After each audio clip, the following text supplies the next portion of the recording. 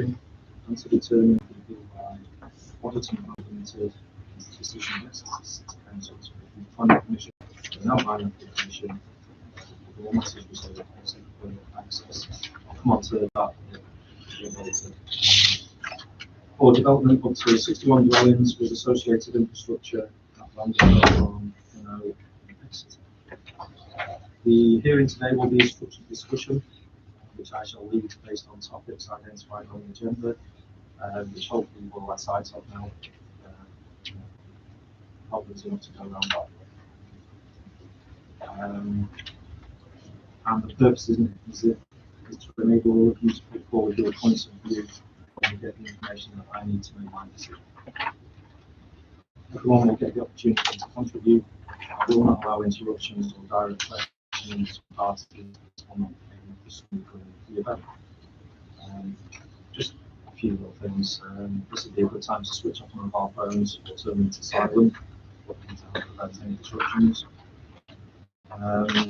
Normally ask this at the reception. Are we expecting any fire alarms today? No. So on that basis, if the fire alarm goes, it's probably genuine. So if the fire alarm does sound, and the meeting point would be just in the car for that.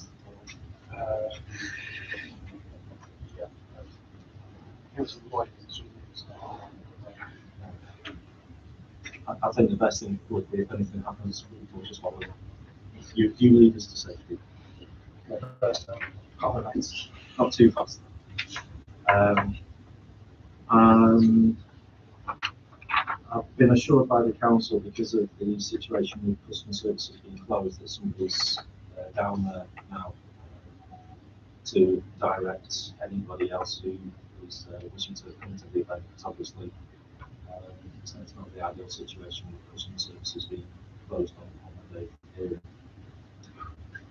So before we start the discussion, there's a few formalities that I need to complete. So I've made you all aware of the attendance list that I'd like you to all to complete, please.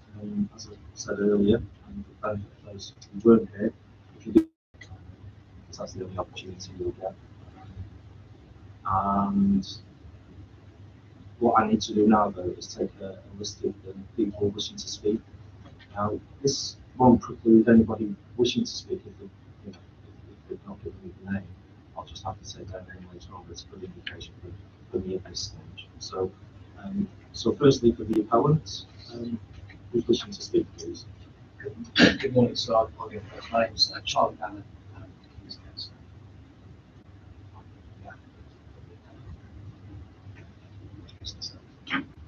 Everything's mostly architecture and designer.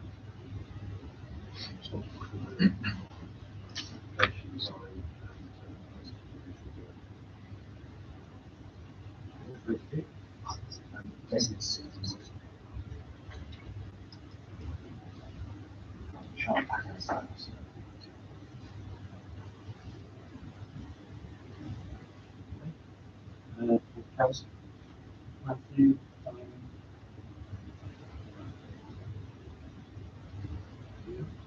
Assistant Service Lead Projects.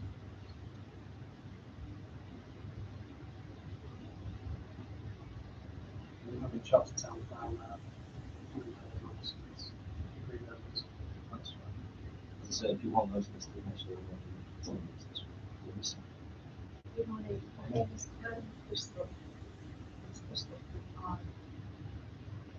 Is that only me? It's Prescott. Yeah.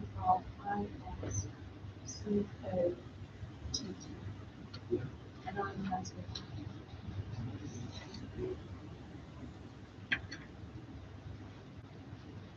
Was that Simon Curran?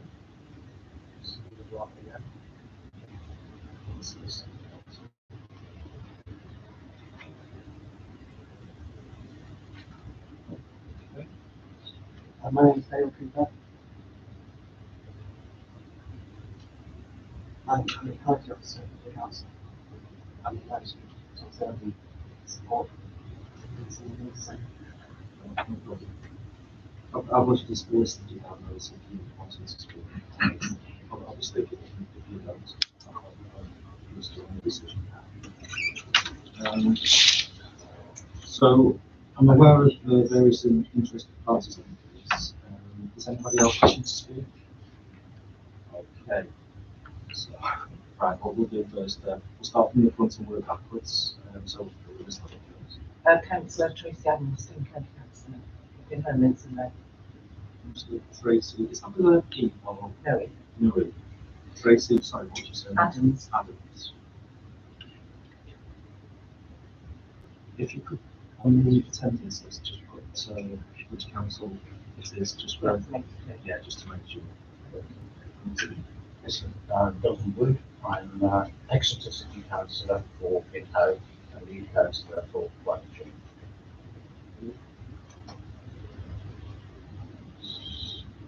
Same with yourself, just as a safeguard, that's all. Thank you. I like the thumbs up. Right, if we go on to the second row then, please, sir. Michael Bennett, Exeter Green Space Group, talking on behalf of the community.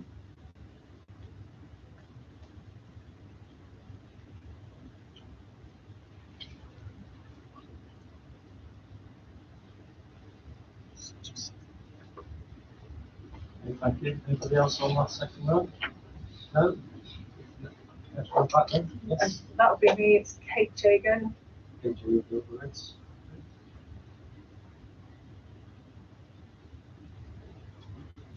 Anybody further back after KJ go?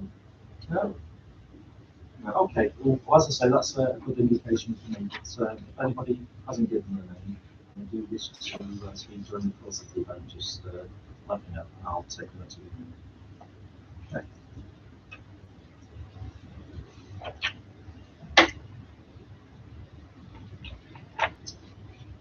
So, notification letters, I've got a copy of the council's letter.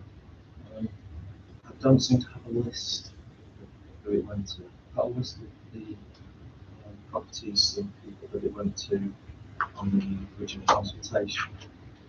Oh, yeah, if you could please, that'd be good. But I mean, probably not find that. Representations, I have copies of responses following the original planning application, consultation, and all additional comments from the notification of the appeal. I'll take these into account in reaching my decision. Site visit.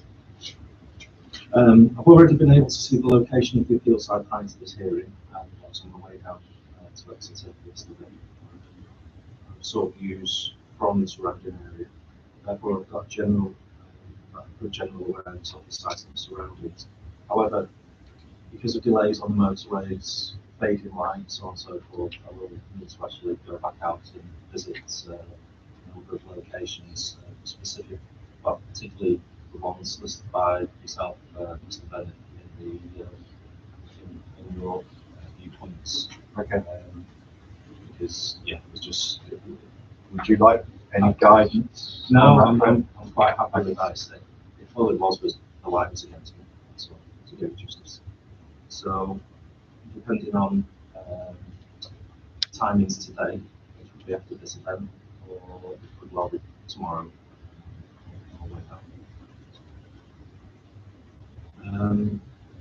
However, at this stage, I don't see the need to actually go on the site, so it's not as though I'll need a company visit. Does anybody have any comments or questions in relation to that?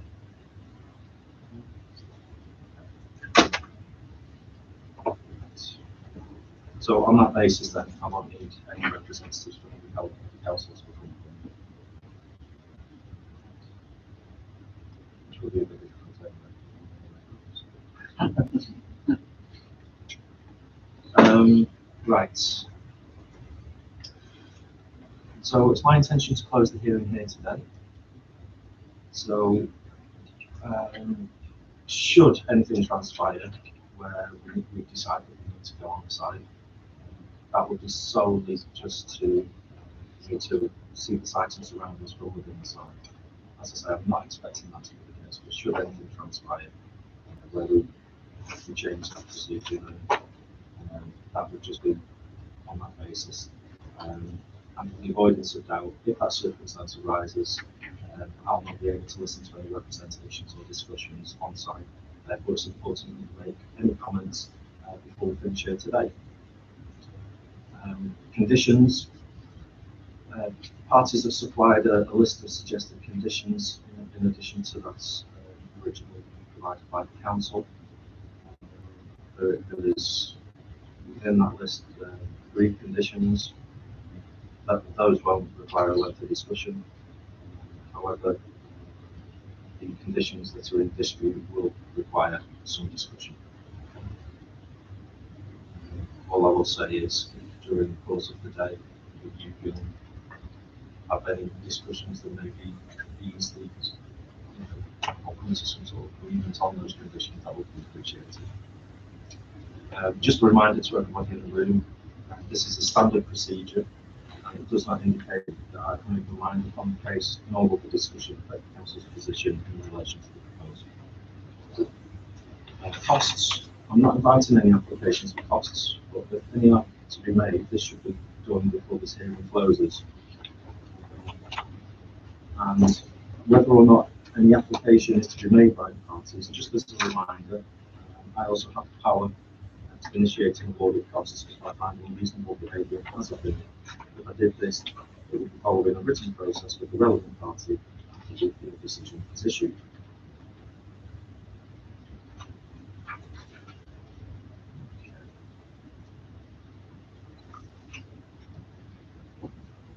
So if we just turn to the agenda, please. So the agenda sets out what I had to regards to the main issues. There's just a couple of amendments that I want to point out here. With regards to the first one, the effects of the proposed development on character and appearance, I just think it maybe needs drilling down a bit further. I was going to add, with particular regard to landscape setting. I think given the issues at hand, that seems quite reasonable. But, would anybody have any objections to that? Okay. Right.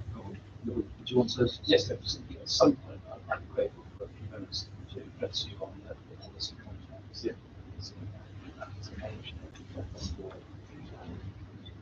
Okay. So when is it you would like to? Possibly on the advice to actually Yeah.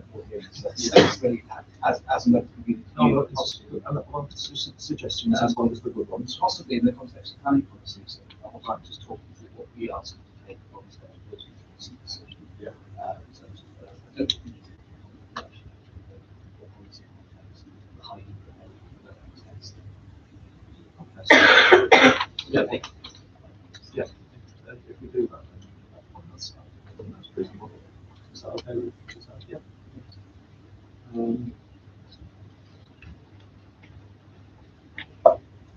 And the second one, whether the proposed development would make adequate provision for affordable housing, open space, education, healthcare, and highways. Following information received, education just needs to be struck off. That's no longer a problem. Okay.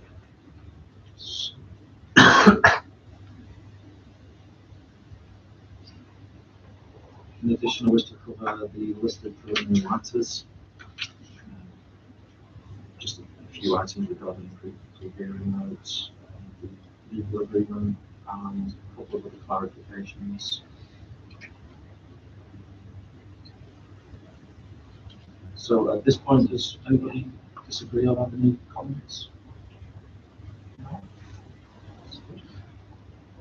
So during the discussion, I'll invite contributions from one side and then the other, and I know how many interested persons. We'll all get the chance to comment.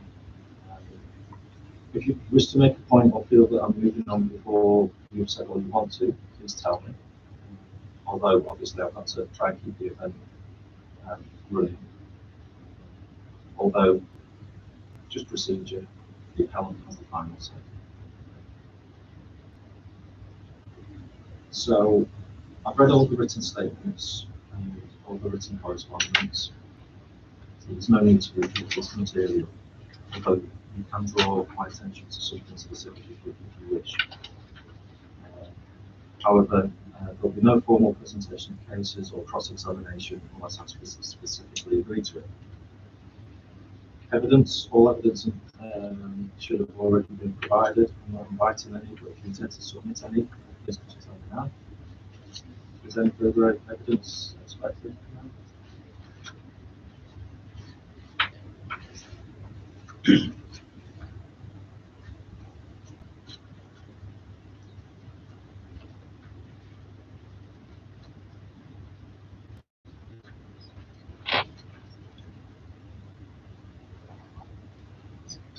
I've also seen various items that have been submitted in the run up to the hearing.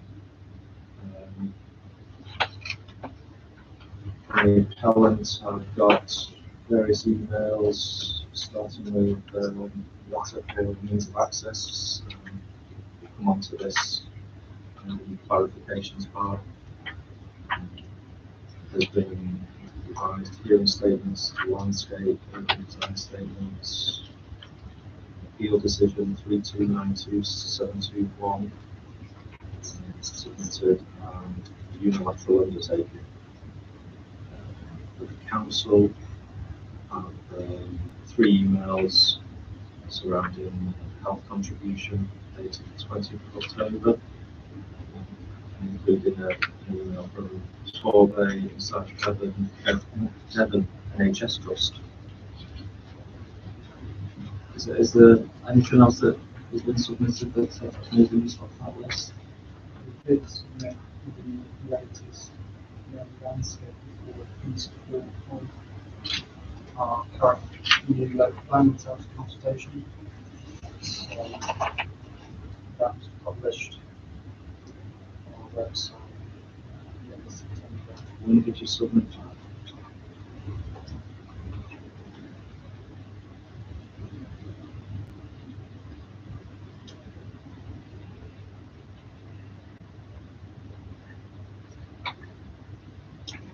I was going to say that was with your statement. That was submitted later, so I'm just trying to find it.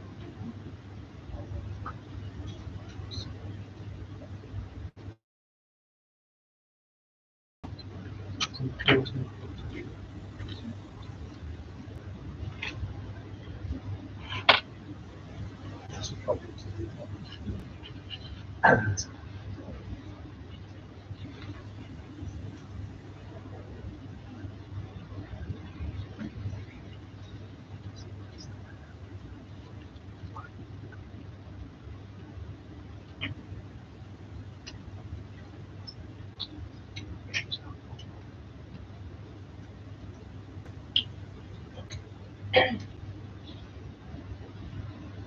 Was that sent to the VU.RT? Yes. It was sent quite late, actually on the 13th, 23:56. And the actual report, the size of it was 700 shows.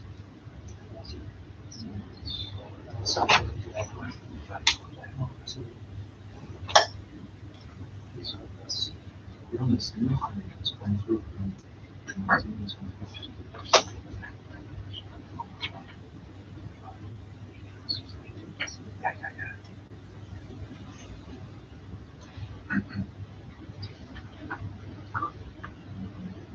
So I can show you the email, put it up on the screen. Yeah, that's fine. Could you, what's the size of your name? First, is the appellant received that? You have a copy. Just wondering.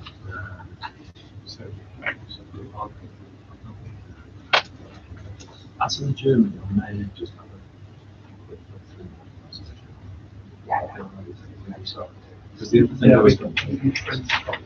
was going to say, the other thing that I could suggest is you could send it against that the.rt. I mean, what size is it? Because we have got There are two PDF attachments. The main report 60 megabytes, and then the section which had the analysis of this, the area that this site was within. Yeah.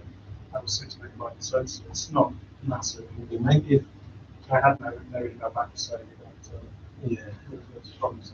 Sometimes it just gets stuck in the internet. It's just not technologically minded, but it just seems like it just gets lost somewhere. Yes, Mr. Bennett. Would a brief rebuttal of the new landscape documents be counted as new evidence? It would if it's not been submitted previously. Okay, well, we obviously didn't get a chance to submit anything after those documents came out. No, but which, in terms of this document, are you talking On the landscape architecture and urban design hearing statement, which was submitted by the appellant, which was... No, but if you've got any comments to make on those, when we get to those main issues, obviously we can raise those today. Okay, I just wanted to make sure, because that's not something that we have said before. No, I mean, in terms of that respect, because it's very difficult sometimes when there's a request to do something outside of the time frame. Yeah. And in this instance, there was an extension, or sorry, I'll just address this issue. There was a request from the council to an extension for their statements, and it was considered in this instance because the appellants raised concerns at this that there should be an opportunity for the council, the appellant to submit any comments, which they did. Okay, I just wanted to make sure I wasn't precluded from commenting on that. There's got to be a line, because we can't go out to the full consultation again, especially with regards to how close the hearing was. But the idea of this event is everybody gets the opportunity to put forward what they want to say. Okay, that's ideal. As long as you leave here today and there's nothing that you wish you'd have said, then it's been successful here. Okay, thank you. Right. So I think let's leave technology out of it. If we could maybe print a copy of that. I mean, how many pages is it? The main report is 27 pages, and Right. there's the section covering the sites. Apart from that, the site sits with is So potentially it's something that could read during a lunch break or yeah, during. the section on this. Okay. If we have a bit more imagery, then that and the neighbour or the notification list would be policy. And that would be available for using some reading material or having a lunch.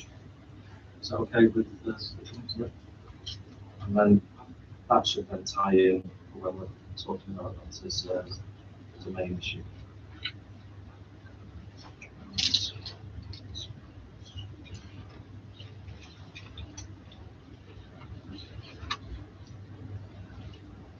I'll make some inquiries anyway to see where that's going.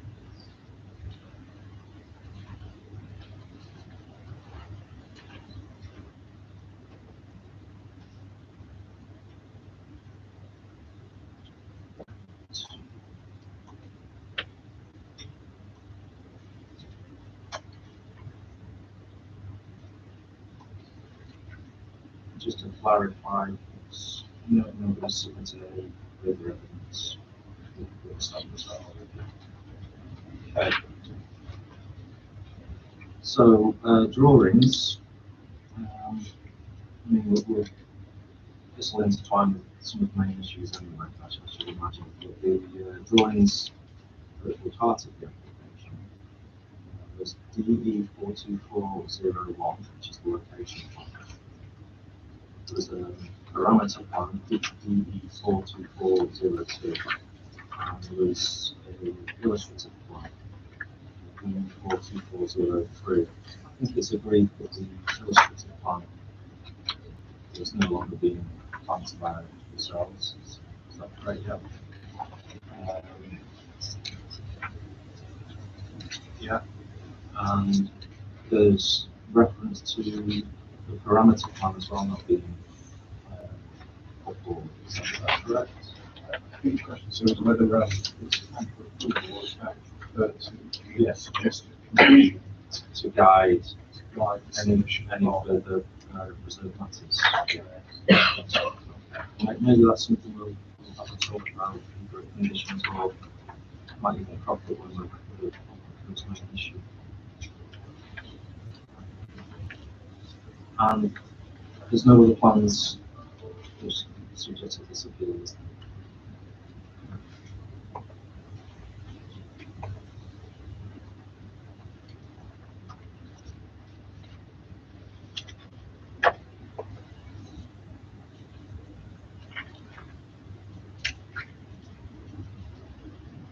Okay, so timings. I intend to take various breaks, as previously outlined, also for lunch and mid-afternoon if still sitting. However, if anyone requires a comfort break, please let me know during the earliest opportunity. Finally, I'm aiming to finish no later than 5 o'clock. Are there any questions at this stage about the procedural side of the hearing? No?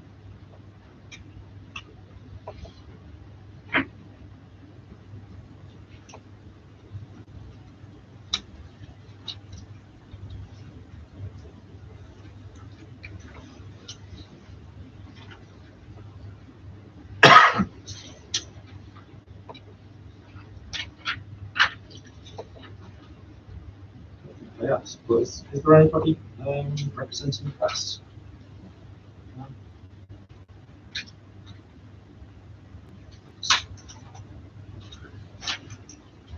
Okay, so if we go with number 2 in the preliminary matters and the pre-hearing notes. Just one thing I'd like clarification on. It says it in the addendum, but there seems to be an agreed position that the housing land supply now is circa 4 years. Is that correct? Yes, Yeah. that's correct. Right. And we've got a signed unilateral undertaking. So on the 4 years, like that's part of the context. As you call start. And on the unilateral undertaking, whilst it's signed, there is a dispute of the health contribution. We'll obviously discuss that in when we come to that second main issue and the potential position that I could be in. Actually, what it says, the usual way is drafted. Yeah.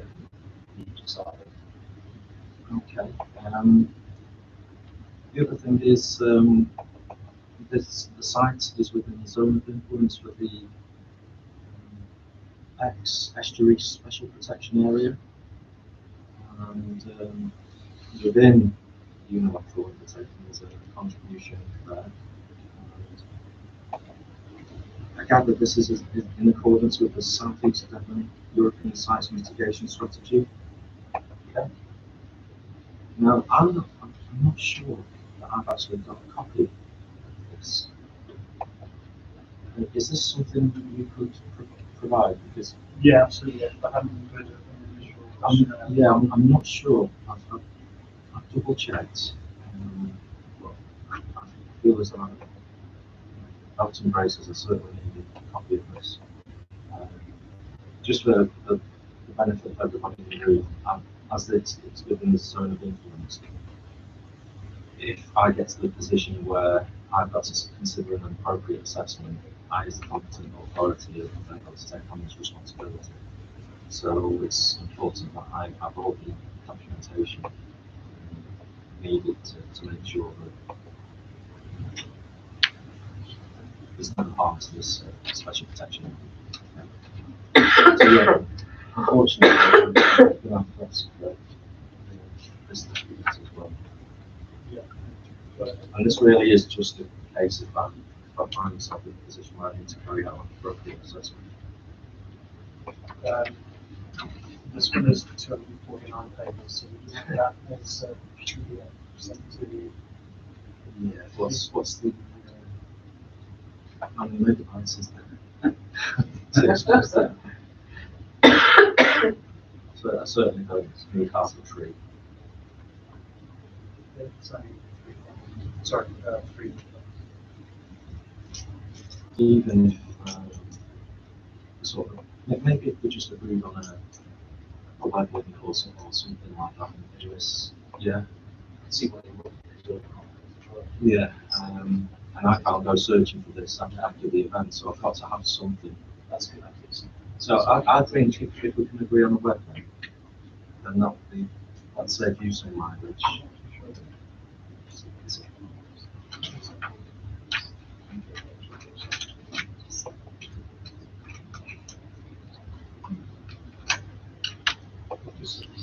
Yeah, Investigating will find it. as it's such a large document, like I said, I don't want to cause it having more trees than necessary. Certainly, I don't want to get caught with the protections and stuff. So, yeah, let's have a web link for that. We'll see if we can actually swap it works. If we're all happy with that, then let's do it on that basis.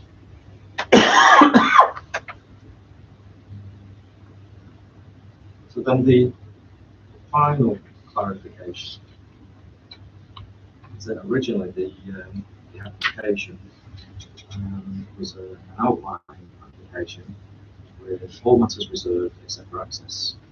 However, there's now a request to drop access and have the application with all matters reserved. So, first of all, I'll just ask go to the council on this and see if you've got any comments on this approach. Happy to leave it to the discussion. Do you consider the appellants saying that there wasn't any prejudice? Do you consider there would be any prejudice to yourselves or? No, I mean, we're talking about detailed access drawing as opposed to. I think that's where it's about from, isn't it? Because there isn't detailed access drawing. Exactly the same answer as the top shape. You might have seen how I was doing it, the decision and then doing the size of the zone. Is that on reflection, the level of detail required for access from what's there. And it's up for action in terms of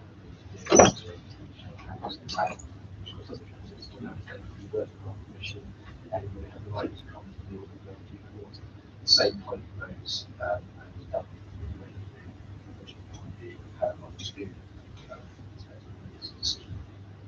decision. I know you probably provide some Actually, because it came second, what's the reference of these? Quote the reference number earlier because it was in the email we sent on the 20th of October. Is this on your letter dated the 29th? No. It's a decision of 11th of October, which called really the accident, as I said, decision rights into the it's the reference is 329 6946. Nothing provided, doesn't It it? has, if you wanted the hard copy, No, that's fine. As long as it's been provided. but I will need details.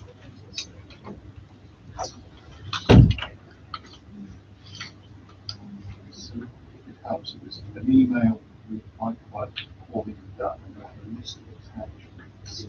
Our appeal was on the date I got is the 20th of October. 20th of October. And then we ceased to clarify that a number of the other documents which related to the section 6 of the reference to because of the education has been dropped. the original email was 20th of October.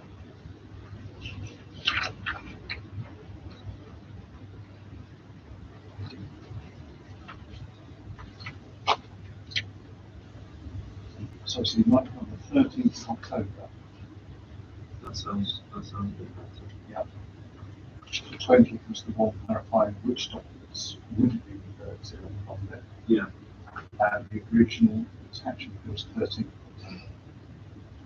Just the context of that scheme is the same as receiving knowledge of inquiries from that which deals with a very large number of previously controversial issues in this case. So hence they which is why we need to take you through that decision.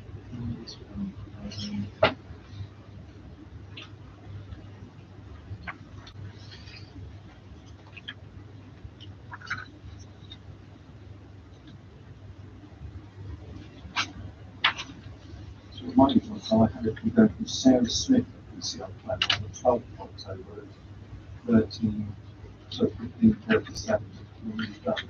This decision we're talking about, was this on an attachment where there's various of the decisions?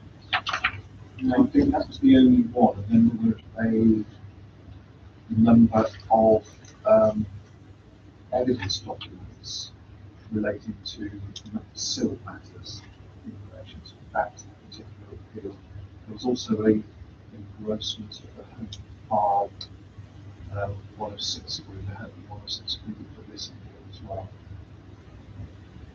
So I've got one PDF document which has a number of appeal decisions which I need to scroll through. I think that's the appendices to the hearing statement, which again will be referred to later. This decision came in very recently. Or maybe it's the case that we or also I should be able to get my decision without referencing. Have you got a copy of this decision?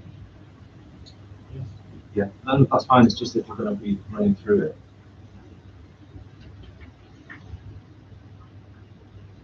If you want to look at this, but you want this a hard copy version way out. So it's okay, I'll bring in the electronic. I should be able to get that from my system.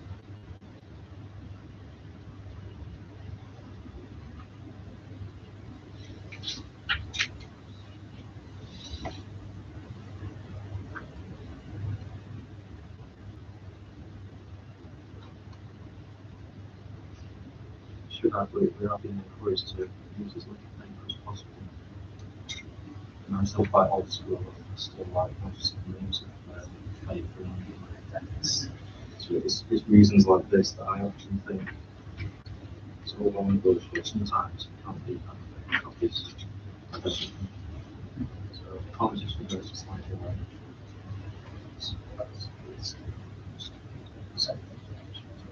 All right, excellent. Right, brilliant. Very good, thank you. You can just leave them there, that's fine.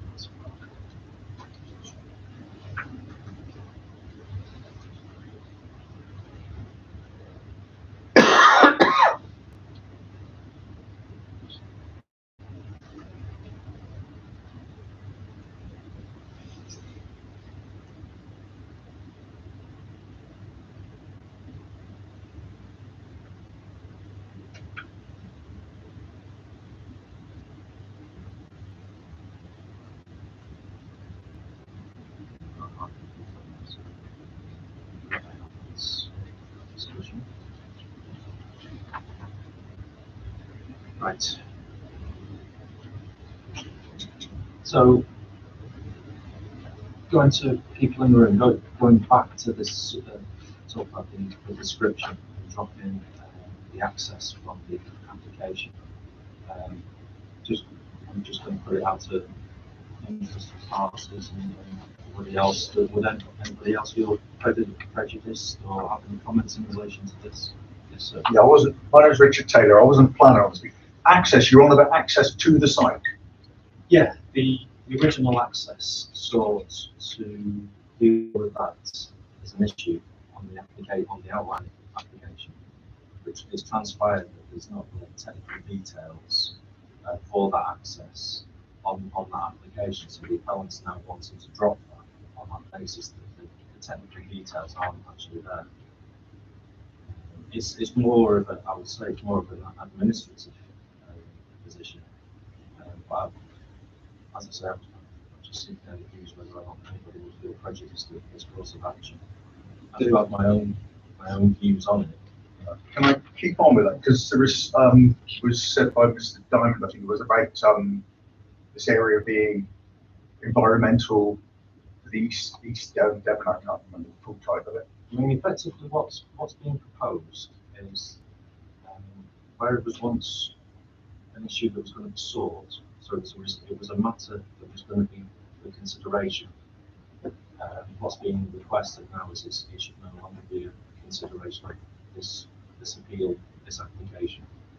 So is it effectively just the application now would be just wanting to establish the principle of development?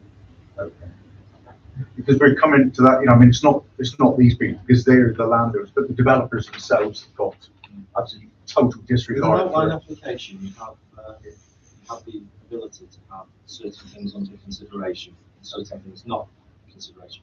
You just have an outline application, which is all matters reserved. So effectively, you've just got a red line around the side, and you say, I want housing on this. In this case, right, because they've just started to already use this field already to dump rubbish. Well, that's all. I mean, it's not these people; it's the developers. So it's already environmentally damaging. That's what I'm thinking. If we could keep that at maybe other matters. Yeah, that's fine. That's fine. I didn't know when I could come in. That's right. On this technical issue, what's being asked for now is to just establish principle of development. So that's a residential development up to 61 dwellings on this site. But no longer wishing to have access agreement. Yes.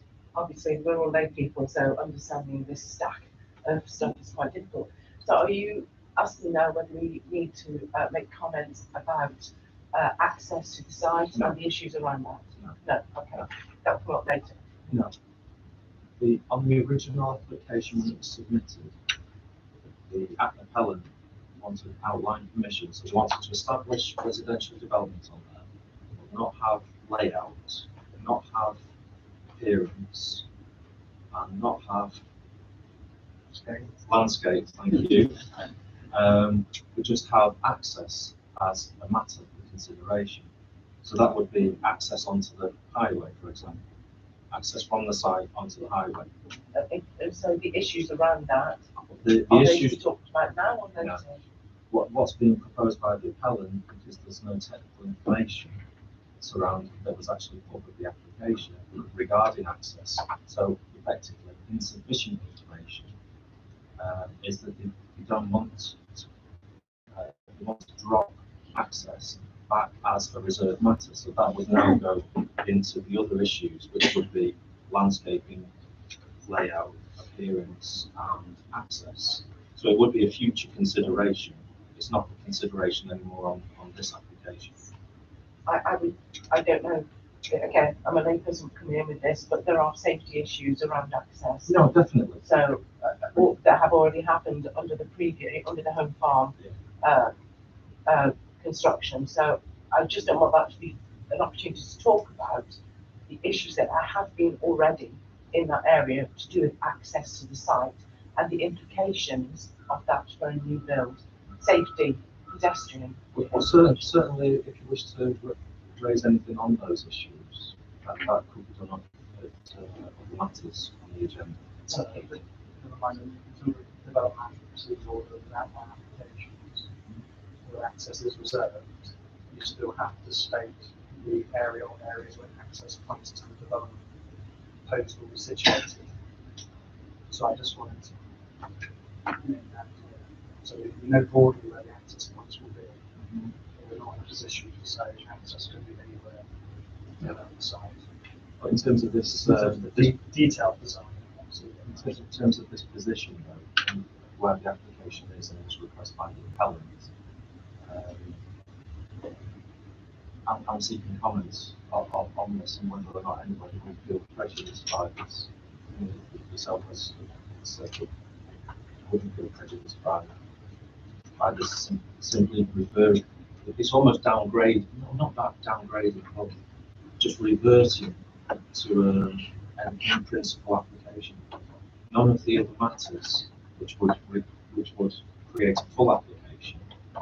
So, like I said before, layout, appearance, landscape, and access, all those matters would be for consideration on a future reserve matters application, should this get an approval. I'll come to you in a second. Yeah, okay. Okay, so I still have my it's to more- just talk about pedestrian safety You within that can still context raise, of you can access. still raise it, and you can still mention that, but it would be other matters. However, it's what's being proposed here is that matters of access are no longer for this application. So they're saying that the reason that they no longer They don't sorry, want I'm to- recovering with the flu, so I'm trying No, to that's fine. so that access to the site has been agreed and therefore isn't an issue at this point. Is that what you're saying? It's almost like a grey area. I mean, I'll let Mr. Seaton Yeah. just say from his perspective, because he'll probably be able to elaborate it. Yeah, if I can just clarify, when the application was made, the Burrington scheme was on site. But at that point in time, whilst we knew where the point of access was going to be, Yeah. a continuation of area state road, and that was made clear in the application document, so the parameter plan, the layout plan, all had very clearly an arrow showing a potential continuation of that state road into the site. What we didn't have at that time was a detailed technical drawing from Burrington's as to the exact detail of the access. We thought we would have that, as it's transpired, we haven't got that, so therefore we've led to a withdrawing of that technical information. But I think there's always, my view, to always be clarity through the application process about the point of access, i.e. continuation of the Burrington state road network into the site. Okay. That helps. So what's being asked and what I've got to consider is if that's this approach would actually prejudice them. That's what I've got to consider. I think it's quite a specific point, and it's quite important because obviously the hearing's got to proceed on this basis, one way or the other. So at this moment, I'm just asking for comments on this matter. And then it may be the case that I have to adjourn for a few minutes to have a think. Because I think I'm sort of cornered where I've got to make a ruling on this. Yes.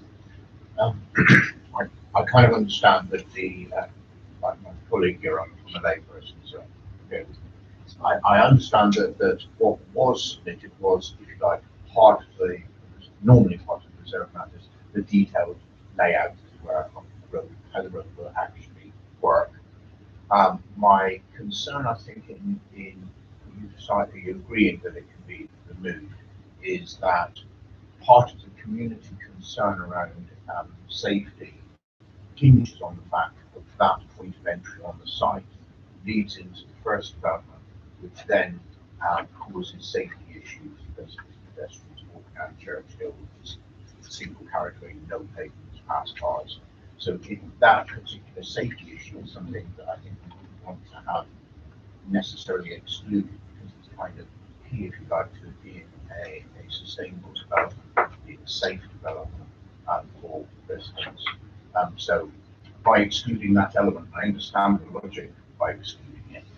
By excluding it, it kind of pushes it into reserved matters. But from my feeling is once a decision is made at this hearing, if it is approval, then things with its planning permission has been agreed, and now we're arguing about reserved matters. We can't then say you can't put it there because it's not safe. The other thing the other thing we've also got to consider is at the moment we've got an application which hasn't got any technical details surrounding the access, and those technical details would be required or should be required, or should we say are required. So from the highways point of view, and we haven't got them. And if there was a future reserve matters application, highways access wouldn't be a consideration. So it's almost that it's slipped through the net, and it's I don't want to use words like overlooked, but it's missing information there for what the application was submitted for, and I'm going to have to weigh that in the balance as well, because I'm not sure if in its current state it would actually be doing residents any justice, because there's not any technical specifications to go along with any means of access, and it's not been raised as a a refusal reason. So Yeah. I'll come back to yourself, and then I know that I will come back to you. You can put your hand down, I won't forget you. Yeah. Don't want you to. I'll come back to you. I'm extremely concerned that this wasn't part of, this has been left out, because safety has been a huge issue under the home farm development as it is now. Not just the lorries going up and down Church Hill, and we'll come later on to why that is a problem for pedestrians, but also the count, and the way in which lorries could access Church Hill, if the utilities were operating on Church Hill, the road was blocked and cut off, because obviously, they needed to shut the road off. The only access to the site is a road called Park Lane, and Park Lane is at the bottom of Park Lane. There is no footpath, and it goes onto a main road. And I've had residents writing to me about them children trying to get to school, people on bikes, trying to get down Park Lane while there are massive lorries coming down Park Lane. And these lorries were not actually adhering to the camp that had been put in place by the City Council, and were operating during the time when children were trying to get to school. It's a massive safety issue, and there is only one way to get to the Warrington site if you close Church Hill, and that is through Park Lane. So it is a huge issue that needs, I feel dismayed that it isn't actually raised on the application as something to be considered. It's, as I say, it was something that was originally applied for, and then seems to have been overlooked. The application was also then determined, and it was determined without the technical information. So there are some concerns with regard to that aspect, because really the matters of access, the question is, has it actually been addressed? Has it been assessed? Has what has happened already has been assessed? And at this point in time, this is why I'm taking comments from everybody, because what I have to establish is whether or not there's any prejudice, and what would actually be the correct way of doing it. Is this the correct way to address these matters? I'll bring I haven't forgotten yourself into the diamond, but I'll bring that lady in. Yeah, hello, my name's Gillian Baker. I do feel that there's prejudice, but I wonder if a pragmatic solution would be to look at very strict parameters or conditions that would ensure that any access was acceptable. And I think that, because I think there is a lot of argument about sustainable access not being sustainable or safe in this location. If you could just maybe elaborate on why you think there's prejudice even? Because I feel that a part of the potential reasons for refusal are the sustainable location of the site, or its location and its accessibility, both on safety grounds and sustainability grounds. And so I'm concerned that giving outline approval for something which cannot be sustainably accessed would be kind of going too far down the planning system without considering something that is a serious consideration. I think when it comes to the term access, which is one of actually one of the application forms to just show it to you. It's effectively a box that you tick, and it's a matter of how there's going to be access to the site. And when it's talking about access, it's access to the site. So again, just putting it in that context, it's not involved in the whole sustainability argument. It's about more so highway safety and how it accesses the site from the neighbouring carriageways or the neighbouring road. I mean, does that answer your question in terms of prejudice? Your thoughts on prejudice? I would feel that that there isn't a safe access to this site wherever it is, so the technical specification is somewhat irrelevant. Okay. Mr. Bennett, Yeah, just to clarify, if access was part of this process today, then that would be your access through the Burrington estate, where it was put down. So if that is taken out of the equation today, does that mean that access, in theory, could be anywhere around the site? in theory, it would be potentially. It could be. I can't say it wouldn't be. Yeah. So they could. So it could be put in for access at the top of the field. The scheme could come in for something different. The likelihood of that, from what I've seen, seems very slim.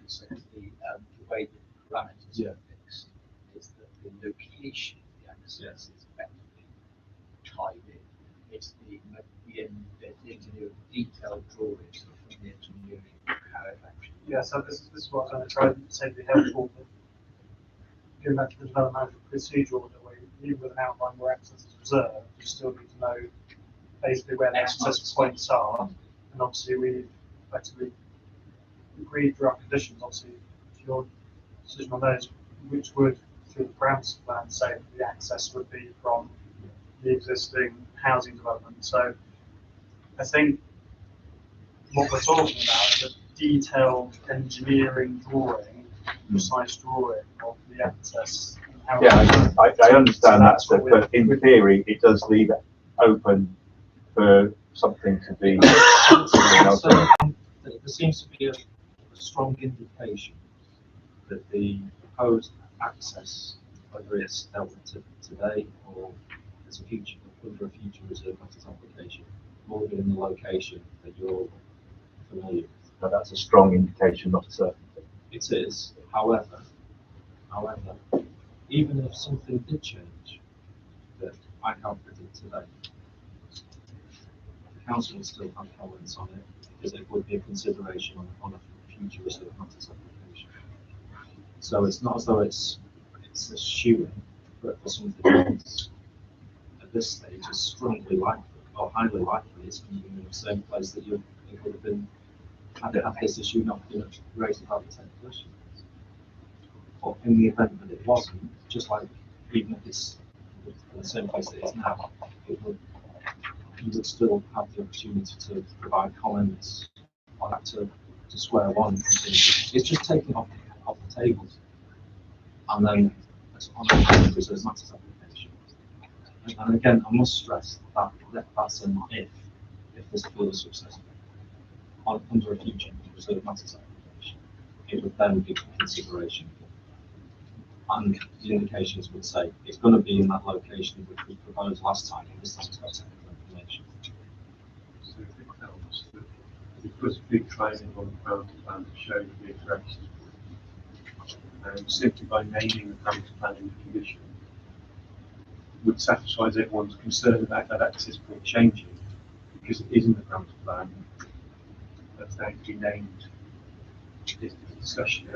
Yeah, I think there is a discussion. Yeah, and so just to add in the wording of the condition, it does say, with respect to those details reserved for later approval, they shall accord with the provisions of the parameter plan, which then defines the point of access. And the only thing missing is the technical drawing that will show the height of the curve, the exact carriageway.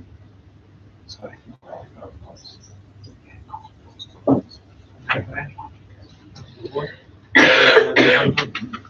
if we go back to the original plan, this whole area was going to be green space, and that's how they got the original planning for the current development. So, you know, I mean, it's just moving on and on and on. So they've already started using it. This green field that was going to be left as a public open space, whether it's them or the developers, they've removed the hedgerows, they've removed trees, they've dumped rubbish in this green open space, which is now been suddenly is now a potential planning building site. So that's what the original planning was on. That they got the original planning permission because this was going to be a green space, and now it's not. Sorry, what's your name? Richard Taylor. Thank you. Right. Are there any more comments or anything raised in terms of prejudice? Because what I think I'm going to do is just adjourn for maybe 5 minutes and think about what's been said. Clarification. Certainly, If the access moves to reserved matters, and if the approval, outline approval is decided by yourself, but in reserved matters, it isn't possible to find a safe access. Can the application be declined at reserved matters? well, in that situation, if it's not a leading comment, but if the like under any of the other categories, if what was being proposed wasn't acceptable, then there would be basis for a refusal. But I've got to be careful because obviously that's not the consideration today.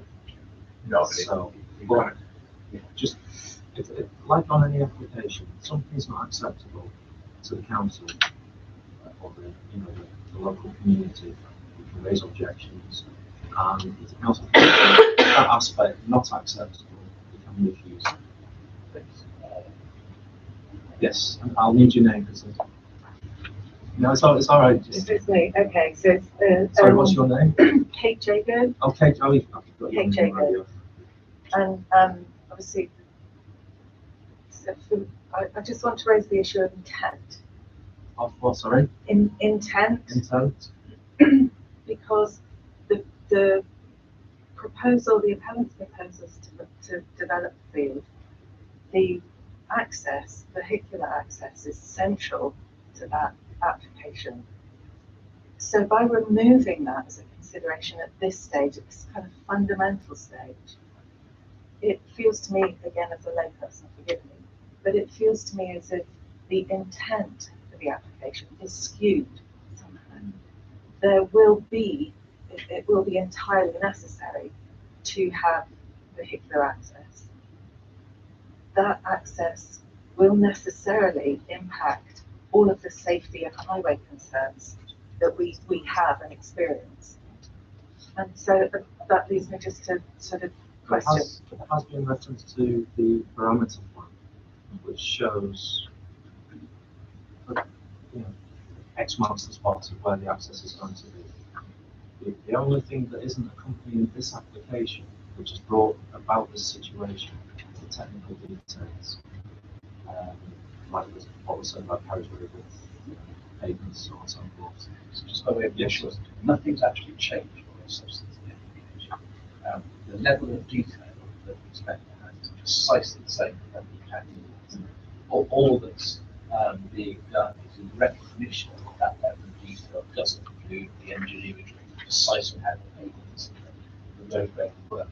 Those details can then be reconsidered fully if permission is granted at the reserve matter stage. But we've not withdrawn any level of detail. The level of detail is precisely the same basis on which the council made their decision, didn't impose any highway objection. No highway authority being consulted. So nothing has actually changed, to reassure you about that. I would say if that wasn't the case, that's something that happened. Thank you, and I'm grateful for the reassurance.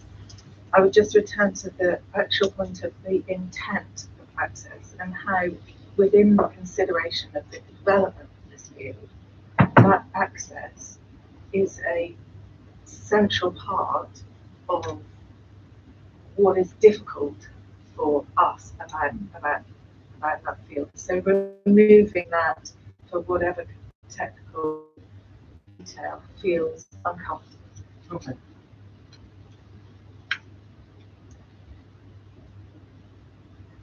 Right. Any more comments on that issue? I know it's been quite a meaty one, but we need to make sure that everyone has a say if there's any concerns. So what I'm going to propose is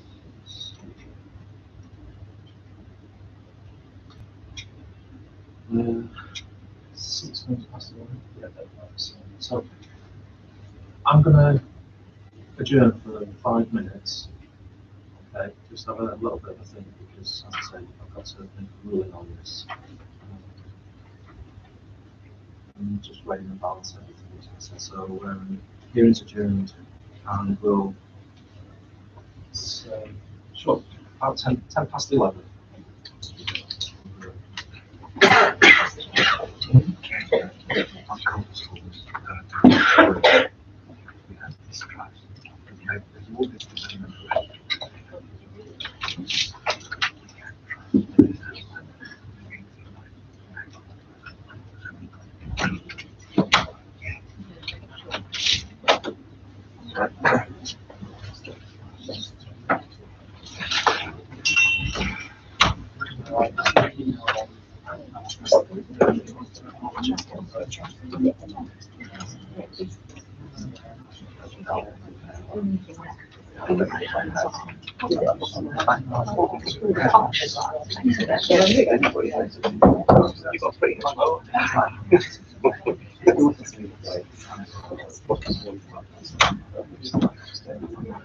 Yeah.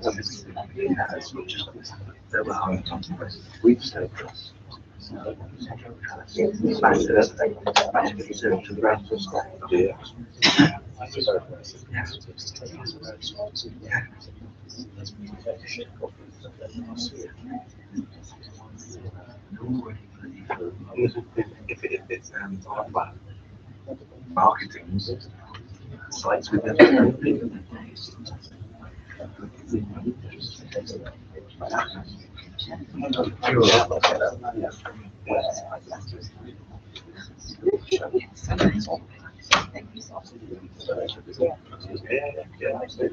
I mean, that's more than you get in a no, you're not responsible.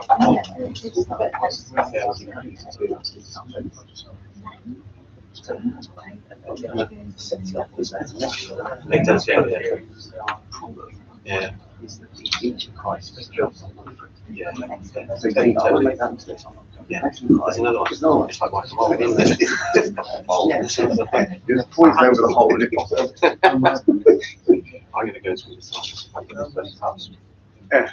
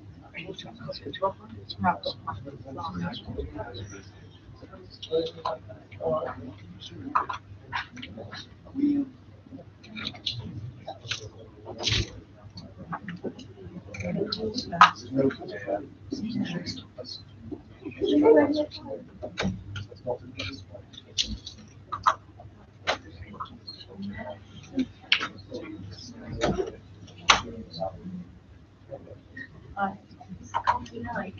No, there's no coffee Oh, there. there's no coffee there. No. It's provided. There's some at the back, isn't there? Oh, is there?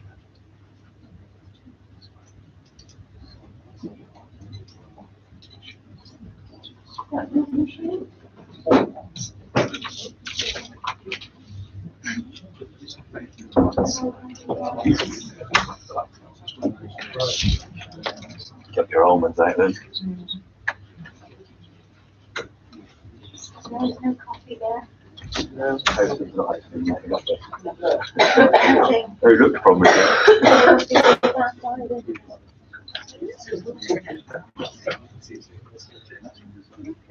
It's never get cold.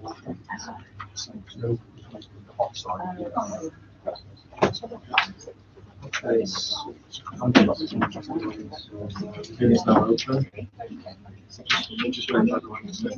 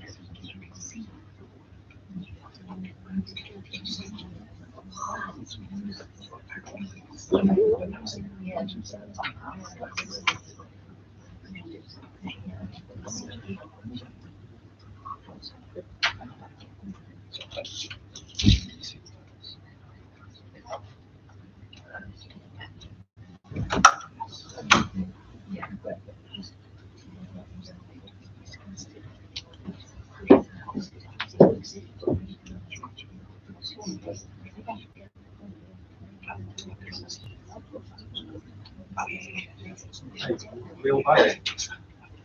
I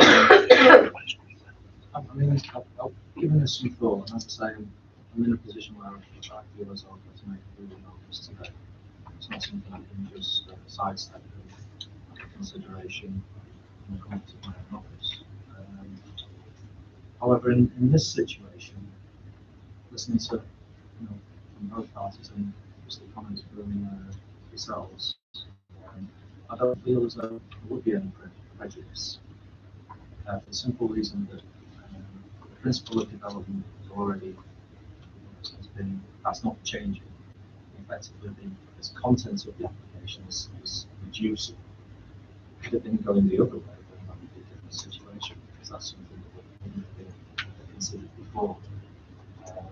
Likewise, I think that the parameter plan that gives some assurance of where the future access should this deal be successful be located. So there's a degree of certainty to say where it's likely where that access is going to be. The only thing that's missing at this stage is the technical information. And then that brings me on to something else that I've considered with this. Was if we didn't take this approach, then there would be no technical details, or it would be very difficult to get some technical details for that access, should this appeal be successful, because reserved matter access is already a reserved matter, but we've not got that information. And I don't see how that could be conditioned on a future reserved matters application, because it wouldn't be a consideration. So, putting it all together, I think it's only reasonable that we go along with just dealing with this application as an outline application with all matters reserved. As I say, that differs from what was on the application, given these circumstances. And the fact that nobody's going to be prejudiced is the reasonable way forward. So thank you for all your contributions on that matter anyway.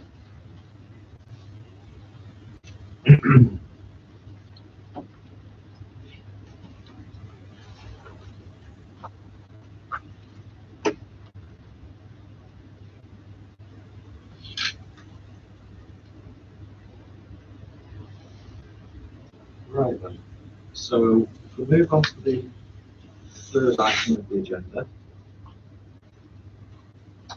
is this where you would like to? Yes, sir, that's, Yeah, do you that's now fine. have that, appeal decision before you, a couple of things that you're asking you to take that? This is the one from Mr. Woodward. That's right, and then you also need the, I've got the hearing to the same, so it's the August hearing statement, you can see, should be a PDF. I think we'll have to get both of those up on screen. These two windows.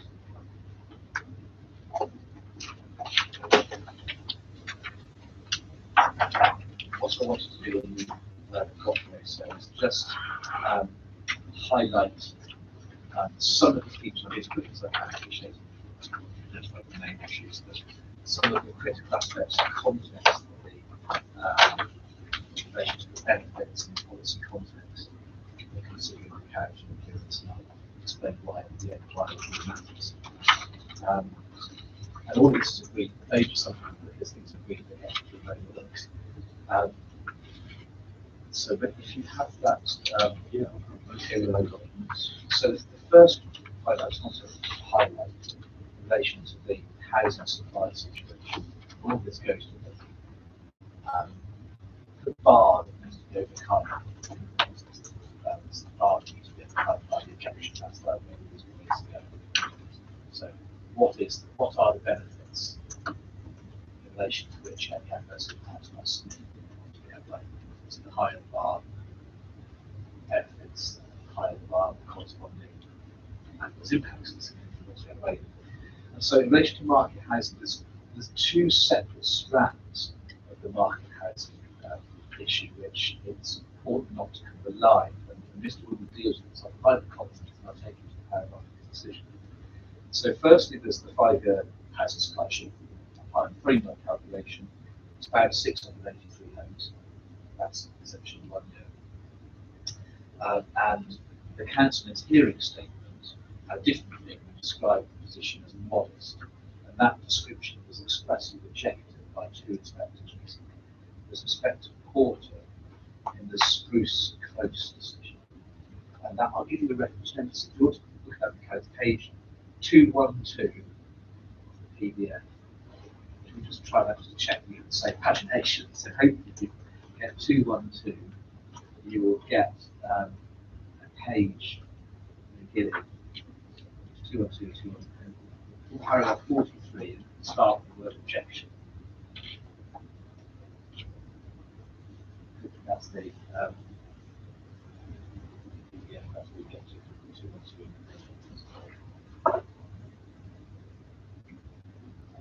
This is an advice of the hearing statement. Yes, it's August. Page 212, hopefully we'll have page 10 of the appeal decision. I just want to draw your attention, I'm going to come back to this in context of for the moment.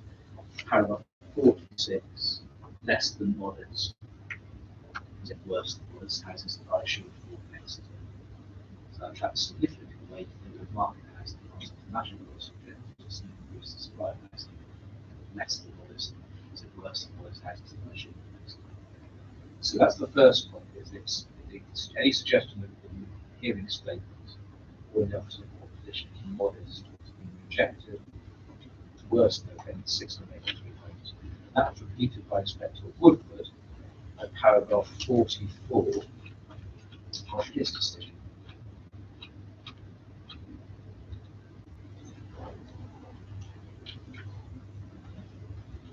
So 4 years, and then at paragraph 46. That. Next point, sir, is it's that's not a temporary situation. that's relevant in the context of weight. There's a decision page in the same bundle. If you go to page 98 of the PDF, you will have, I hope, page 8 of a decision. Michael,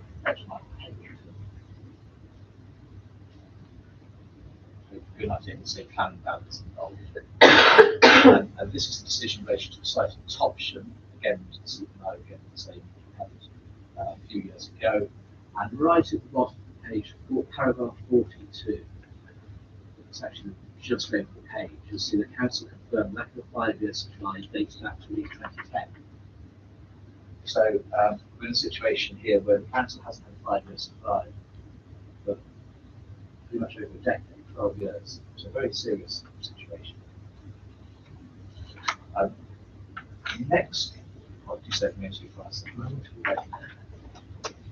The next point, going back to, well, we have to jump back, going back to Spectre Woodland, paragraph 45, is a point the council made in the Topsham case, which the point is made in this hearing statement for you, so as well. The housing delivery doing very well, to deliver looking backwards, we delivered 105%. The point that Mr. Woodward made in paragraph 45, agreeing with what he said inside the inquiry, is the housing delivery test is different. Two requirements, both of which have to be satisfied in the framework: forward-looking supply and backwards-looking delivery, and also the housing delivery test measurement was done in the context of COVID reasons, but effect is not 155 measured not against 100%, but against about 2/3. By so just to know, paragraph 45 respectively rejected the suggestion that the housing delivery test result in any way mitigated the housing supply situation. Then so that's all in the context of the framework. The freestanding point is that the council's core strategy, CP policy CP1, which you've got in the papers, has a requirement for at least 12,000. There is some magic in the word at least. The local plan inspector report, which you also have, basically actually the target on the objective assessment target was 15,000. The council sort of policy on constrained figure. They rather than 12,000, she said at least 12,000, so the ambition to get as close to the then identified requirement figure as they could. So at least is a deliberate choice, but the minimum is 12,000. The self-constrained figure. The plan period is coming up to end. Remember, it's the same as the end of 5 year 26. It's the same as essentially the end of 5 years supply period by sheer reasons. And the evidence is, and it's set out in Mr. Seaton's evidence, hearing statement we've got, paragraph 4.13 is the punchline. Yeah, this is the same evidence as what the report is there for Woodward, is that the council is going to undershoot the plan requirement, because it's not just a framework issue in terms of 5 year supply, it's not going to meet the objectives of the development plan, the CP1. Which obviously is turbocharges the weight in relation to the 5 year supply. And that's a point that Spectre Woodward supports in. You see that at the very top of page 9 of this decision, paragraph 45. The minimum target is circa 12,000 homes. There's no evidence to suggest that the core strategy minimum target is likely to be met with that period. So that's a critical point. And that may go into context of considering plan as a whole as well, because you've got then tension between policies such as CP60, which are constrained, and a plan which is going to meet its minimum. So that's the next point. In relation to affordable housing, the position is set out in detail in the CP with the hearing statement we've got, pages 27 through 34. The headline of that, and get exactly the same evidence as performance for which is the following. I'll give you some figures so you get all of this from that material, but there's been an average delivery over the last decade, so average of 94 units per year, and that's against the constrained core strategy objective of 215 per year. So average of 94 per year. The core strategy aims on a constrained basis of 215. The actual identified need is 335 per year. And obviously that's led to a shortfall measured in thousands. And the particularly important headline, something that's expected important. So can I ask you to go back to the spruce close decision? Go to estimation 212. Just going to check that. Yes, it's page 212 of the PDF London. Back to the same paragraph as in relation to market. In paragraph 46, you will see they're halfway down, affordable dwellings, and then you see the reference to a demonstrably acute system on affordable housing.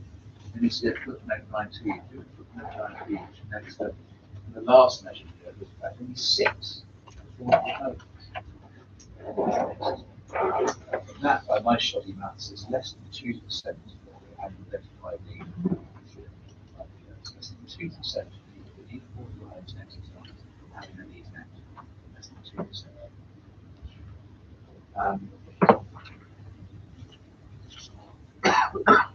So those are the underlying reason why there's now agreed in the same common ground. My two decisions significant weight must be given to market housing, substantial weight must be given to affordable housing.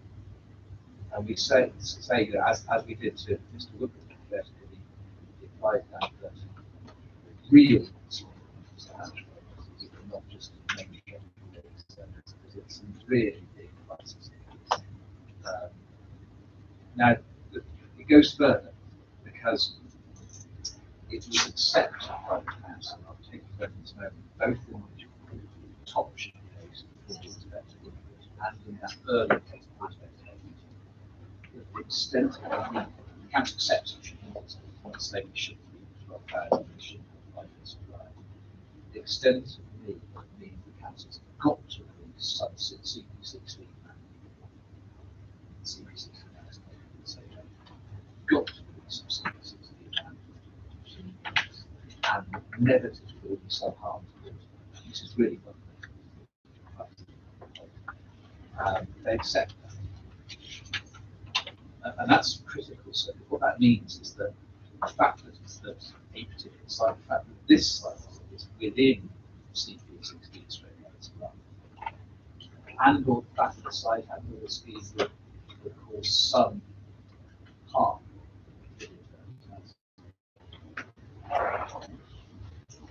Cannot pointed out those benefits, but can't accept that the price that has to be paid due to the massive housing, affordable housing prices. It's got to be a higher order. Let me just show you those references, and then I'll. So first thing is heading, and you see that paragraph 43 of his decision. It's 99.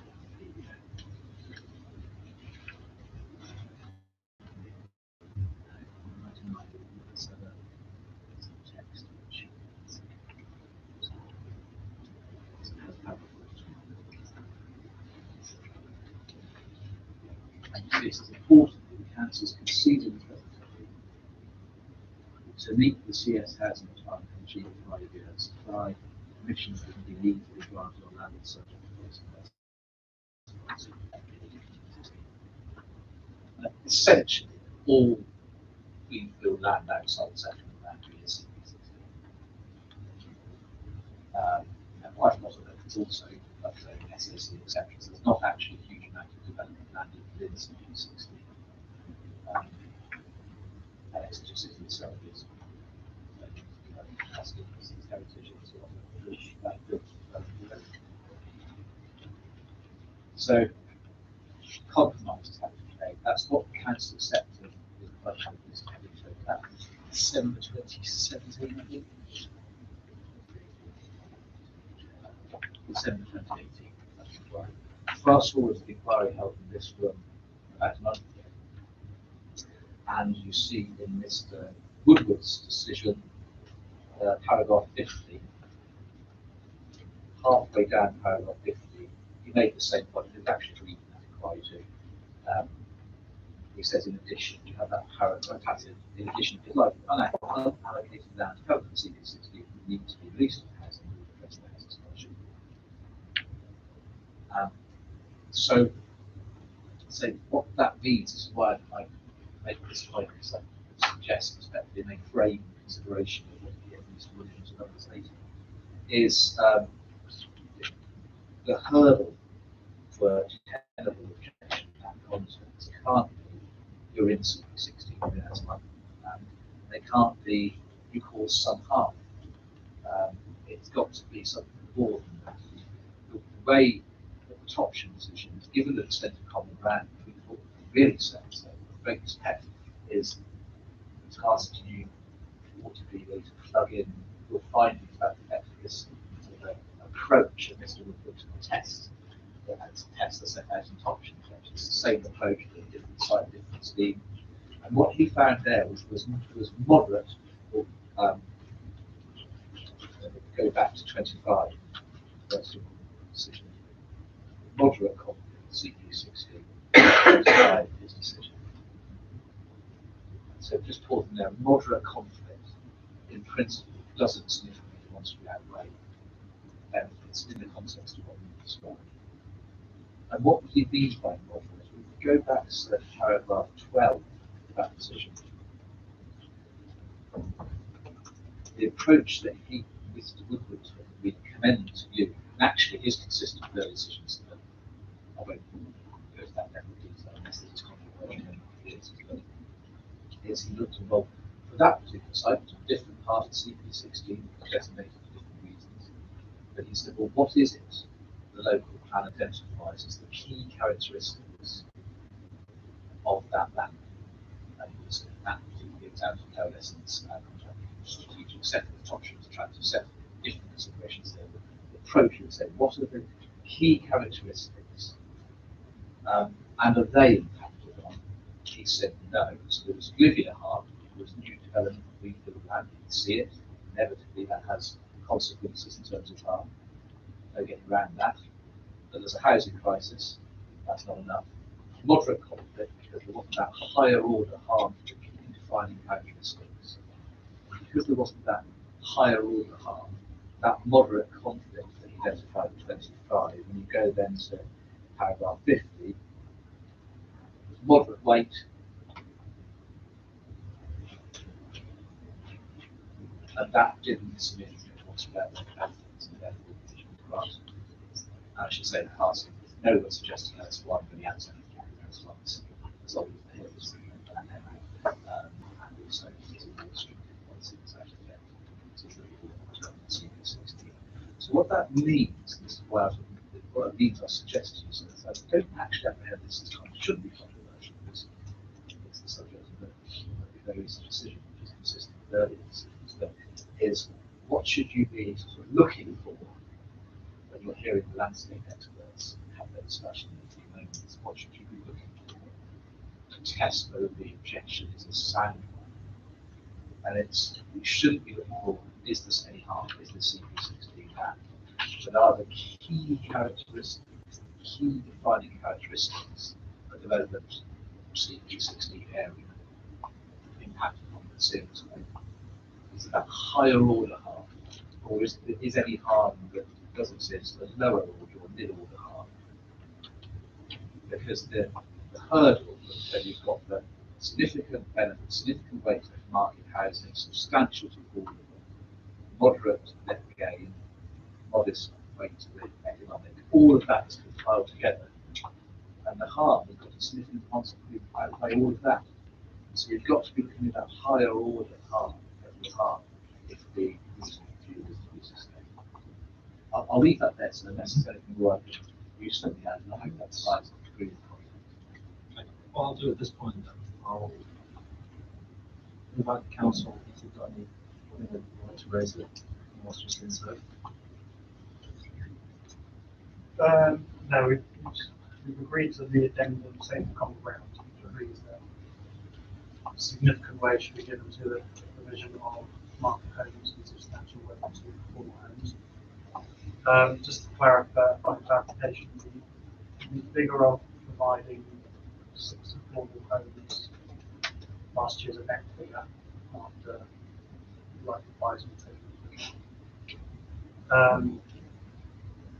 In terms of the appeals that we referenced, we had several in the last year for housing development within the landscape setting area. One appeal decision was submitted with the questionnaire, Pennsylvania Road. That decision was 21st of January this year, and that appeal was dismissed. And then we had the Red Hills appeal decision made on 7th of February this year. That appeal was allowed.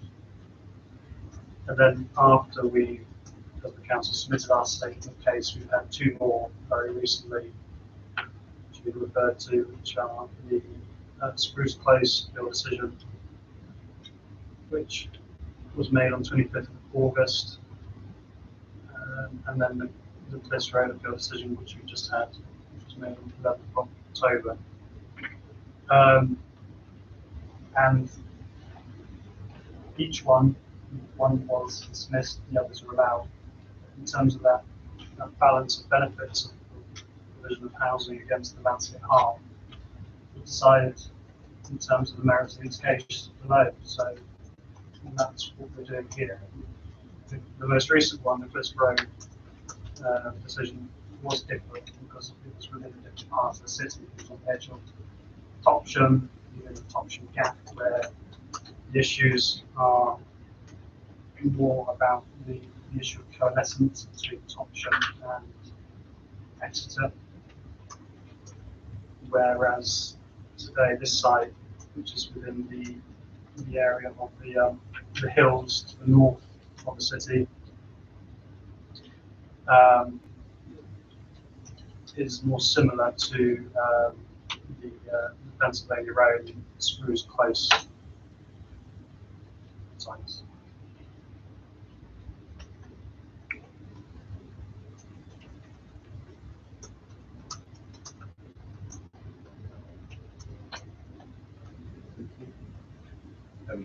Yeah, sure. Absolutely agree, which case obviously I've made that, I thought I made that clear. Absolutely. But in determining each case the merits, it's important the consistent approach is taken. That's why my focus is on the approach.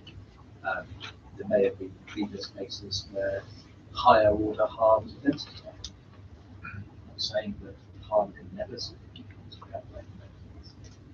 But if the level of harm, take the Spruce Coast the decision, for example, that one, again, decided on its own merits. If you look at paragraph 45, page 212, the approach is exactly consistent with the Topsham approach. That was the Hills Spruce Coast, it wasn't the same CP60 category.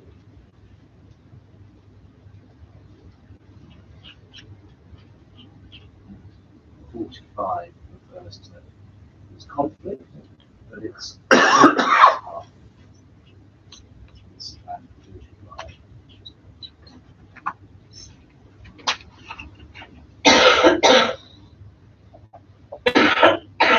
and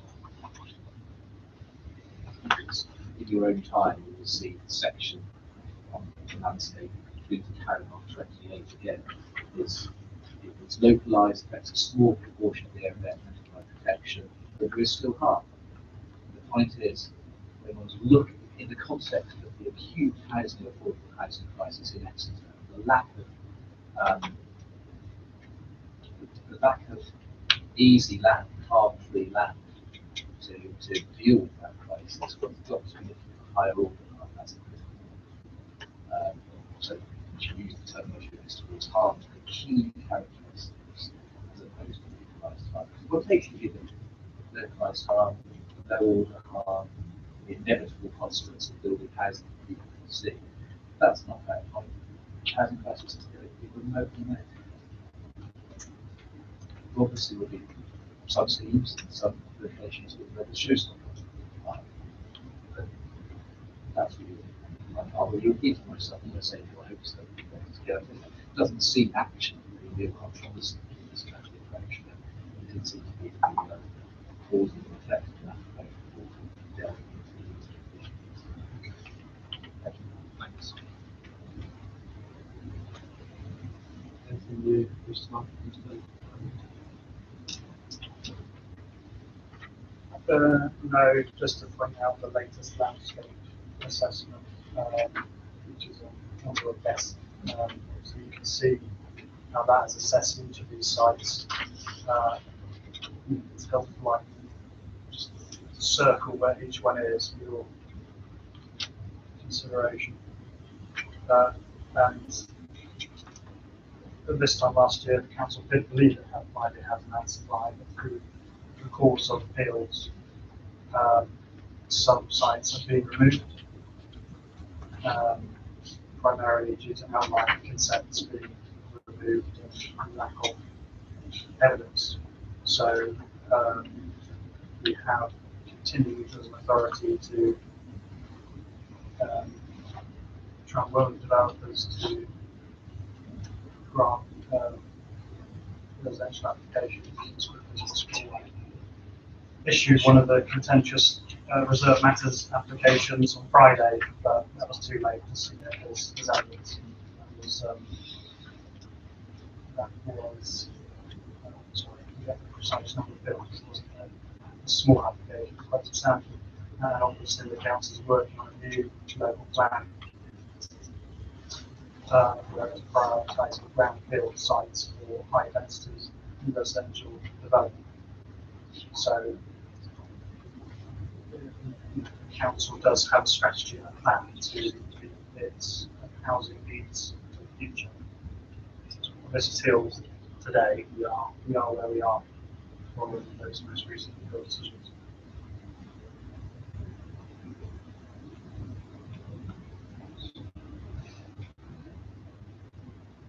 Right, okay. Councillor Wood, you recommend first? Thank you. I think there's a couple of issues that I'd like to kind of raise. I think the first is that you made a lot of reference to previous hearings and appeals, and each case is quite unique in the way it's done. And I think that your judgment in this case is about the specifics of this site. So whilst it's useful for the appellant to pick out the ones where the appeal was upheld, that's not necessarily pertinent to this. The other thing I would raise is the 5-year proposing land supply. A lot was made of looking at the history of the has highlighted. We have an emerging local plan, which on the back of it has a 5-year housing supply. That is on brownfield sites, which obviously have much less environmental damage than what we're talking about here. We're talking about 61 houses, which does not make a significant gain on the house. As a resident in Hinhoe is one of the growth areas. It was subject to the Monckton and Hillbarton master plan, which brought 2,500 houses to Hinhoe, and obviously on the back of that came the various impacts on the community, etc., and travel and transport and all sorts of issues came on the back of that, as you might expect. But going around those sites as I do, as a local politician canvassing, I'm not going to just about every door. And over the last 3-4 years, I've seen houses built and still for sale by the builder In terms of a crisis, I'm not really picking that up. There are still many houses under construction in here now, because that's the one I can talk about with some authority. There are also constructions going on in Alphington and across the city. Ones I can talk about with authority are in here. There are still many, and I really do mean many houses still under construction. And I was out on Saturday canvassing residents and went past a block of probably about 20 houses which are in Monkerton, so very close to this site, and they've been for sale for quite some time. So I just kind of challenging the concept of housing crisis. I know that's not necessarily relevant to the 5-year housing land supply, but it's quite an emotive phrase, so I just wanted to challenge it. And I think the other thing I would say when we're talking about balancing impact against the housing land supply, I think that one of the things we can do is look at LS1 and look at CP16 and just kind of view them as they are written. But I think we have to look at the NPPF, which sits behind it. So we're looking at paragraph 8, bullet 3, looking at paragraph 152, and these are the national planning framework, and they are talking about environmental damage. Now the green ridge line, which is almost the start of it, is crucial to the city, both in terms of biodiversity, because it is a green pathway, if you like, around the city. But certainly the city relies on it as one of the key features, both in terms of landscape, but also in terms of biodiversity and in terms of environmental protection with regard to offsetting the CO2e that the city produces. So we've got a target of net zero by 2030. And the National Planning Framework recognises that the country has to achieve it by 2050. I mean, those are built into the regulations we have to that drive the whole complex processes that we all deliver on. And I think one of the key things is that capturing that emission, protecting the natural environment, is the only way we're going to deliver on that. And whilst that kind of strays away a little bit from housing need, it is part of the NPPF. So I'm just kind of saying that it's not just CP16 and LS1.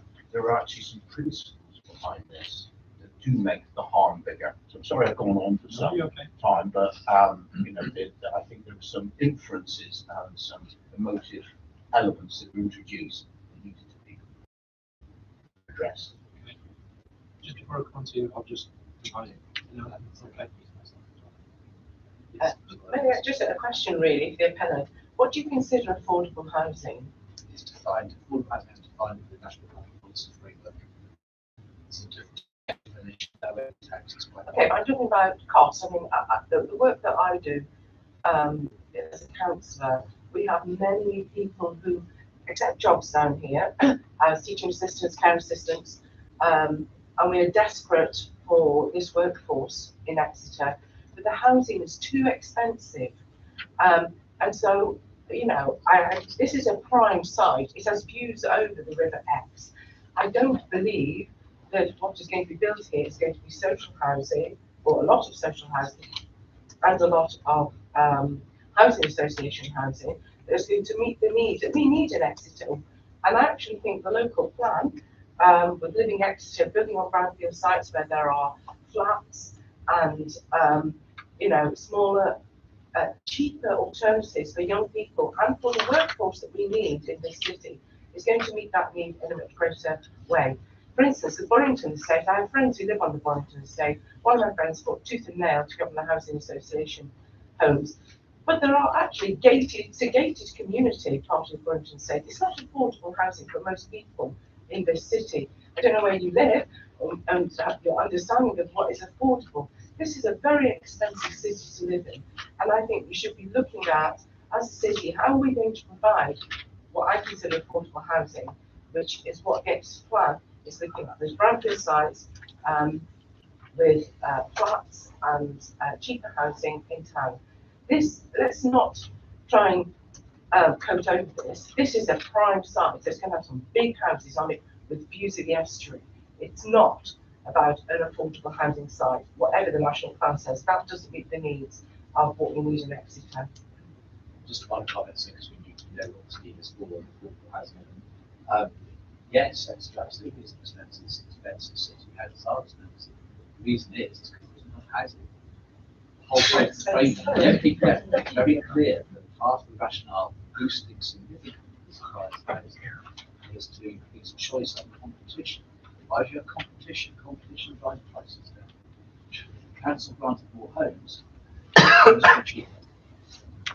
Part of the problem for housing is well done. It's an obvious solution, which is planning permission. Yes, Mr. Napier. So it's Dr. Baker. So just wondered how much of the 5-year land supply is a paper exercise. The gentleman said that the City Council had had a problem for 10 years in meeting its 5-year land supply. Yeah, if you look at the ONS, between the two censuses, 2011 to 2021, the population of Exeter has grown by 11%. The national average growth is 6.5%. So Exeter has grown 3.5% more than the average in the city. Now, where are all these people? Are we living like sardines? Are the roads, streets filled with homeless people? It looks to me, on the face of it, with most people having a home, that the City Council has done a fantastic job of housing an increased population of 11% in the next 10 years, and I think they should be trusted with their local plan to continue what they're doing.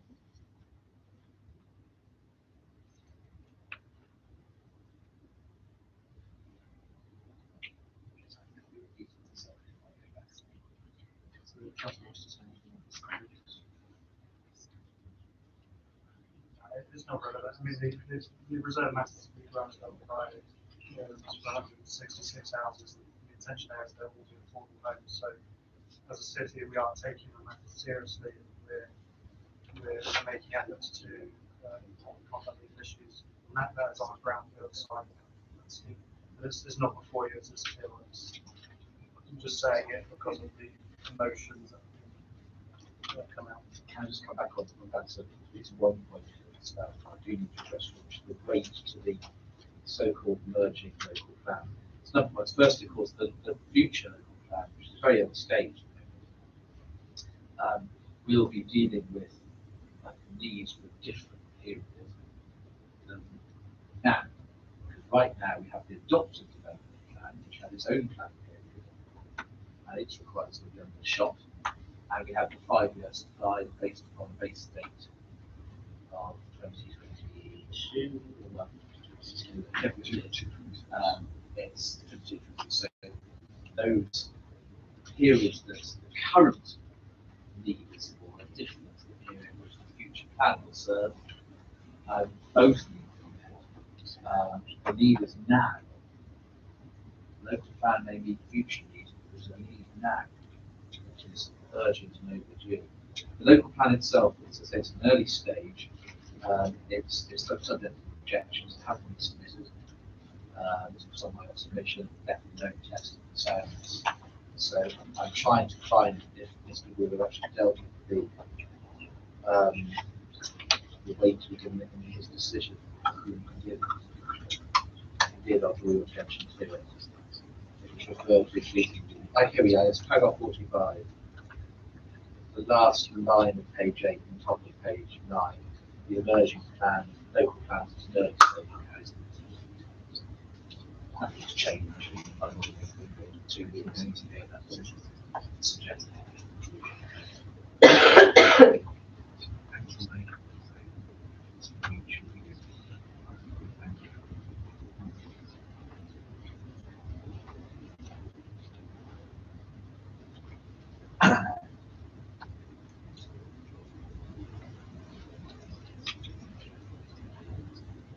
Mr. Wood, did you want to say something?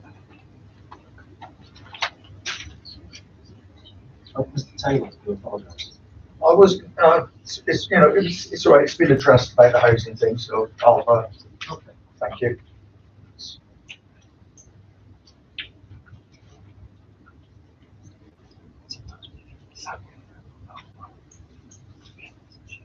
Right, before we move on, does anybody want to raise any more comments?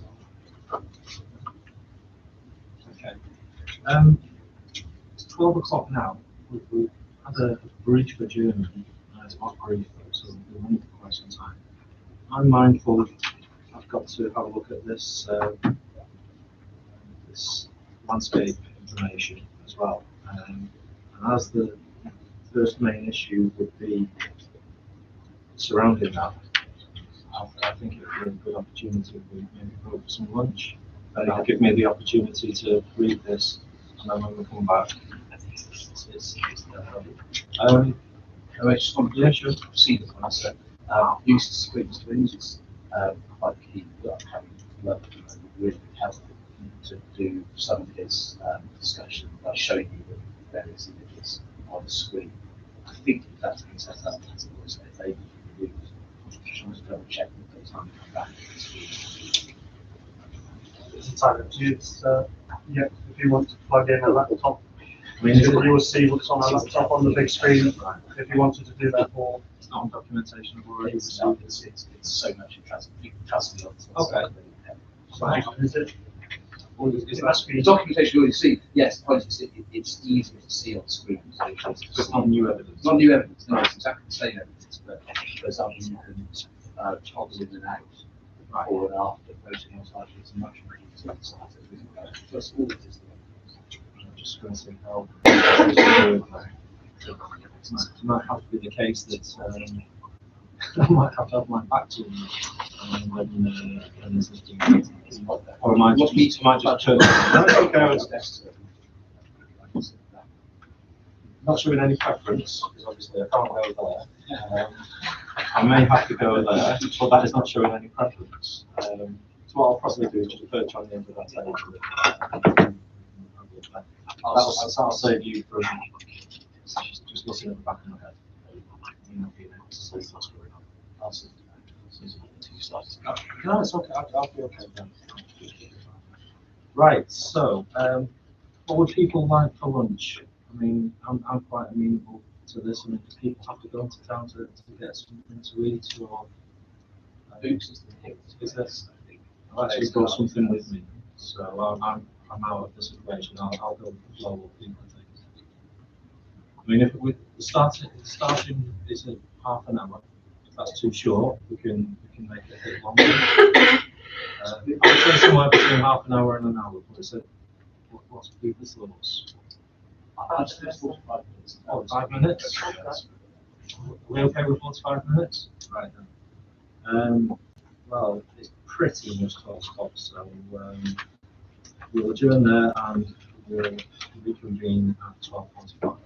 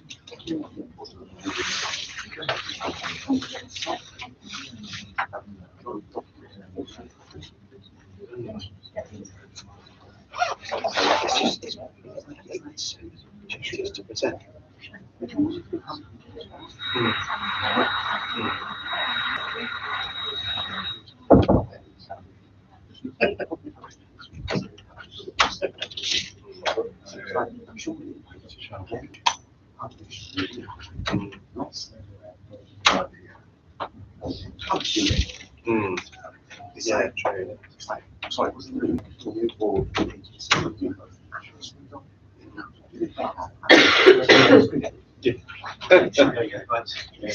Oh, Yeah.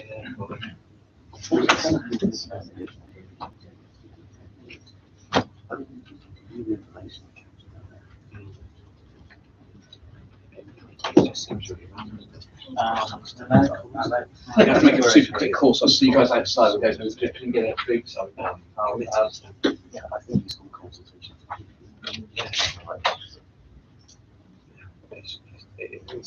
It's challenging.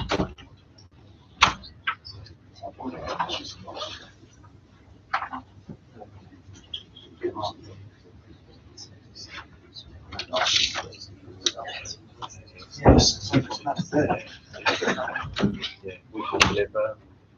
Access is fine, it's fine, it's really. Simon? I want to Sean. So you resume the, No, but Jesus.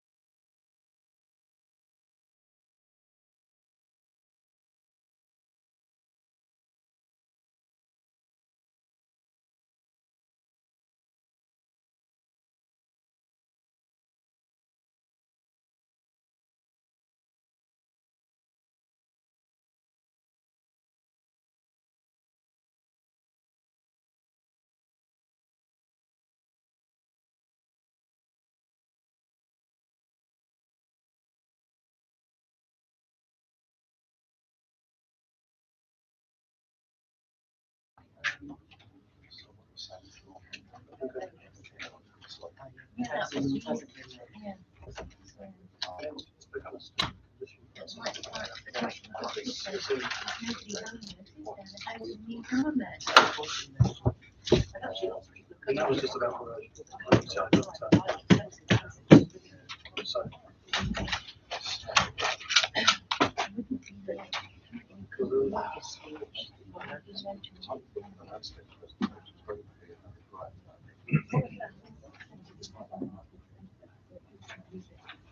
If we don't like it, before we sit down again.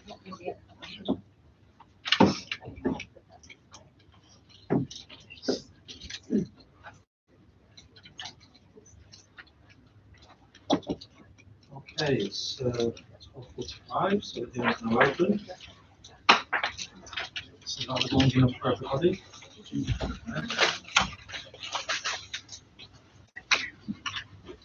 On to the next item.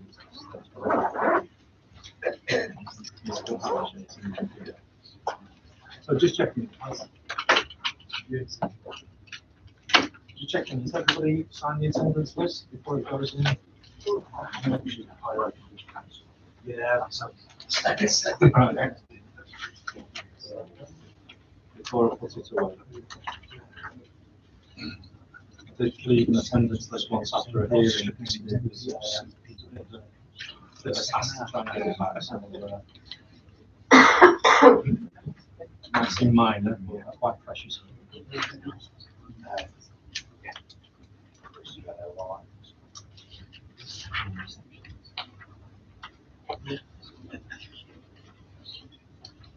I'm also acquired a pen, so I don't know whose this is from.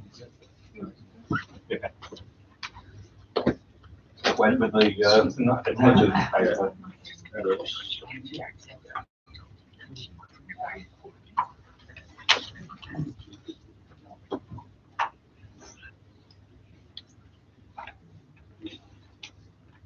Right, so received the link for that document, the Southeast Devon European Site Mitigation Strategy.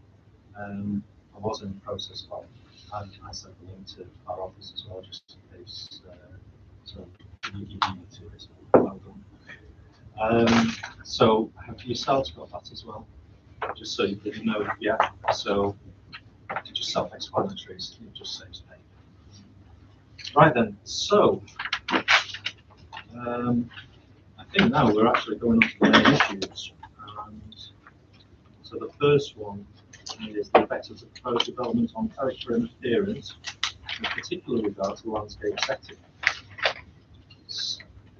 So I'm just having to think about what we're wanting to do in terms of this presentation. Have you managed to? Yes, we've had success there. It's Well done. I think it's probably touch wood. First time I've plugged something straight into my laptop, it seems to work okay. Fantastic. You're talking to a fellow technical.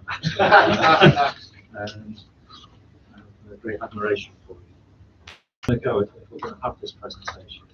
Obviously, we'll let you do your presentation, show certain things. It's not too far from what I was going to be asking anyway. It's just obviously it's got that visual emphasis. Then we can bring the council in, and then obviously it's open to any comments from you guys. I'm going to be perched there, so I'm sort of going to sort of be side on to you. So I'm going to do my best to keep looking to see, if anybody's wishing to say anything. What I would suggest is that we watch the presentation through, and then that's when we can start asking questions. Okay, rather than interruptions. That'd be best way forward. And yeah, just like before, if you want to catch my attention, just put your hand up, or if I can't see you or whatever, just shout out. Okay. Right then, let's move.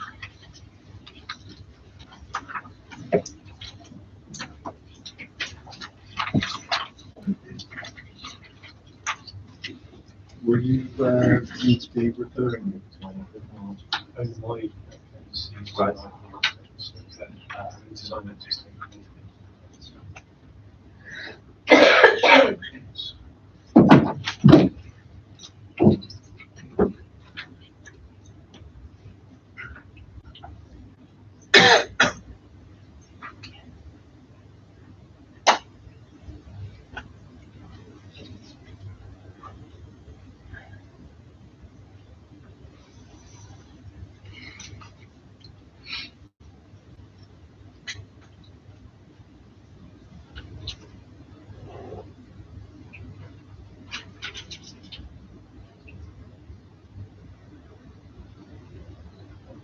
Okay. Thank you, sir. I will keep this as brief as I can, and I will do my best not to repeat anything that's already been said. So I'm focusing just on the visual dimensions to try and be helpful. There's three documents I'll refer to. One is the design and access statement that went in with the application. We were the author of that, and I'm going to spend very little time on that. So I thought it might be worth talking about the scheme a little bit and its genesis. I'll focus more on my figures and the verified visualizations, both of which are appended to the hearing statement. Appendix A of figures, Appendix B of the verified visualization. This is the design and access statement on the screen, and I've whizzed forward to page 26. The reason I wanted to do that is that I'm a landscape architect and urban designer, and we started developing the design of this scheme with this context in mind. We looked sensitively at modelling different forms of development and testing it in views. We didn't just draw it, didn't just design it and say, there we go, let's assess the impact. It was a truly iterative process. We modelled it, had it on iPads so we could stand in the field and look at the different options, so that we could make decisions about, no, that's too visible there, we can put mitigation here, we can move massing there. That led to this concept, which was identifying a development envelope that was a product to that 3D massing. So it wasn't a 2D exercise of 3D massing. Create a public park that would be protected through the parameter plans in perpetuity. Item 2, to get people into that higher ground to experience views out. Aspect 3 was to reinforce and frame that by green and blue infrastructure to improve biodiversity, but critically at this stage to create a green count. The fourth layer was trying to extend access through, but not just access as in getting into the scheme, access into getting into the public open space for the existing and new community that are moving into the land of the south. And also to show best practice in terms of dealing with water. Blue infrastructure, to use the jargon, needs to be wrapped up into the landscape. Green and blue infrastructure is really important to us. It brings habitat opportunities and also educational opportunities in seawater and how the natural environment interacts. And then finally, to position built form in an appropriate manner within the site.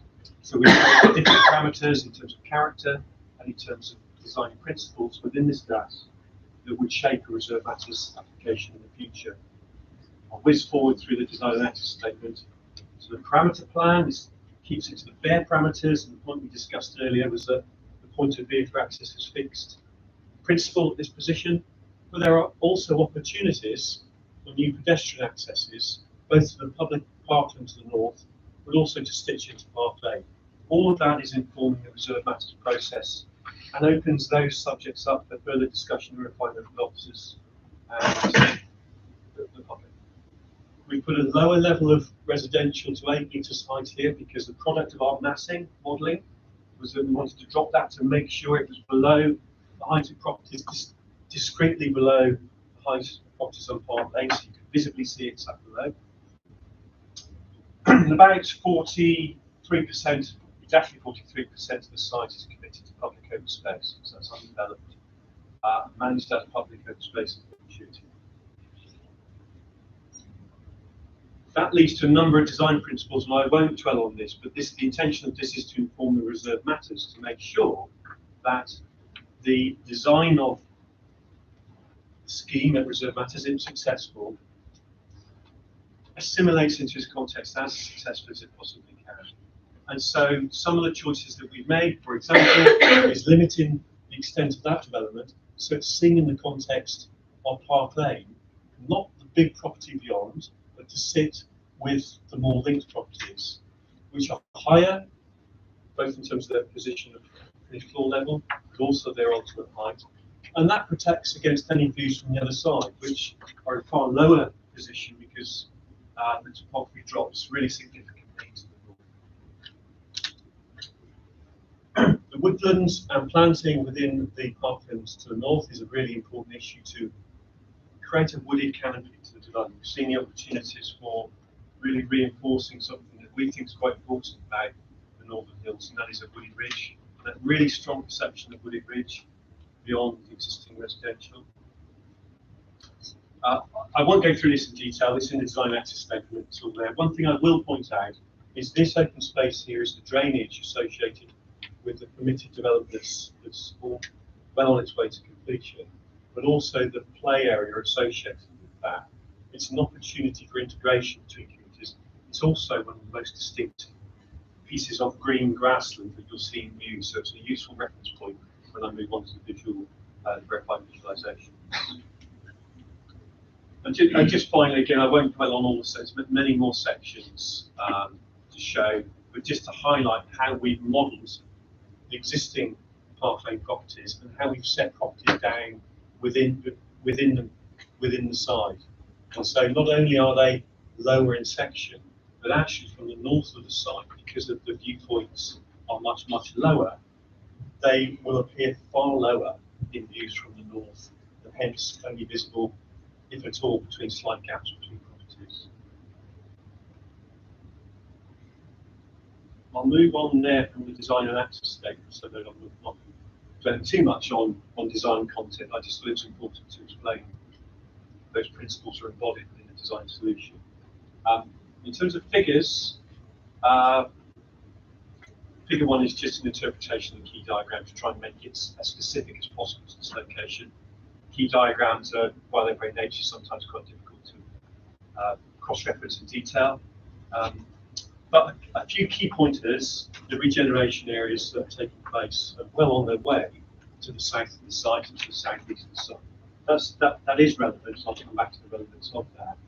Equally, the relevance of emerging permissions around the context of the site. It has changed in its context.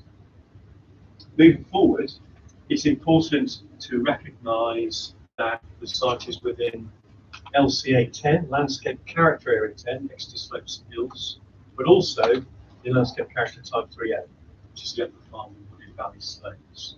So key characteristics that you find in that landscape character type and this landscape character area directly inform our judgment of what are key characteristics of the Northern Hills. So what we say about what we think the key characteristics of the Northern Hills are not made up by ourselves. They're extracted from baseline studies that examine in detail the local landscape character. We're saying we recognise that, we can see that, that's really powerful, and therefore it's important. It's a higher level of consideration.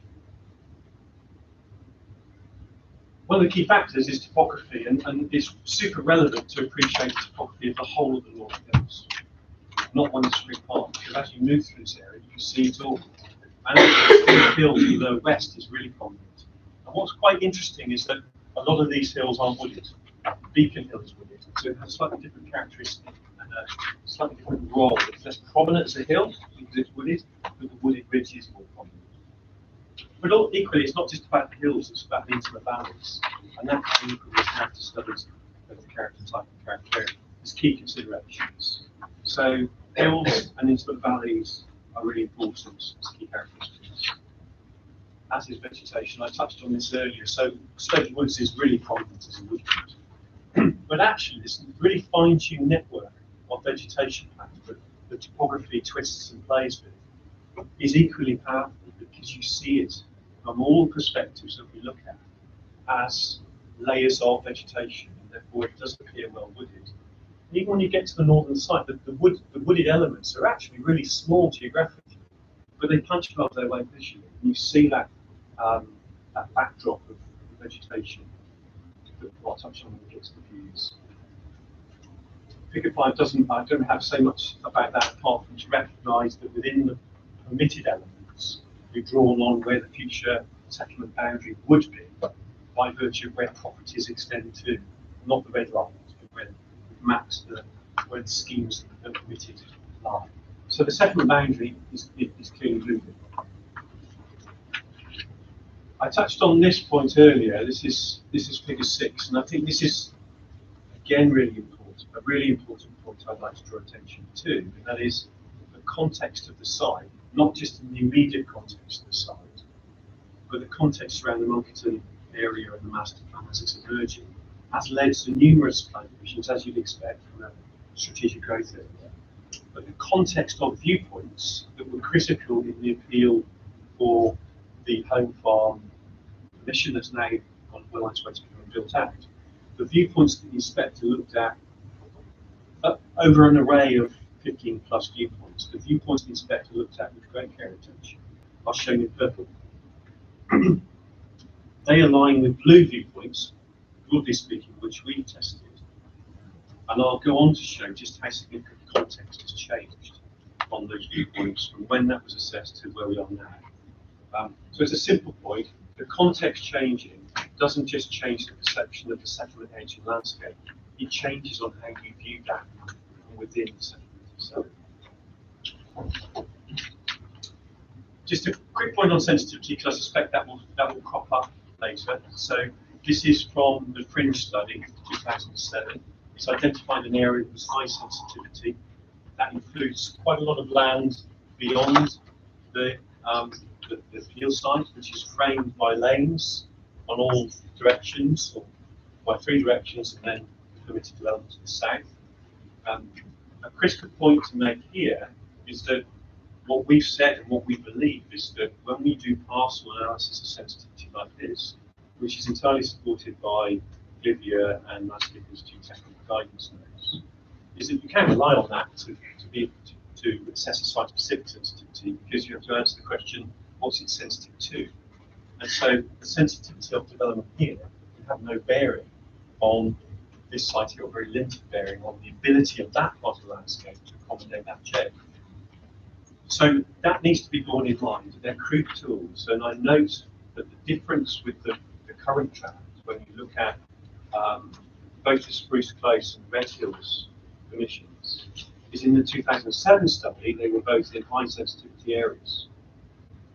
In the recent draft, they're not. To a different degree, they're downscaled. And the simple reason for that is the parcels have changed size. They're not part of big parcels because the decisions already been made. They're part of small parcels. And there's a step change in recognition that a small parcel sensitivity is different from the large parcel sensitivity which is to do.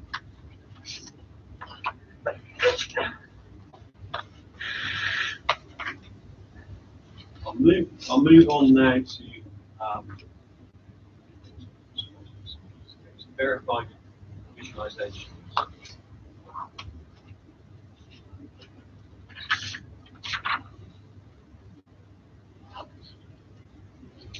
So I should say, so this is done by a third-party specialist, where the camera is surveyed by lasers. There are numerous laser references in the viewpoint. It's all following to the letter, technical guidance note 0619 of the Landscape Institute, that says for planning inquiries, you need to do that. I've made that point in my rebuttal of the material, I won't dwell on that, but it has to be accurate so that we've got confidence in what you can see. And so we tested these viewpoints to serve for reference, and I might come back to this later. Certainly our advice on site itinerary, and I'm sure that there'll be other voices that will shape our site itinerary, informed by the previous appeal. The views that have the greatest impact are 4, 6, 7, probably not 8, but it's on part of that experience, 9 and 10. 3 is probably worth going to as well. But the reason that we mapped these is because they're the ones that have the greatest magnitude of change in terms of the development. It's not saying there's not other views that we get glimpses, but these are the ones where there's the most change. So we've explored them in great detail. This just illustrates what we've modelled. Viewpoint 3 in the park, and what I'll do now is I'll flip between. So it might be, this is probably getting to the most important bit, so it's quite difficult to spot, but I'm flicking between the existing view and in some cases the view on day 1 where there's buildings, and then when vegetation is embodied within the scheme has grown after 15 years, which is what the guidance tells us to assess. Can everyone see that okay? And so the site is in this sort of area which will become apparent shortly. So we zoom in because this is a viewing at 50 centimetres, so it means that when you're holding it, you can't copy it relates to the reality. That's what the guidance requires us to do. And the wireline here shows in orange where the scheme sits, and in green where the vegetation at planting stage exists. And then after 15 years, you can see how the growth of vegetation affects that. Now, for this view, because it's set as a wireline, it's tiny, it might be tiny little glimpses, and those glimpses will be slightly more in winter conditions. It's juvenile planting, so it's growing, that will change over the years. This is viewpoint 3, and this is why I hesitated on whether it's worth to go to viewpoint 3, so I think on balance it probably is worth it. Viewpoint 4 is here, and it's over to the east. This is part of the planning permission that's in place, the strategic growth area, and you can see the area of the site here. What I just want to show, I flipped in a viewpoint, the equivalent viewpoint from 2013, that is not quite exactly the same. This is a zoomed in, which is very dangerous because you make judgments on what you can't actually see. So if you compare the two, in 2013 the appeal, in 2014 we stood in the field, the inspector stood in the field assessing the impact on effectively this landscape. And today we're in a built-up environment with road and development activities and land that is part of the strategic growth area. And so we'll zoom in again. So this is a zoomed-in view, and this has changed. This has changed since this view was recorded. This was done. It is different. It's not exactly the same view position. So you can see this location here. Which you can still access, it's still part of the world. Yeah, and this is the equivalent that we've. It's not the same. Oh, sorry. Okay. Yeah, and a number of these are not exactly the same because we've gone out as part of our LVA and recorded representative viewpoints. So it's not exactly like. But for example, if you look at the arrangement of the fields and the woodland there, it's a very similar arrangement here. So we're assessing this from the public vantage points in this part of east of the site. And when we select any one viewpoint, if we move 100 meters in a different direction, we'll get a slightly different perspective of that. But the broad principles, you can assess the difference. That's the difference between visual receptors that you assess and viewpoints themselves are tools to assess that. So in this case, what's changed here is some large 3-story buildings that have grown amongst other buildings on the site at the moment. So those are an important reference point. I mentioned the green field, and that's the green field there. That is the drainage area and playing field. So that's not the site. And then if we move on, you can see the proposed scheme with no mitigation. So you can see how it continues the hilltop and rolls down over with all this red. Sorry, that's the drainage area there. So you can see how that rolls over the hilltop. All the properties breaking the horizon at the moment exist to the right-hand side of the site, and this doesn't break the horizon. It's set well down within that wooded horizon. Again, key characteristics of C16: wooded horizon, rolling hills, and views out towards the site. When we map on, and a subtlety here, I just click on after 15 years in summer conditions. If we look at this area now, that's the impact of the landscape mitigation. I don't know if everyone can see that. They're not good photos generally, I think, to explain what you're trying to do. They're quite distant for us to see. Well, they're set up. Would be better. They're set up with technical guidance, so they have to be in a 50mm focal length, and they have to be viewable at 50 centimeters. But I mean, if anyone wants to come forward, I appreciate it's quite difficult to see, but that sends a message about the magnitude of change. But I was going to say, if anybody wants to go closer, then by all means. Can I ask a question? Unconventional, I think it'd be useful. Okay. Yeah, it's fine. Yeah. And I should say, we haven't modelled this as a third-party modeller. Just for illustrative purposes. Well, they're accurate. But that's the point. When I say that's if you put the mitigating. So that's as it is at the moment. That's with no mitigation of day one of completion. That's at the EX4 establishment. Now we've modelled it in summer conditions because everything else is in summer conditions. In winter conditions, there would be less, but it would still have visual mitigation. It doesn't disappear in winter conditions. And we're in quite reasonable time to test that. Moving forward to viewpoint 6, this is the existing viewpoint. And the reason that we've done this is that because that was the viewpoint that was assessed at the last appeal. That's pretty much, you can see this hedgerow corridor here, and that's there. So pretty close. Totally different in this context. The sensitivity is totally different. And I referred actually to the Red Hills. If I make reference, if I may, to paragraph 11 of the Red Hills decision, because what shaped the inspector's views there, and everything has its own circumstances except that, what shaped the inspector's views there was that most of the views in that case of both London Broker Ridge were from within the urban environment. So there's a desensitized approach to seeing the built form when you're looking at it in the built environment. Anyway, it's the same process here. So that's the existing view, and the recent emissions up there. You can see some of the oak trees, the reference point, and the 3 stories of recent builders gone up higher there. So that's worth looking at. The church. So the church, in terms of its relationship with the site, is very different. So that's in the landscape sensitivity area that's been recently circulated.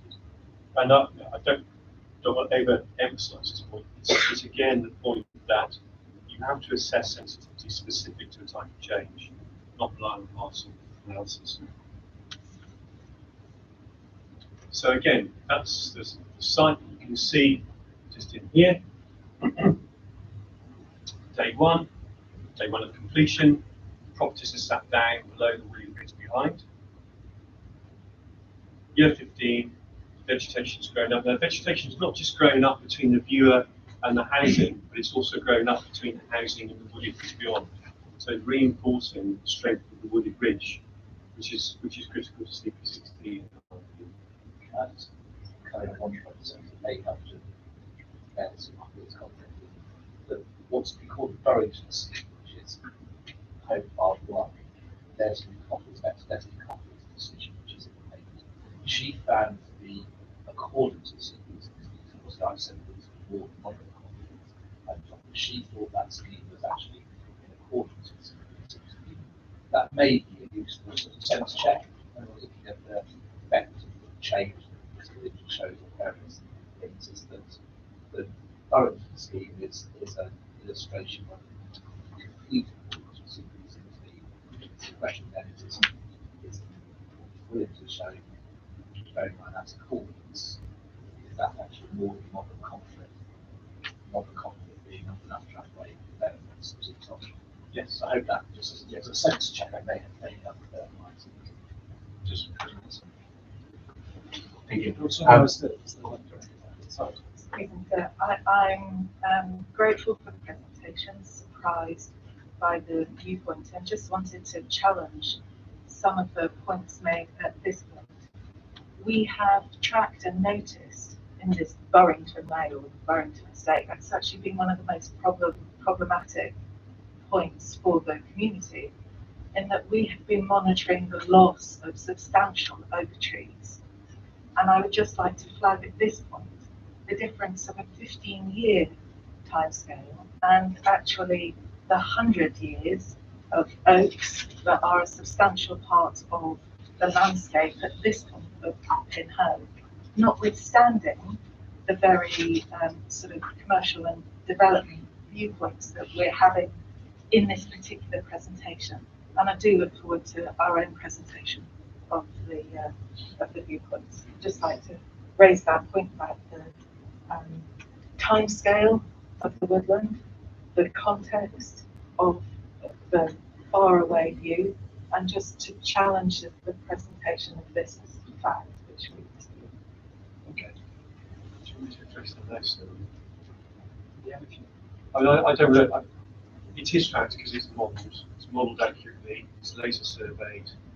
The focal length is to, I've not seen any other viewpoints that comply with the landscape history guidance, including council settlements. There's strict guidance on how these need to be displayed so they're accurate and consistent between inquiries, so that people are making judgments on the same basis.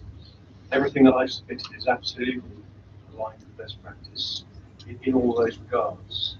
As far as the vegetation is concerned, we're aligned with the guidance on a horizon 15 years post-establishment to give opportunity to understand what the mature landscape is going to appear like for use. That's a test bed after which you should then judge whether there's significant effects. That's effectively the mitigation period. The oak trees within the site, and I can only talk for the site that I've been involved in the design for, is that the oak trees are hedgerow-lined oak trees, so we set well back from those. The condition, but I'm sorry, I'm not talking about the, I wasn't involved in the previous scheme, so I can't comment on that. That's not my expertise, but in terms of the application that we put together, that's in place, and the conditions deal with protection of the trees in the appeal scheme that we see in front of us now. And thank you in that moment of hiatus. As a specialist urban designer, I understand and respect your professional opinion.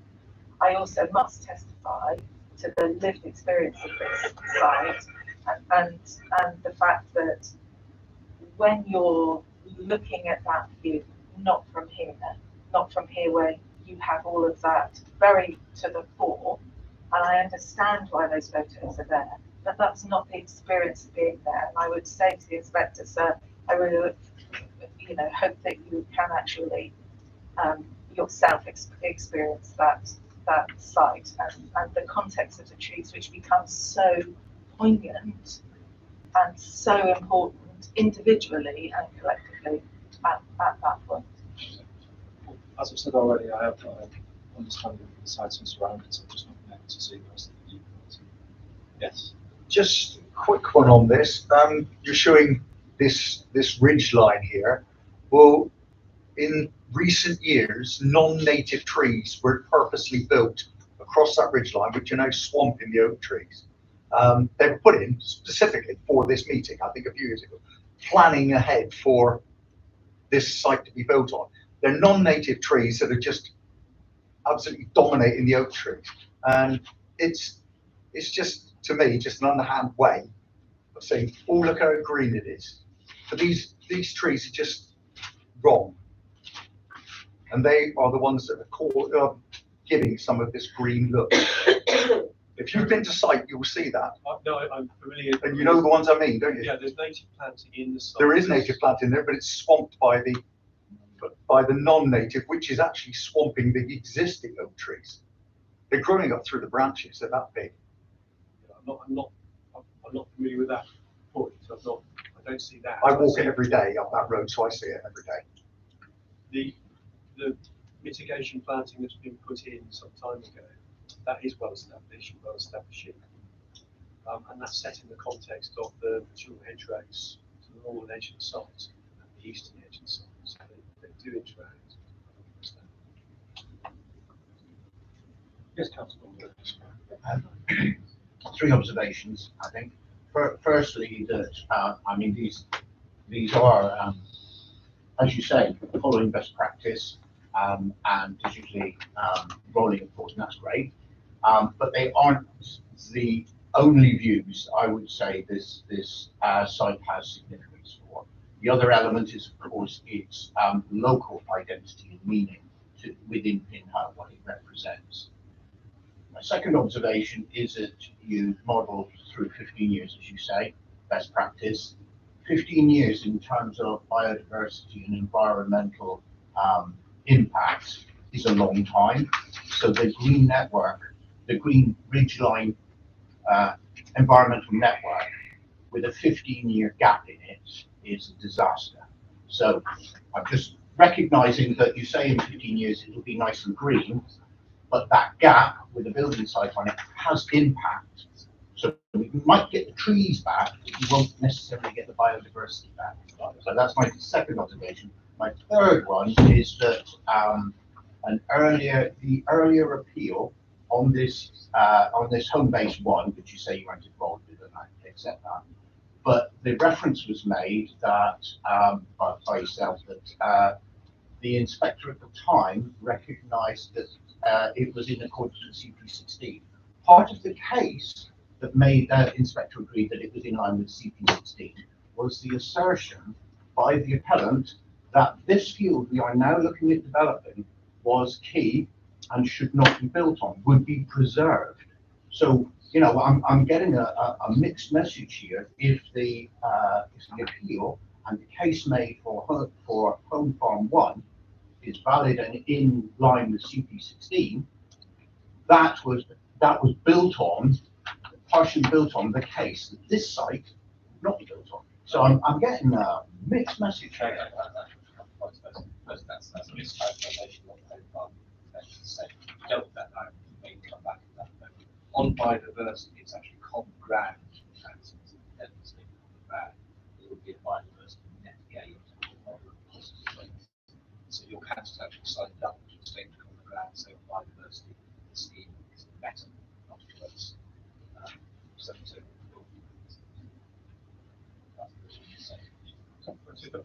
if I could just summarise. No, that's fine. I mean, we did say, I thought it was, I mean, apologies for the situation, but I thought, given the questions, yeah, maybe a good point to stop. Yeah, pause. Well, I did say to Mr. Williams that we let him do his presentation before we get some, before we allow some questioning. So, Not too much left, so well, I was going to ask, not trying to rush you. not much at all. No, I'm trying to just keep to these viewpoints, and then Because it's probably a good thing that we just did that little break. Yeah, Let yeah. people have yeah, the opportunity to comment before too much information was presented. So, what I will do, though, to fair this stage before you comment. So would it be right if I came back with all the points in one house afterwards, when it's finished? Is that all right? Yeah, that's fine. On everything? Yeah. So I just kept my thoughts. I just thought, yeah. Yeah. So please continue, and there's going to be no more interruptions now until Mr. Williams is finished. Okay.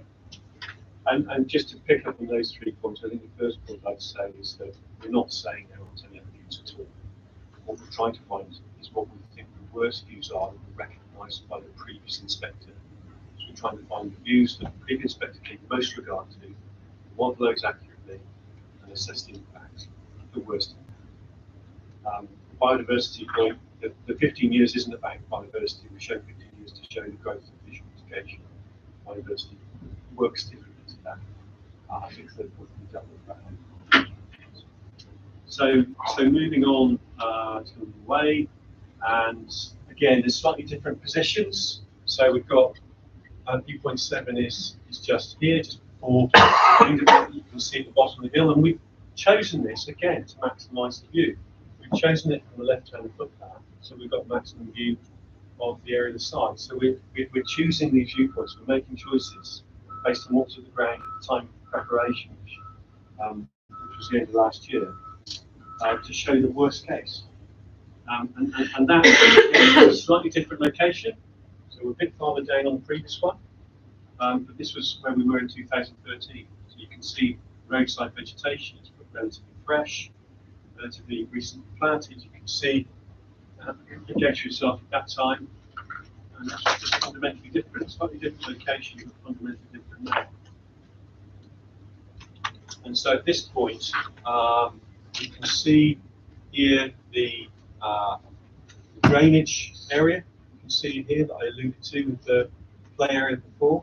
You can see what's been mapped in here in terms of Burrington, the previous home farm scheme, and you can see the ridge line, Park Lane, and the properties, and that's the linked properties. You can see almost a continual wall of built form, because you're not looking at obliquely through the narrow gaps between them, and then a gap, the oak tree, a gap to the end property that's larger and set higher.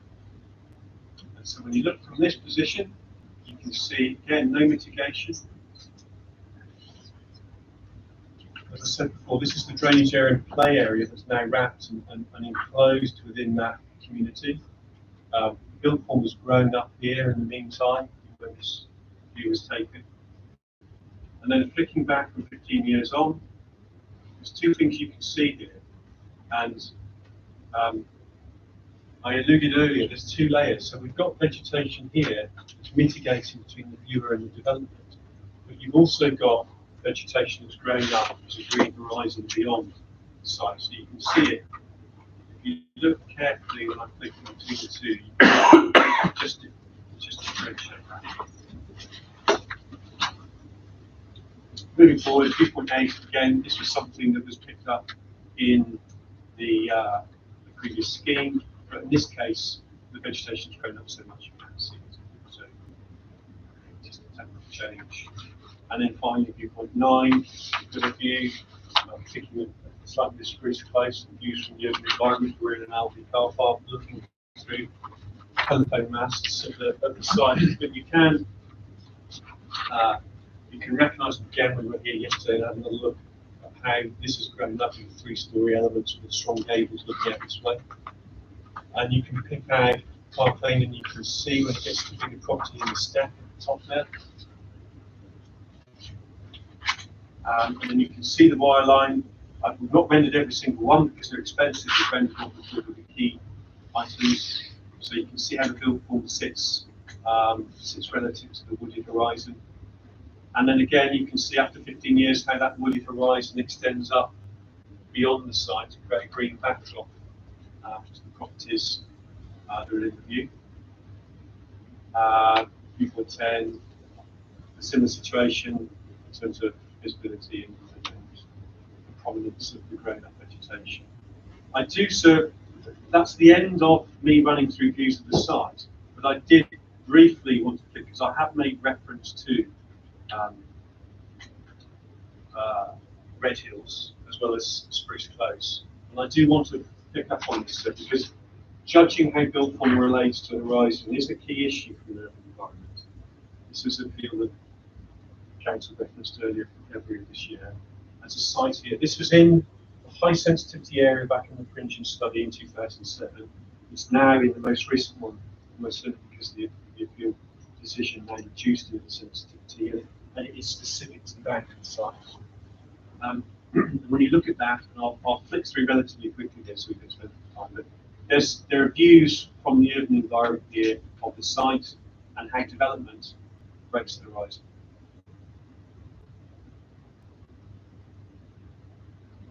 And we can just see the impact of that change and just gauge that magnitude against what I've just shown.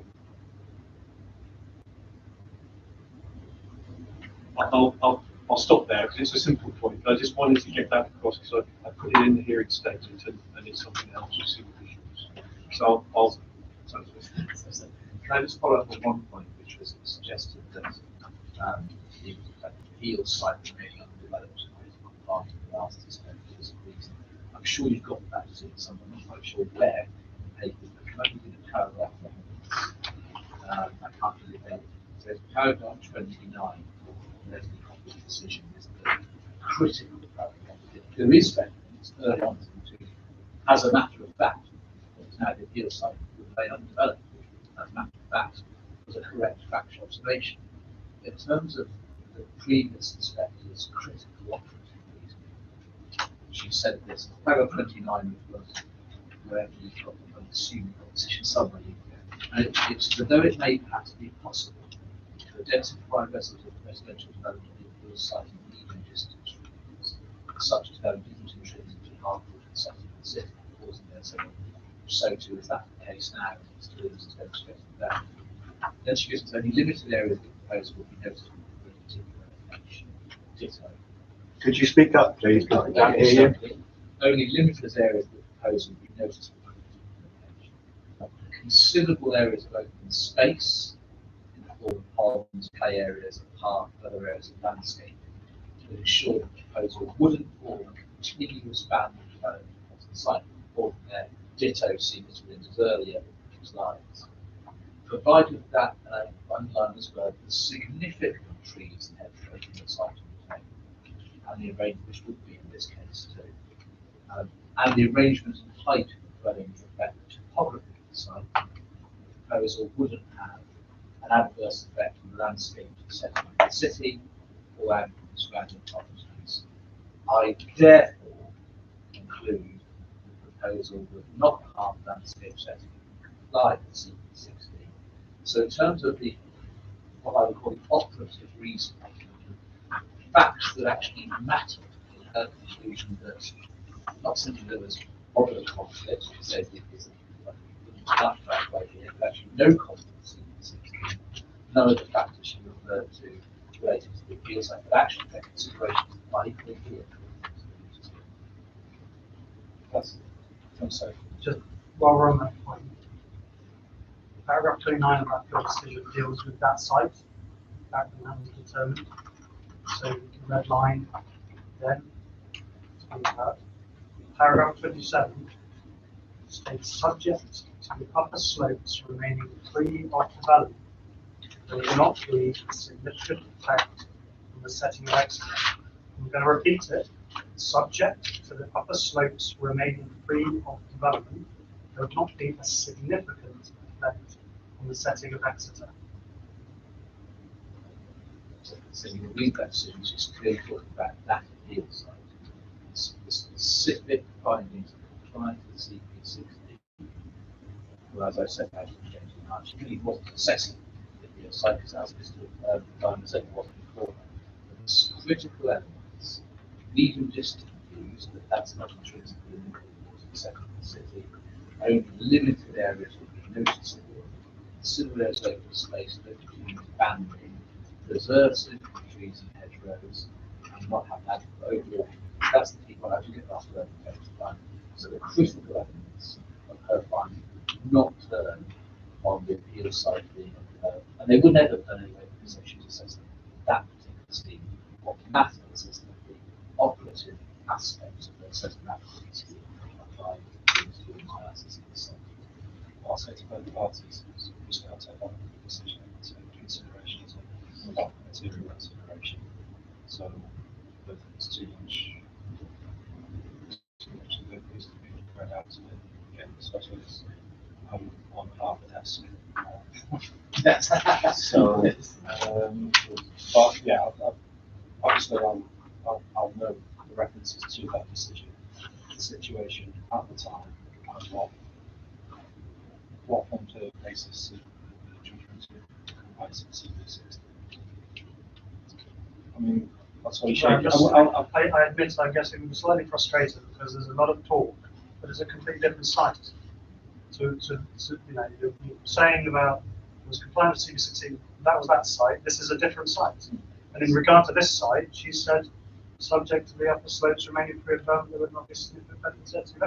There's been lots of appeal decisions since then, lots has happened, but you know, you've given a lot of time to the appellants reading out big sections. You know, what I just read out was a lot shorter, and I spent less time speaking.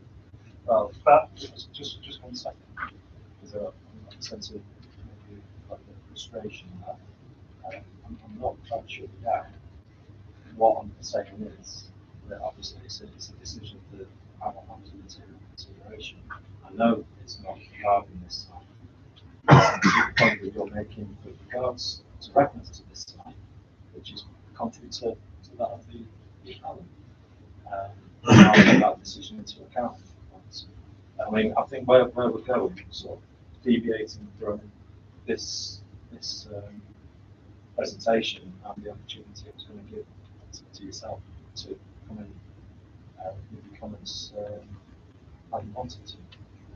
So, I mean, what I'll say, Mr. Diamond, is if there's anything that you wish to add further onto that, now's the time. The appellant won't have the final say. But if there's anything further you wish to add in respect to that,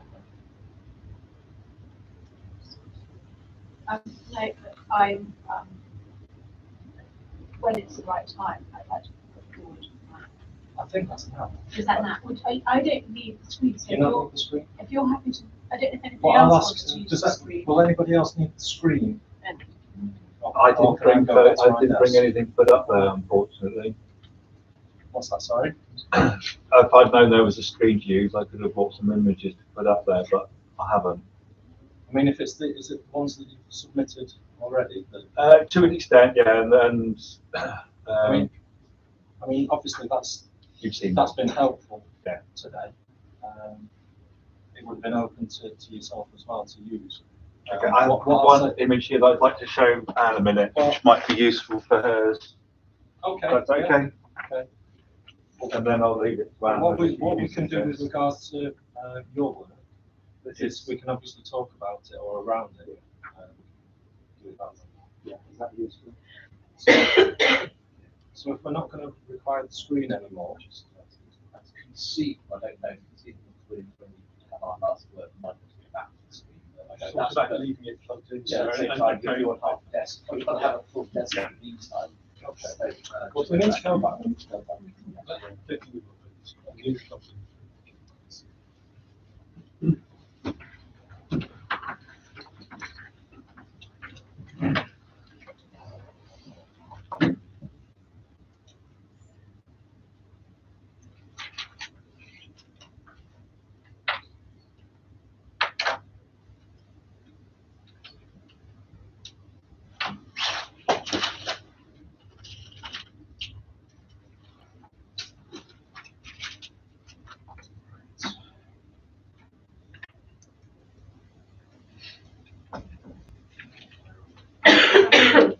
Thank you. So I just want to firstly say I'm grateful to your presentation and listened. But to just remind everybody in the room that it is an outline application. So any points over design and layout are obviously, it is an outline application that's been applied for. So secondly, really, however you cut it, it's about sensitivity to the site. It's not just about the key characteristics are there or not. That's the appellant's case that the council is saying, as we have in our evidence repeatedly, that it is about sensitivity. So this is a highly sensitive site to development, and the 2007 capacity study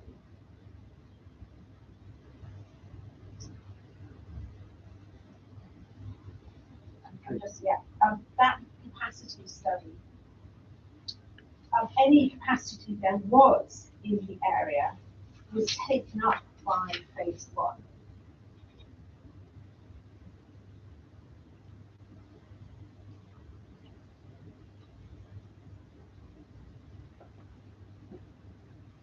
So my next point really is in relation to parking. And some of the local people may not totally agree with what I'm going to say, but that was a line of housing that developed somewhat sporadically. It's not really good urban design. And it's not an enabling factor. So just because it's there, it shouldn't facilitate more bad urban design.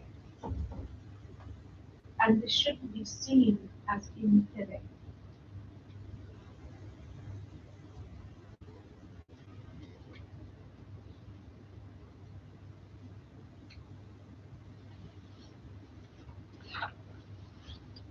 The next point I want to draw is we obviously saw in the presentation a discussion about the wooded ridge line.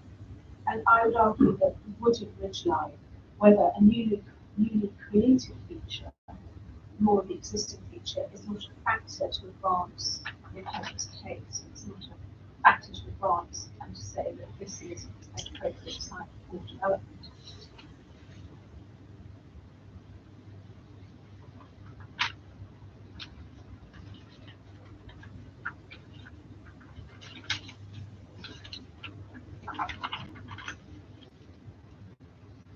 So it's acknowledged that the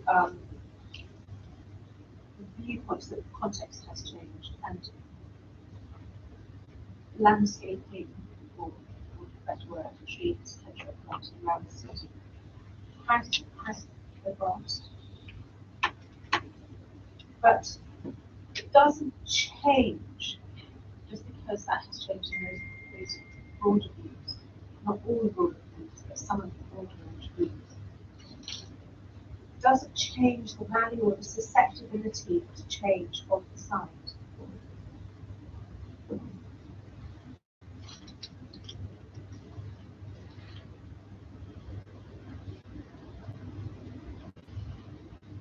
It is still a highly sensitive site to housing.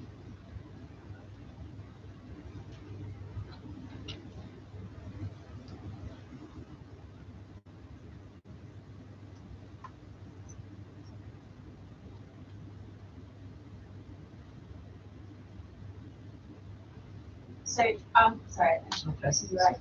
So if I'm going to take that a little bit further.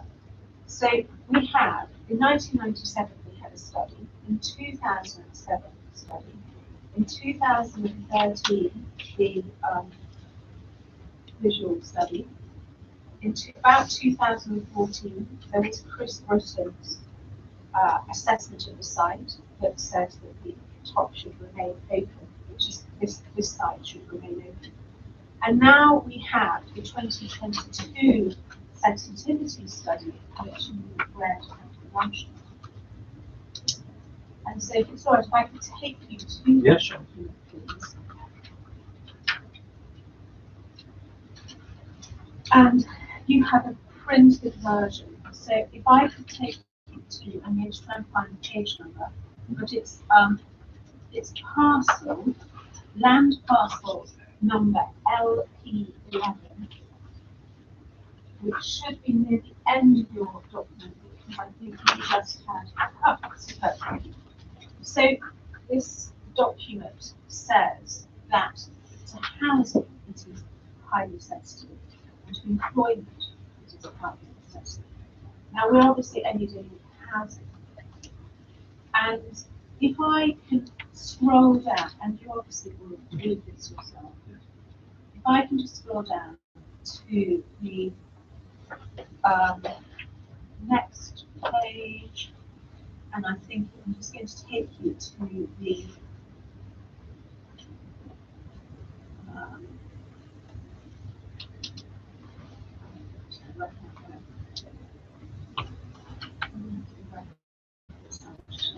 I have a on-screen. All right, just take your time.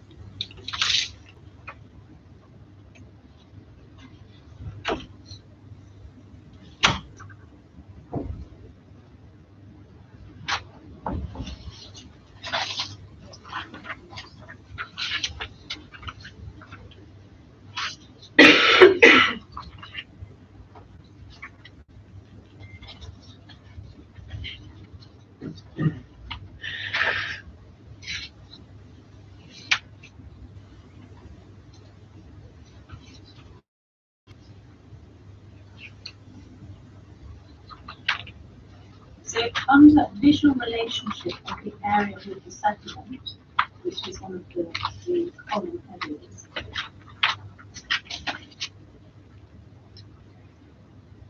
it says the area acts as a prominent backdrop and setting to the city, linking to other green areas. Oh, this is the fourth page of that back.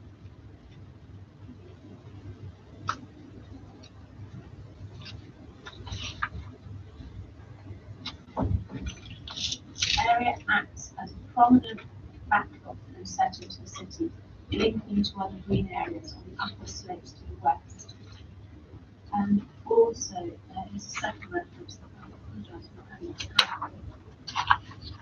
having. If you go up to the second page, below the pictures, and the sensitivity justification summary, if you go to the fourth paragraph down, it says the land parcel is therefore highly sensitive to housing. Further housing to the east, and of course the east is this site. So it's talking about not the whole parcel at this point, but this site, the eastern part of this land parcel.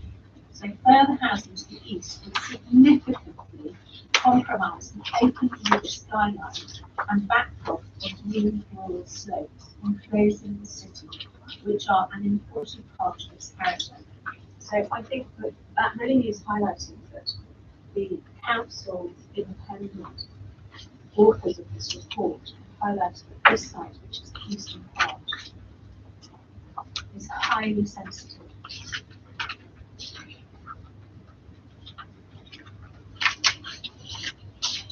And of course, what it's highly sensitive to is a scheme like this.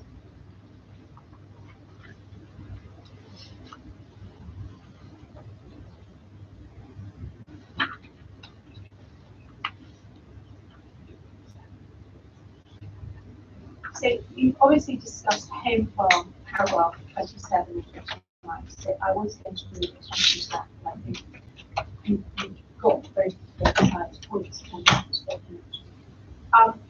If you wouldn't mind, I'd like to take you to the Spruce Close decision, and that reference is, it's paragraph 27 again.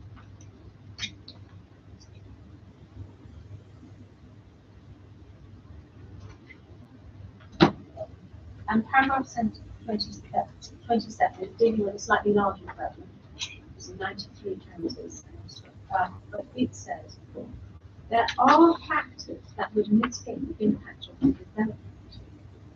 So before he says, I'll read the whole paragraph. And yet the development of up to 93 dwellings and associated infrastructure would inescapably cause an urban intrusion into the hillside, weakening its open, verdant and undeveloped character.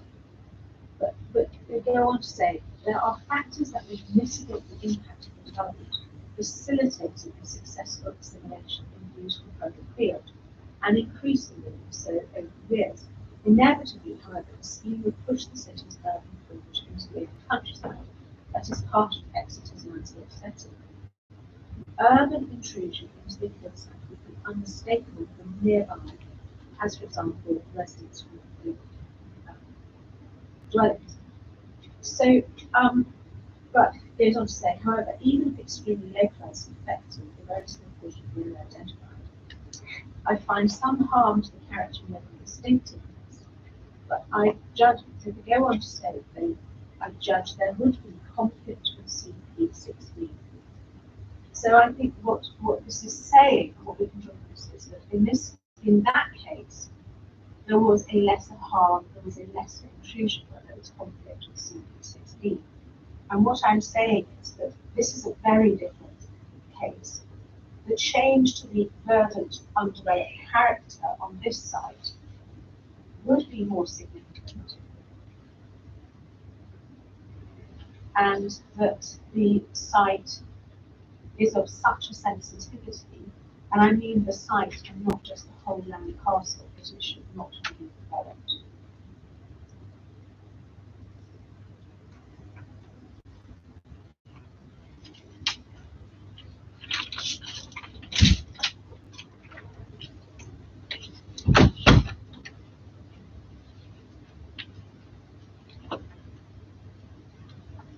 I think those are the points that I'd like to raise. Do you have any other ones?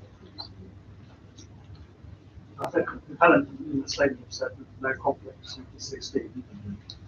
You think there is, you're using the Spruce Close as an example of a site where the conflict was just from nearby views. Here we have a site where you obviously listen to people who walk around the lanes and will see this site from the nearby views, and there will obviously be a change in its character and distinctiveness. Can't see how you can even contest that. You've got a green field and you change it into an urban field with infrastructure and roads and lighting. So I struggle with the appellant's case that there's no conflict, although I know the argument.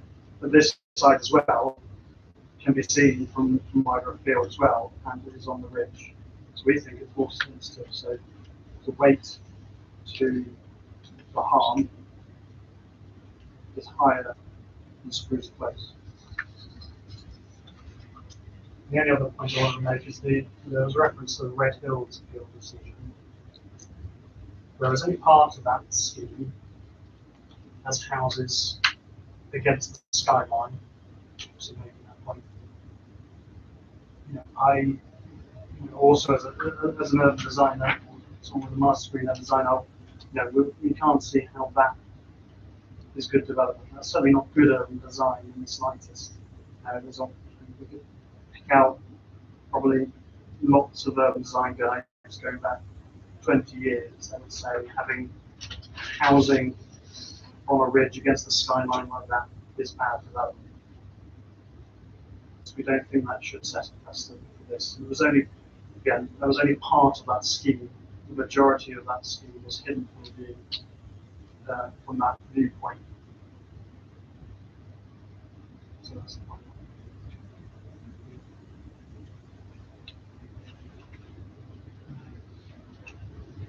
I'll bring you in. I'm just wondering first to maybe get some comments. Yeah. Come on then, Councillor.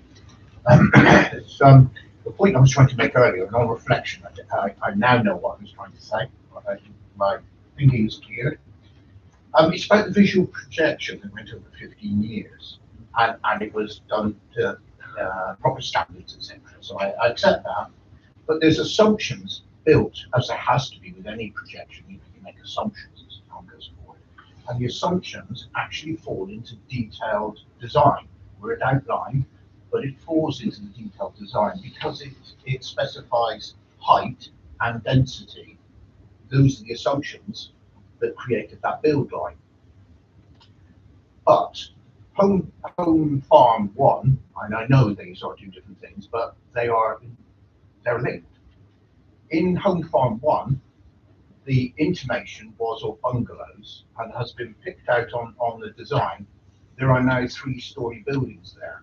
So I'm just kind of, in my mind, I'm thinking the assumptions made to create that 15-year visual that we were given, will those assumptions survive reserved matters? When we're talking about the viability of the scheme, we've already heard about affordable housing, the need, so that reduces the margin for the build. So you start to look at, okay, well, how can I recover more return on my investment?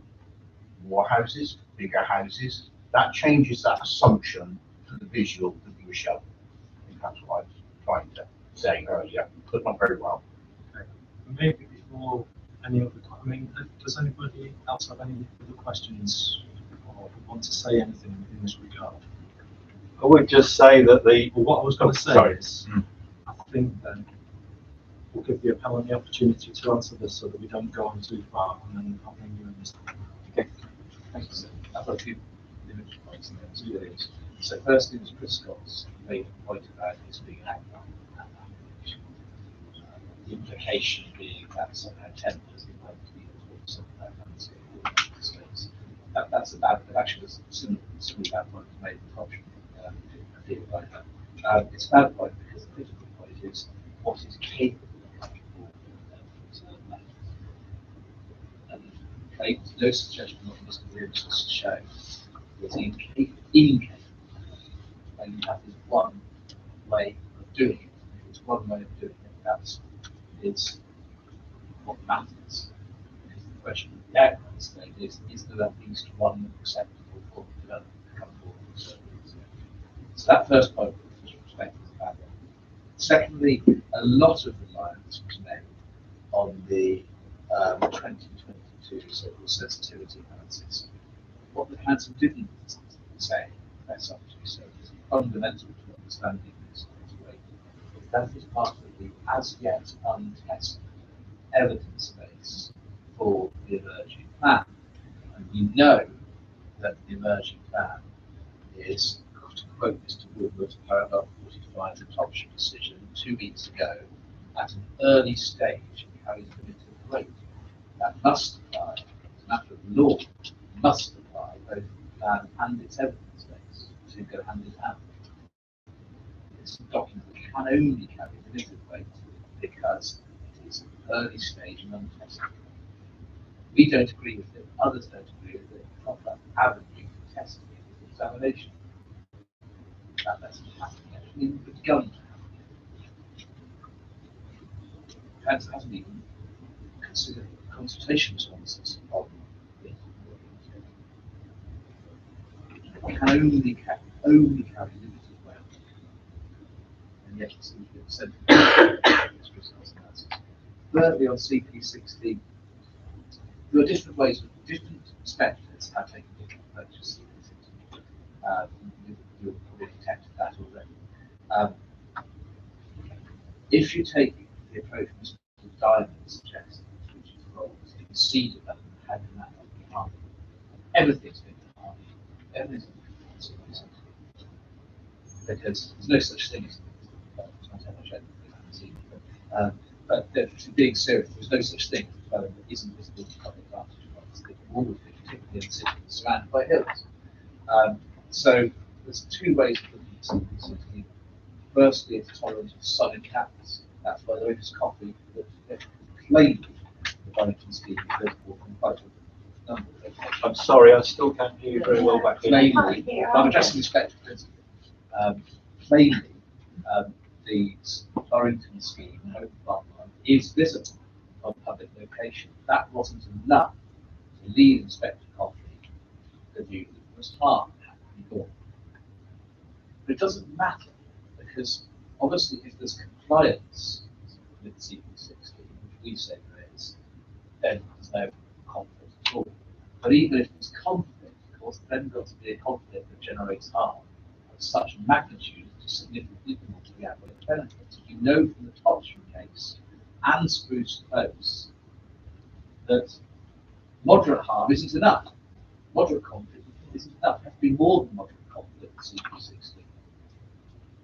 Such the same package of benefits, the same weighting as Totcham. That's in the state of common ground. It wasn't contested.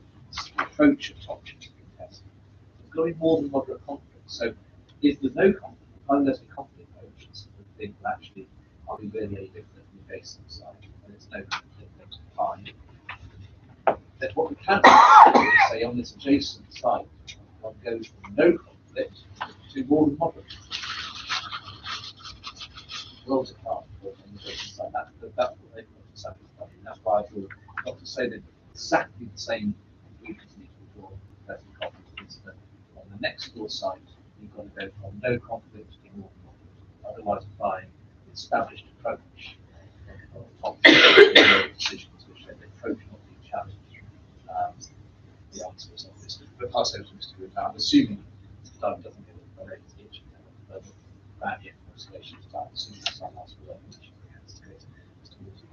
I've got 10 points in response, but I'll keep this brief so I can. There's some links. The first one of Mr. Prescott is linked to case that's good for, which is about outline parameters. We've modelled the parameters. The landscape mitigation that we've assessed is in the parameter plan that we've determined. So the heights of development are fixed in the parameter plan that we've determined. We put up the determination. The growth rates assumed, as per the guidance, is in the visualization report. So all the assumptions aren't assumptions, they're fixed aspects carefully considered within the parameter plan,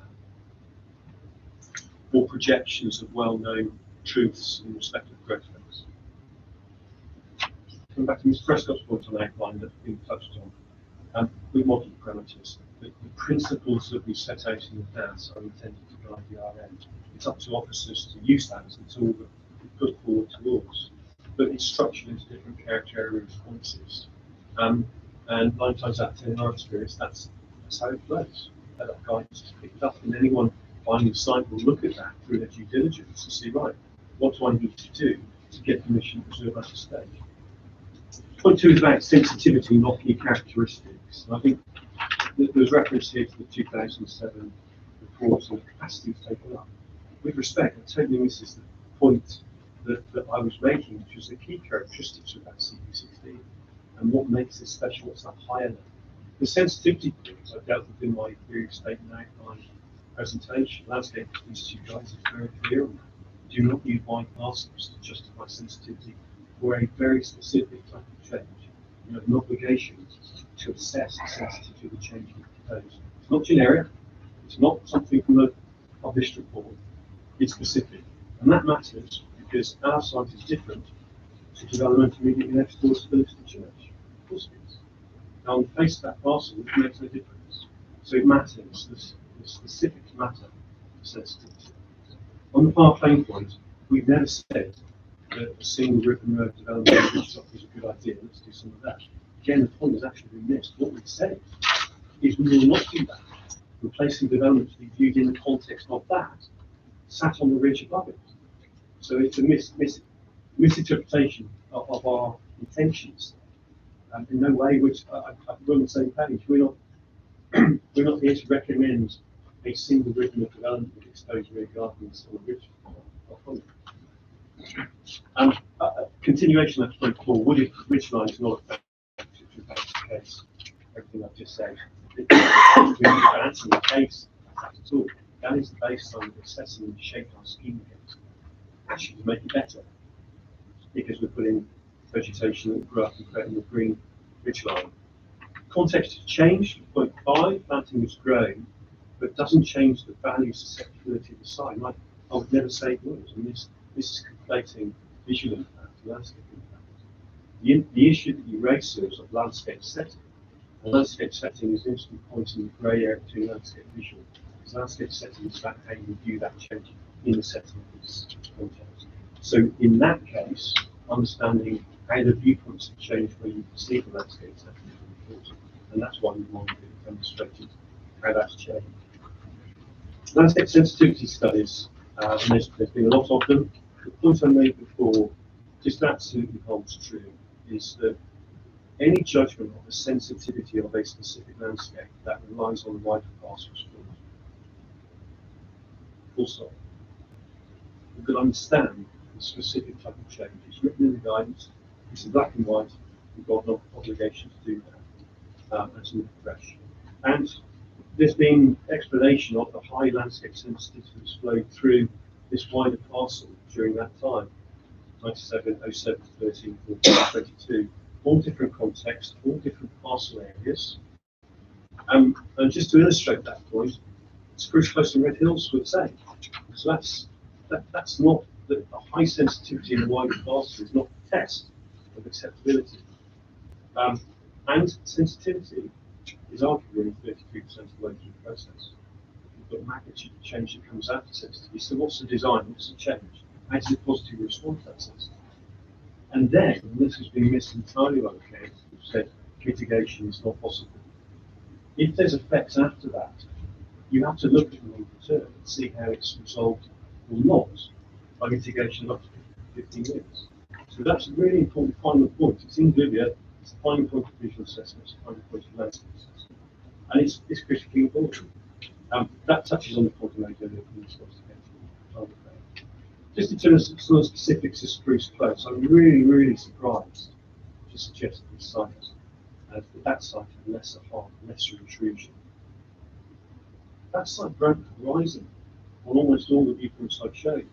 None of ours do to anywhere near the same degree. It's in the context of a wooded horizon. So sorry, beg your pardon, I meant Red Hills. Sorry, Red Hills, beg pardon. The visualizations I've shown.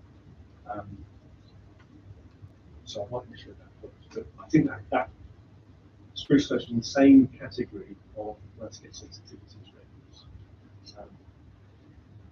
We've touched on CP16 in the different ways that's been approached.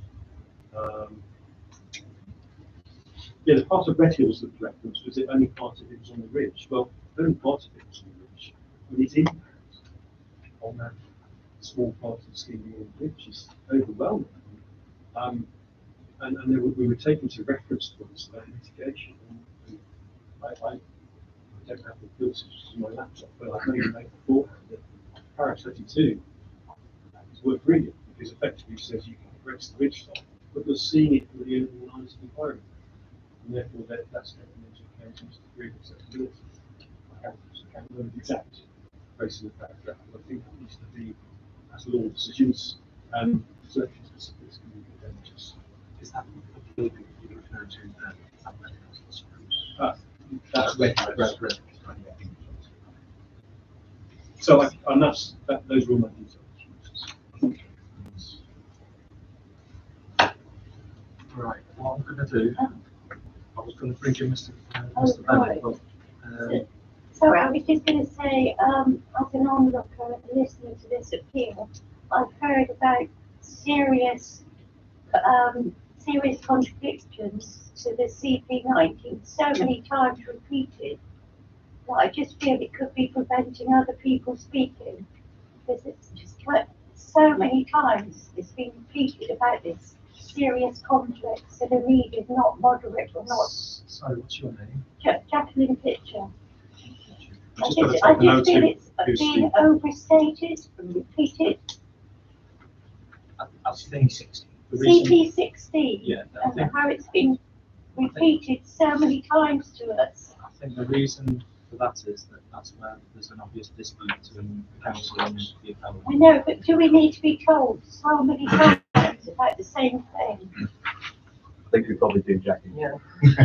I would say it's a key point of this main issue. So unfortunately, there is probably going to be reference. It's just as an onlooker, I find I've been told so many times. Probably in different contexts, it's certainly been referred to in different appeal decisions, for example. And sometimes I think those sorts of things are hard to get away from when there is such a dispute that exists. But surely there's other things to talk about. There is. So, well, thanks for that. Now, with your first, have you signed the attendance list? Yes. You have.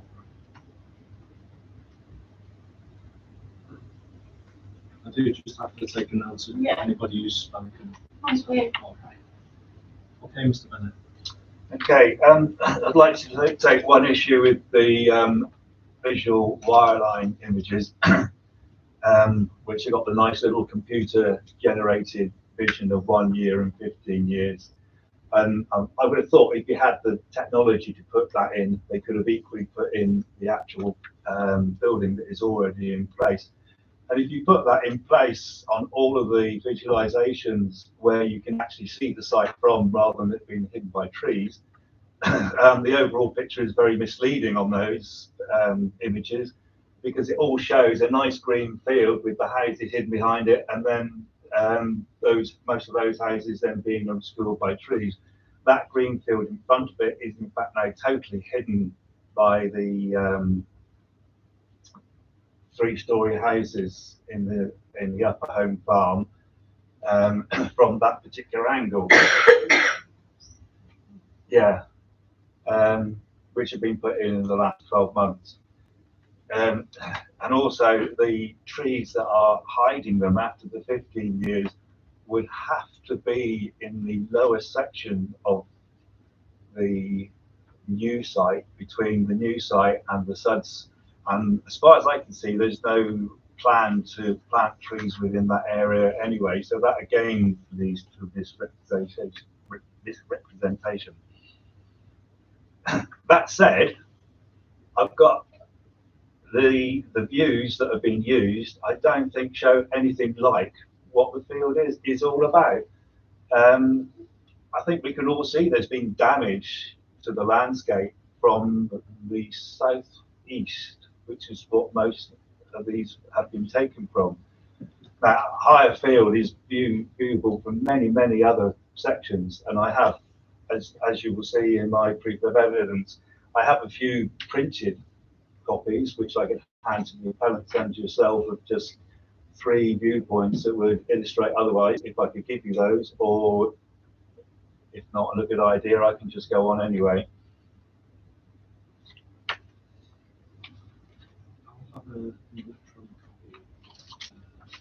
As I said, I have got them printed here, and you can have a copy, and the appellants can have a copy. Whether or not you wanted to share that with anybody, I mean. No, I think we're all familiar with these areas. It just might be useful to you to see them from that angle.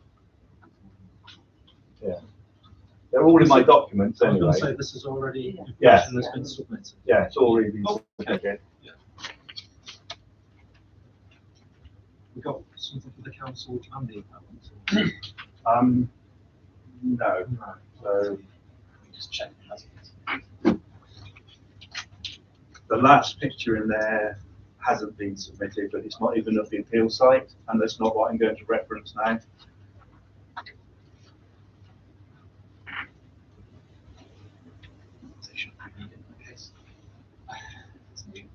Yeah. Just not going to refer to it.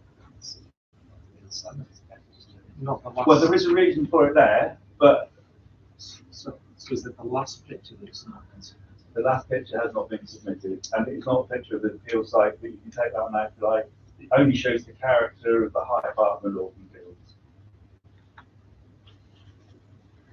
Which any objections? Okay. It's not, I just want to be left there. You- So it's a- This is- Did you put them on the website? They're on the, yes, I They're put them on the website. So before we go on to that, I'd just like to mention the local plan, which has very little weight apparently, but that local plan itself is consistent with CP16 and of LS1 as far as the Northern Hills go. And the whole idea of that is to protect those hills from future development so they remain the integral part of the northern landscape of Exeter. So whether there's legal weight to it or not, you can see that it's consistent what the city are trying to do is protect that ridge line. It's kind of where I want to put that one. Now, there's limited viewpoints I think have been used to show what Highfield is all about. If I can find my list, which I've put on somewhere else. Oh yeah. So of the pictures I've given you, pictures 1 and 2, we don't need to look at this stage, I don't think, because they are ones from the very near locality. It's pictures 3, 4, and 5. So pictures 3 is taken from a more westerly direction from the Ludwell Valley Park, which is probably one of the most used valley parks within the Exeter area. And you can see there that it is quite visible. It is a definite part of that landscape. And it's a very high, what do we call it? High value receptors would be using that one. And I have used a naked eye view on that one, which is in the technical guidance notes for distant views. So, and I've done that with the other ones as well. So it's about the 75mm aperture. So it's a slightly zoomed in from your 50mm, which is needed for the Type 4 as they've had on their wire lines. But for Type 1 or Type A picture on the Glivia views, it does say you can use a wider one, without a more zoomed one then. Photo 4 is the appeal site from Apple Lane. Now, Apple Lane gets used by thousands of people every time Exeter Chiefs have a game. So they come in down there, and that is the view they're seeing of it. And if we move on briefly then to photo 5 from Cliff St Mary, I think this illustrates nicely how the appeal site is part of the Northern Hills, and it's been intimated that the Stoke Hill and the Beacon Hill peaks are of far more importance than Highfield, because I don't know. If you look at that, it's got the same landscape features, which for those hilltops are green fields surrounded by hedgerows, which have a certain amount of trees in them. And that is what makes the Northern Hills that verdant, green, northern backcloth. It's not intimate valleys. It's not wooded skylines as such, although they are important. The landscape characteristics are exactly that, which is as described in the Fringes study, which supersedes the landscape characteristics that were mentioned in the Devon County Council description, which seems to have a lot of weight on it. That is not the described characteristic in the most up-to-date policy, which takes its back from the from the Fringes study, which quote that it supersedes the description from the Devon County Council. So those three views I just picked out. You'll see from my submitted form there are many others, and there are many other far-reaching ones. And the far-reaching ones, unless you're going to produce naked eye views on A4 paper, which is clumsy for all of us in here, then it's a far view, so you're not going to be able to see it that well. But if you're in those places, then you will see that. And places like Exeter's Green Circle, you know, I've walked it many times. I'm sure Duncan has, Tracy has. We've all walked it, and you can see it from various places around it. My views are not the only views that you can see the field from. It's from all over, and it's not just that little limited bit over the heights of Pinhoe. I think that's about everything I wanted to say, really. Alex, that's good, thanks. I just want to see clarification on these. Yeah. Before we move on. I was just trying to find these within your electronic submissions. Yeah. Because just as a procedural, I know there's one. I think on the front sheet. I don't think the additional photos in the back. I've taken one of them out because that wasn't even relevant, and that was the one with the wireline. Because what I don't want to do is be in a position where. So here you've got appendix MB1. Yeah. MB1, photo 1. Because if these are just hard copies of what's already been submitted, then that's fair enough.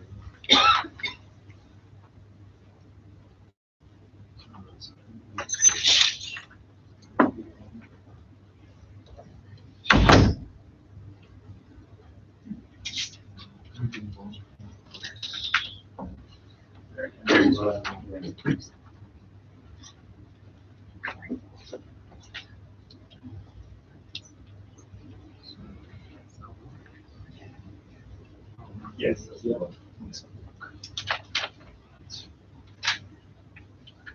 think that's one.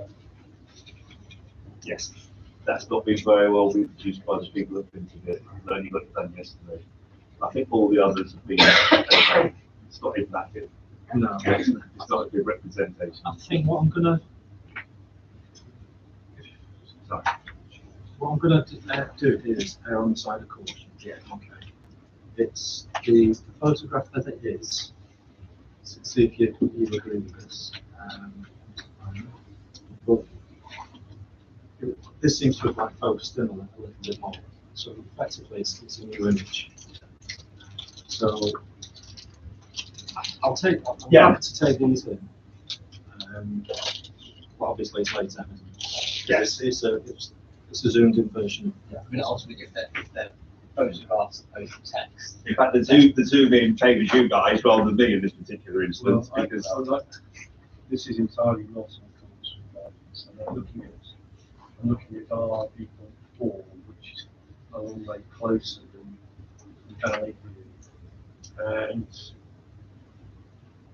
Valley View looks far closer. I mean, I'm entirely content if you visit the sites and look at mine. This is my intention all along, as I outlined.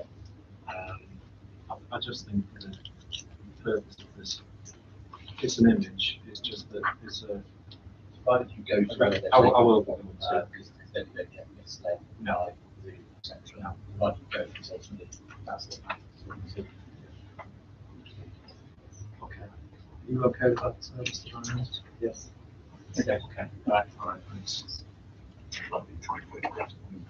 not that big.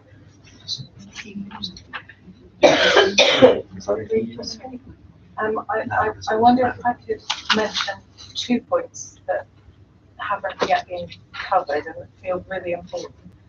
Obviously, I represent the local community forum and also participatory democracy research university. So I take a slightly different view of the context and would like to say about the character in terms of the heritage of this particular site. And I noticed that the appellant mentions our 10th century church. So I would just like to say that our village history is the stuff of local legend and plays a huge part in Pinhoe's local identity. So we're framed by the Northern Hills. We have views of the estuary. Those views are part of where the Armada beacons and on top fields. It's protecting the coast, and it contributes to the sense of the important character of Pinhoe. So I would just like to say the Saxon history from the top of the church, built 10th century, reaches all the way across the ridgeline to where the Pinhoe hoard was found, just the other side of Higher Field. And I want to make the point that this is where Higher Field sits in terms of our local heritage. And you can see this at the crossroads between Churchill and Church Lane. And so I recommend you look over the gate when you're at that junction, and you will have a real sense of the track of history that we celebrate locally from the church through to where the hoard was found, the other side of Higher Field. And we have the support of more than 2,000 people, as you'll know from our evidence, who want to protect this. The other point that I would like to make is about biodiversity. So I've listened carefully to Council noting the new frameworks for decision making and Sorry, in terms of biodiversity, what is that the next issue that you want to talk about? I'm talking about the higher order of harm that the council is flagging that we all need to be looking at in terms of this decision. And I just want to say that we are community partners of Natural England and part of the Landscape Recovery Scheme. So we would draw to your attention the government's 2021 Dasgupta review, which recognises the directional value of biodiversity and wildlife as natural capital assets which require protection. So if you are looking for that higher order of harm, I would like to give you that. Right, thanks. No, just to clarify, sorry, Mr. J. Yeah. KJ. It's just if it was going to be a lot on biodiversity, I was going to suggest that we should go up with matters, that's all, so that we don't sort of drift off the main issue. Thanks. I feel that it's the higher order of harm that the appellant is constantly saying, and the balance between the need for housing and actually the fact that we are in a climate crisis, and this is being increasingly recognised by senior departments within the government who are issuing advice for councils and floor planning, seeking to put this at a higher level of importance for all of us. Thank you. I'll bring in the appellant on this. Do you have anything that you wish to raise? And I think we need to be moving on to the next main issue if there's no more questions. Just very Yeah. Mr. Bennett, questions that the people's chosen, I suppose by me, to try not to see the buildings, the viewpoints were selected as part of the LIA process. The ones I'm showing are directly informed by what the inspector in the previous field was interested in. We've moved positions to get the worst case. So we've deliberately chosen, as I alluded to, certain footpath alignments on the road, so we've got the best view frame sides up. I don't accept that one. I'm not suggesting it's not a common point made, because people that live locally have a wide array of views, and sometimes are frustrated because we try and pick a smaller number, and we have to, and then we focus on the worst case. So I do get that local people want to represent other views, but certainly we try to pick the worst case that had the most impact on the previous decision making. The 3-storey property issue, the height in the parameter plan, the positioning of the vegetation is in the parameter plan. There's vegetation on the southern edge as well as the northern edge, hence that layered approach that I spoke about. I won't go on to about the views that we've got. It's clear to me that they're not in accordance with guidance, but appreciate that they're drawing attention to going down. I think there's only a point on that final point was raised about biodiversity roads on the ground, but we've got no biodiversity again, so we've given that a lot of importance in our scheme design, and our open space areas are way beyond policy requirements.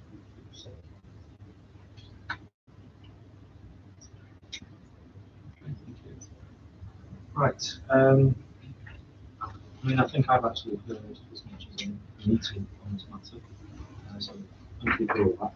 But before we move on, are there any questions? What I would suggest is, I mean, it's just on 2:25.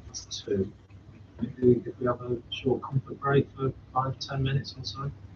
Maybe 5 minutes to me.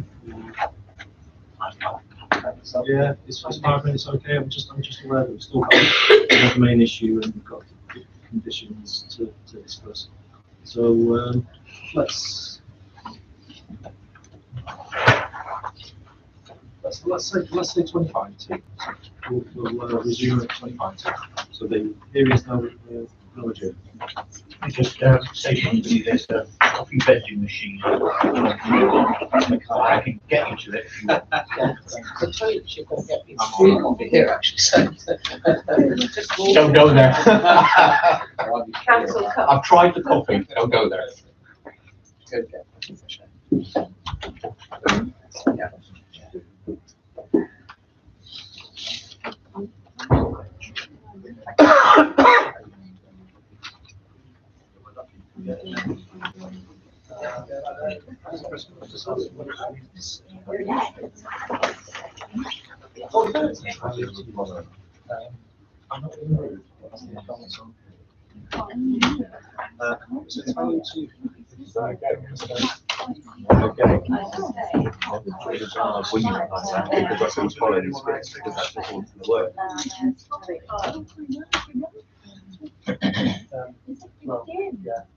I think my bullshit means are It's going to be a second page. I'm going to leave. I'm doing my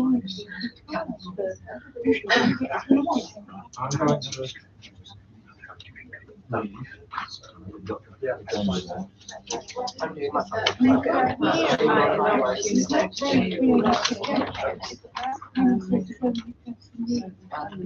also going to mention about Well, if you're going to do it again, with all the housing, the place, the education thing, not healthcare and highway. I will mention about healthcare as well, because the surgery just struck me. So I'm going to mention that, so it does go through to reserve my time.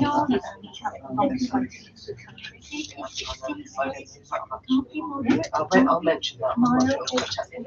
well, they can say, you know. I'm trying to keep it local and talk about the doctor's surgery that just, they've had problems at home. No, they're not, you know, if the worst comes to worst, they might have to give more money to have surgery.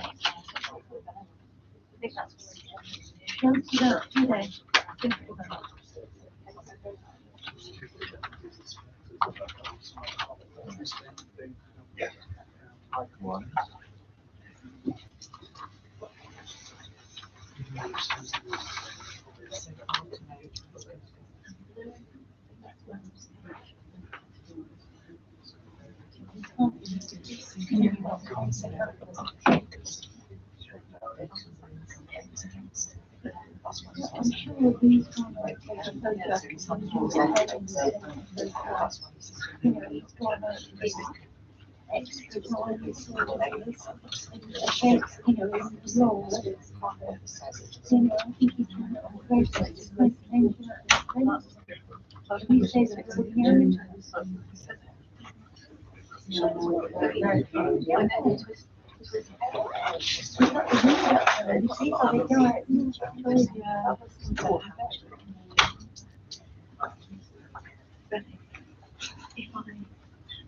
so many issues covered, isn't there? The public, I mean, the same thing, the same things. Let's just bring it back.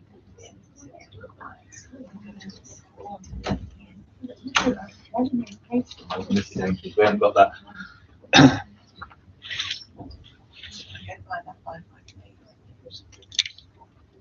Well, they do, they're so high, aren't they? See these two And they bands? sit there under those and they Just put a knock on the window. And I don't know if she signed my puppy. I know, I work at that. Even right, even right. Realise we went to let the dog out, he just laid on the mat and reflected the air. Well, really, because of the rain. Yeah, we're very sure. No, you just look, just. You won't go, is it not, you won't go, Well, first we came on the morning. We looked at my yet. She came in, she hides in the corner. so he knows the difference. I went in, but he wishes He doesn't weird. He did a weird. So he knows, he just knows. I was saying that you didn't do it, so we actually done it. Yeah. I did it.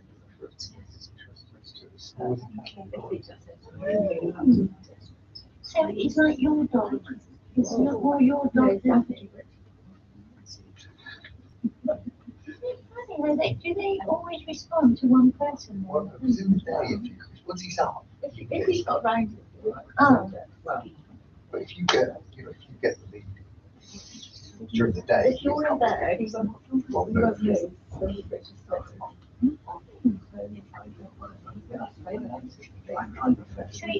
you want to go and have a break? Oh, he does. So he goes on, does he? Does he do a paddle? No, not normally. I mean, you have to make it. But it does say that. Sure. You hold it up, half and slept on the floor because it's for about 4 nights. Now he's sleeping in the tennis room. No, the utility, but he cried for 4 nights. Yeah, and they put a, puppy mat outside the bed. Yes. But he shot in the utility. Yeah, And that's he why doesn't- they do. Yeah, yeah, no, he's all right, he's fine now. But they tried to get a blanket over it, it's cold, keep it warm, and you can lie down and cry and they get off into the phone. So where can they get hot? And I thought they got cold, that's it. No, maybe you couldn't see enough.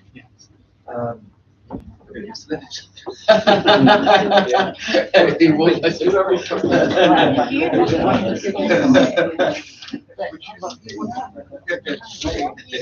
Without the usual service. I don't know if it's supposed to be or not, just do it.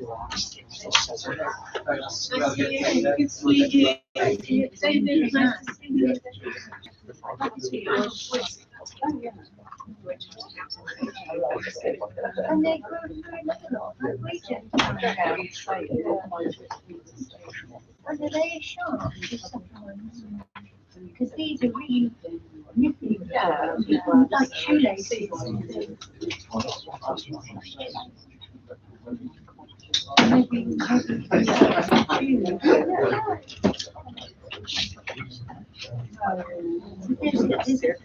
There's a dog place down in Exeter Road, isn't there? On the main road. So let's try to get through there.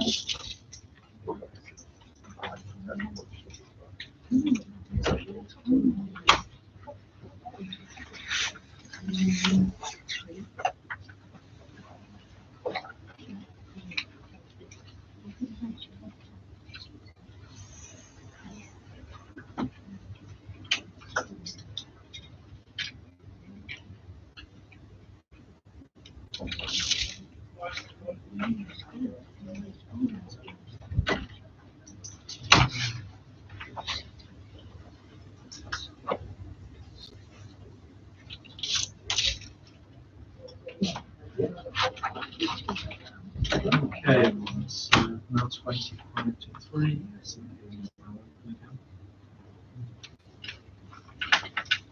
The Germans seem to go quickly.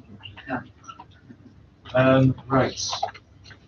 So, moving on to the second main issue, and it's about proposed development of adequate provision of affordable housing, open space, healthcare, and communities. As I alluded to before, healthcare needs fitting in that's what's already shown in general, because it's not really common in the council. Some education, sorry. Education, sorry. Right. So, I think to just get the ball rolling, and obviously Mr. Diamond, if you had cited the unilateral undertaking as well. Yeah. I just need a little bit of clarity in terms of the disputes around the topic before we go any further. The UU as it is now, sorry, that's unilateral undertaking. So, as it's set out now, there is provision that the GP surgeries. Is it that that's also missing?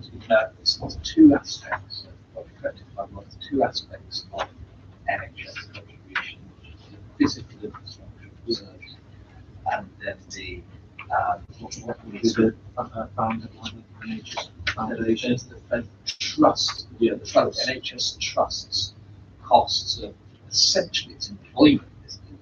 Not the actual No, I think in this case, please, Mr. Dunn, correct me if I'm wrong on this, but the objection letter is simply, it's a letter to Michael Higgins's dated 7th of April 21.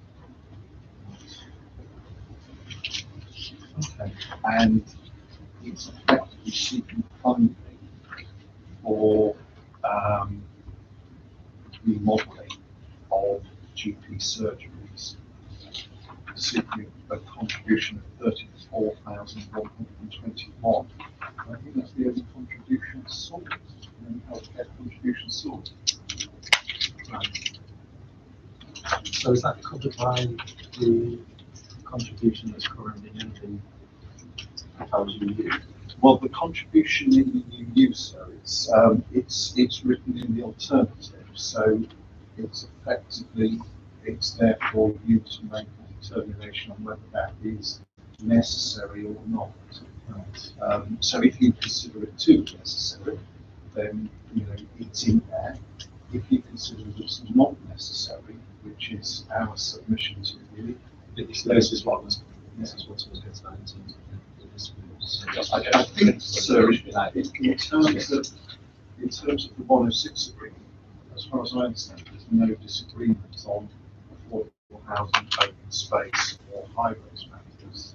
Education is on, and the only dispute between ourselves and the council is in relation to the necessity of the healthcare provision, Which is in the form of this contribution to the GP surgeries. Yes. So in the £559.36 per dwelling, is that correct?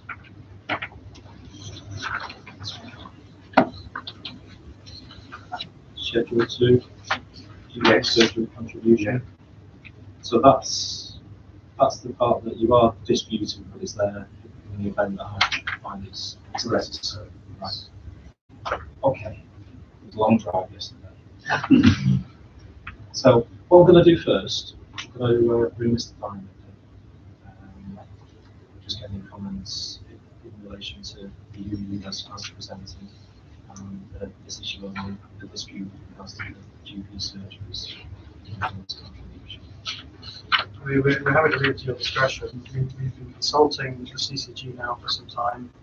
These contribution requests are not unusual at all. They're always in this form. So on this case, there's been 3 responses from them, which you should have all of them. One is the first one, which is where the request for £34,121 was made, which was 12th of April 2021. And then there was another on the 17th of June 2021, which I think was responding to then applicants querying the justification. So that was a further response from the CCG, that justifying the request. And then most recently, further response when we came to realise this was still a dispute, and asked for further information on what the money would be spent on. So there was a response from George Groot. So he is our standard contact to respond on behalf of CG, saying where the monies would be spent must date 21 October 2022. And the CCG is now known as the ICB, and changed nationality. So I mean, all we're going to say is that the similar requests were made for the appeals that we discussed today, so Spruce Close, Cliffs Road, and Red Hills. So for the Spruce Close appeal decision, the matters addressed in paragraph 54, Cliffs Road is addressed in paragraph 60, Red Hills is addressed in paragraph 36. The inspectors all considered that the request was still legs compliant. That's all we're gonna say. Okay. I mean, yeah, Mr. Seaton, because what I was going to suggest is let any interested parties, because the two councillors there wish to say something, and then at that point we'll give you the final say. I think ultimately though it's going to be one of those situations which you have to judgment.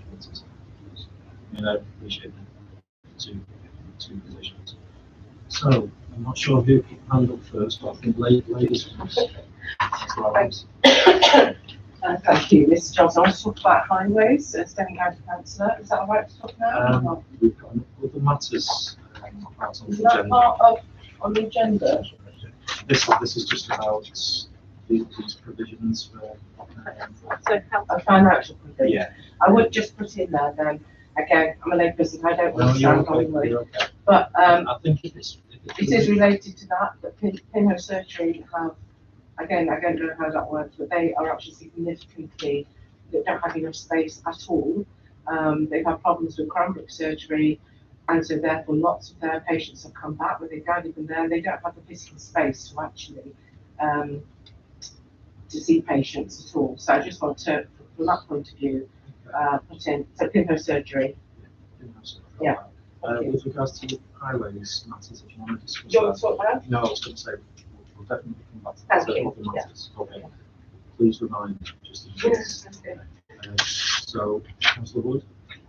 Very much Tracy said it, the Pinhole Surgery has absorbed the new residents from the Hill Park and Monkton master plan and the various infills that have arrived, and they have received, I think, no funding as yet, and yet they're absorbing those. So I feel for the appellant as it, and they're maybe towards the end of the pecking order, but that is a definite need, and the straw that could be the straw that breaks the camel's back. Okay, thanks. Yes. just a little comment. That is my understanding that the MPPF requires that all developments have the necessary infrastructure, and the NHS is necessary infrastructure. And we need to see investment in both primary and secondary care infrastructure for every increase in development. As I said, we've increased our population by 11%, but we haven't increased our NHS services by 11%, and as a result, we are the worst in the country for waiting lists. Right, thank you. As I informed you all before, how the proceedings go, the appellant always has the final say. So I'll bring the appellant in now. Mr. Seaton. Thank you, sir.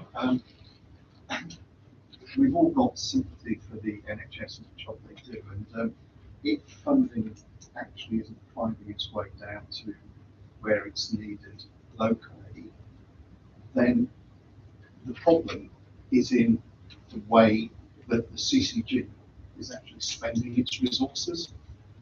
This is key points. If you look at the appeal decisions, then a number of NHS requests have been dismissed by Secretary of State's inspectors. Some of the inspectors have found favour with funding below GP practices, but often in those cases, evidence hasn't been presented to those appeals. Sometimes the appellant has accepted them and not questioned the matter.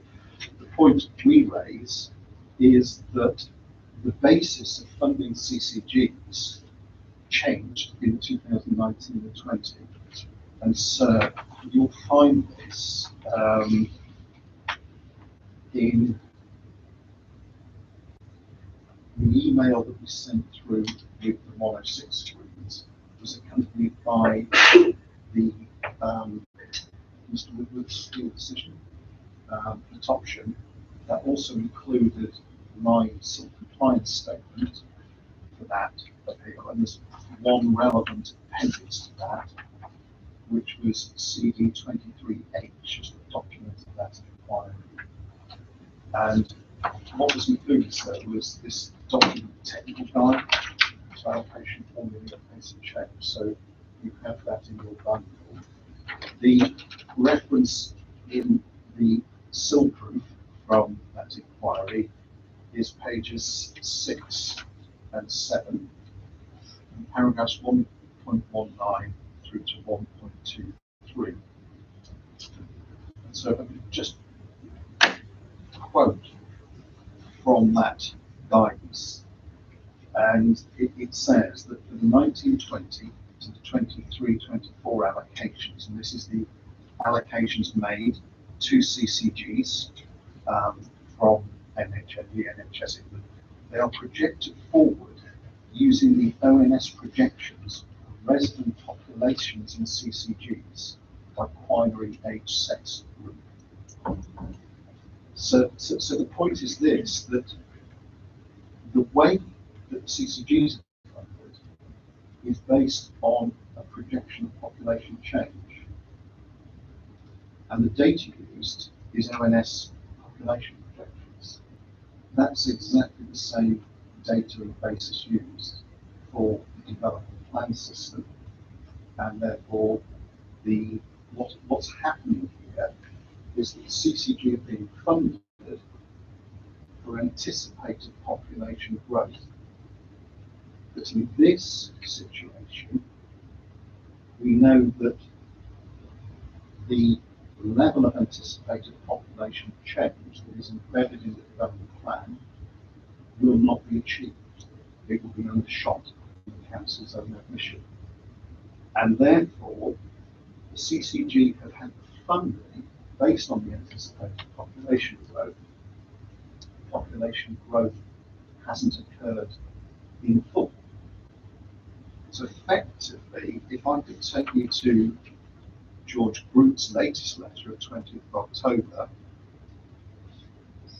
and about halfway down in a smaller font, Mr. Groot points out that current is steadily growing, has done since 2013, etc. And he goes on and halfway through says it shows no sign of abating, driven as it is by local housing developments. So it's entirely wrong. What the CCG are doing is double counting. They're getting the funding on the basis of the population growth. That their funding bakes in that population growth. They're then seeking to count the housing developments which are the recipients of that growth, i.e. the accommodation of that growing population. And they're saying, oh, well, because of this development, we must have more funding. But those houses and those occupants are really the same people that were growthed into the development plan process and were growthed into the CCG funding process. It's a plain error of double count. So that's my main point. And then the point is, well, okay, this is going to be spent on local infrastructure. I can understand that, but the money's already there. Quite why it isn't being spent where it's needed is a question that needs to be posed to the CCG and the local health trusts. here, we're told in the original letter that this is for the Catherine Pinkhurst surgery, Ischia medical practice, and Farmfield Hill surgeries. All three of those surgeries are privately owned. They're owned by the partners of those practices. So we're not talking about a public building or public good. It's something where any capital value is sort of accrued to the partners of that practice. But it makes no difference, so whether it might be spending on physical infrastructure, whether it's spending on drug availability to patients, whether it's actually spending on it, that's all covered within the funding process of the NHS. I'm not going to take you through that in detail, so I don't know if it's a very complicated process. And if I could just go back to George Group's letter of the 20th of October, and in the first section of that, in the large font, the penultimate line is Mr. Group recounts where funding sources are coming from. But the penultimate line says the balance of the primary healthcare investment plan will be supplied through sources from the NHS England. So I just think it rather makes the point that, well, yes, they might be giving it a go, they're getting this money through the 106 process, but if not, the money is there, and it should be there because of the way funding formula is structured. So that's it. So on the basis, therefore, we consider it fails the test of necessity because there is already statutory provision made through the NHS weighted capitation formula.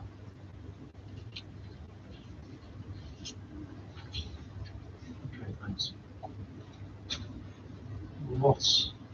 Like I said before, I think this is something I've just got to take the opposing views, just the comments that's been received today as well.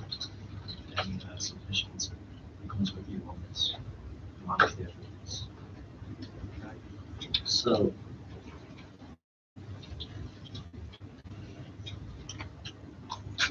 I haven't really had more questions on this issue.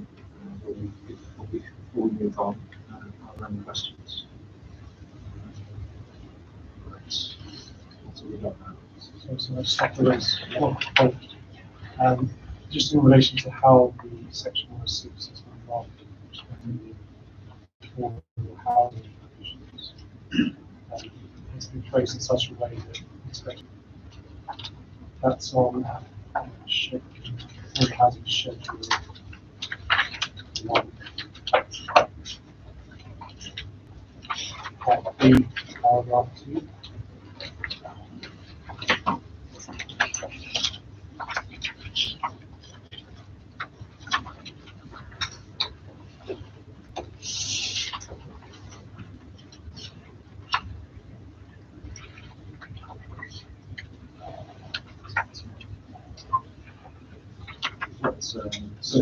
So paragraph 2, so should be what?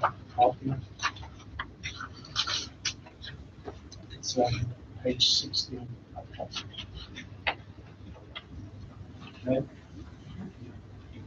So, so the City Council has an opportunity to review and approve essentially substantial provisions of the draft plans to use the City Council's standard form documents, provisions for housing, safe and respectful responses to paragraphs. And that just relates to parents' offer to fix the number of bedrooms in the affordable homes. This is paragraph 2.1 is a breakdown. Our standard provisions are such that are expressed in the way of 2.2. That it's seen at a later stage that reserve matters that what's the particular type of housing need is identified, that we will then be able to establish that's our standard way of studying where we go 2.2, and the inspectors are invited to make a decision as to whether it's acceptable to fix the particular mix of affordable housing now, or whether that can be determined at a later date. Just our position on that is, as I've already said, it's myself, is that that would be better than actively later stage of preserved matters, and that's a reflection of our housing is states that better to that point. So without wishing to have a comment on how can it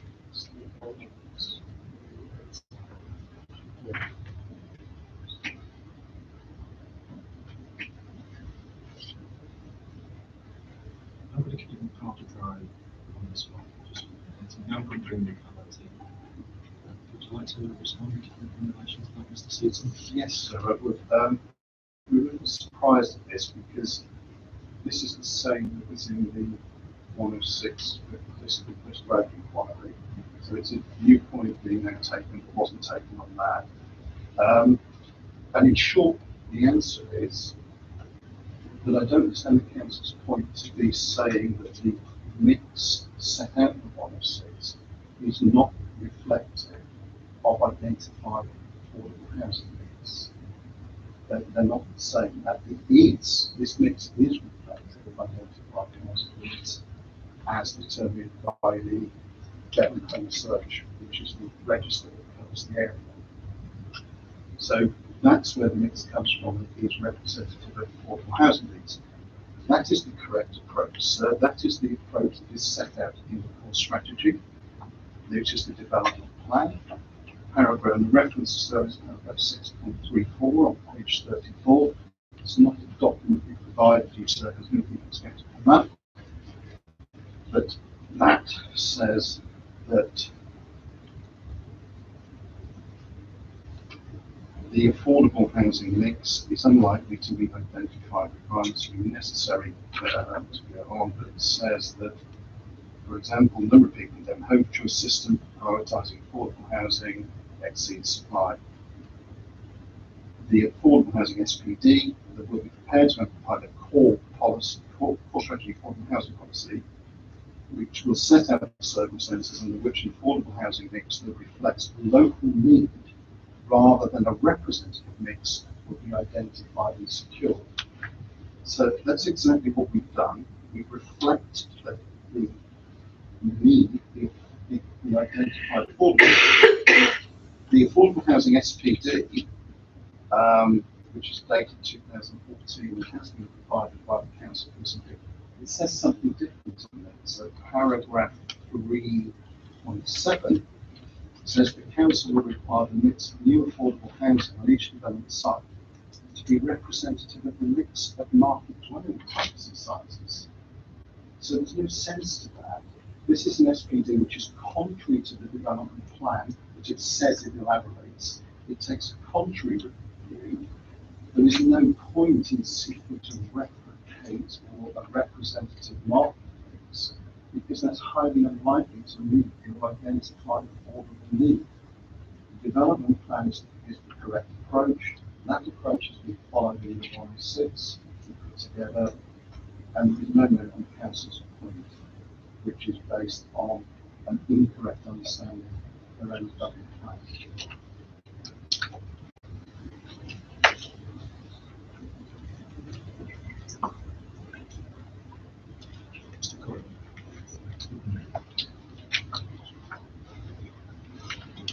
Thank you, Mr. Seaton.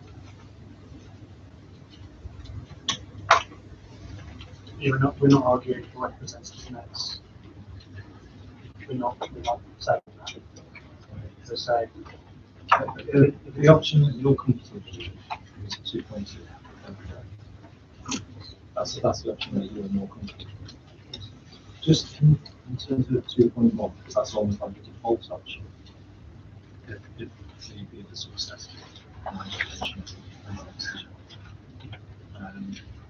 how would that not work in terms of any future scheme looking forward up to 6 months relevance? it could work so that I suppose it would just reflect our preference. Right. I think on that basis, I'll leave that there, and I'll just focus on your preference to 2.2 and the flexibility that offers. compared to 2.1. Obviously noting all comments raised. Before we move on, is there anything you wish to say in respect of anything on that issue? No?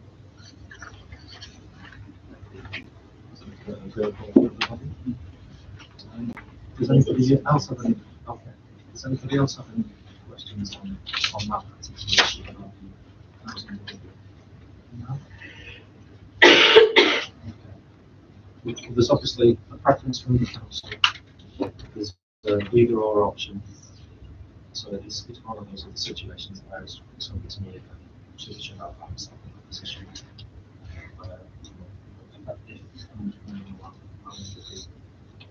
So, yeah, we'll move on from that. Thanks for raising that. All comments duly noted. Right. Councillor Adams. Yes, so just talk about highways. Highways. I'm the local county councillor for Pimpo Mincing Lane, and I want to express my concerns about two things really. One is pedestrian safety, and one is the sustainable nature of this application. Any opinions I make here, not just from me, but they are from residents who have spoken to me and have contacted.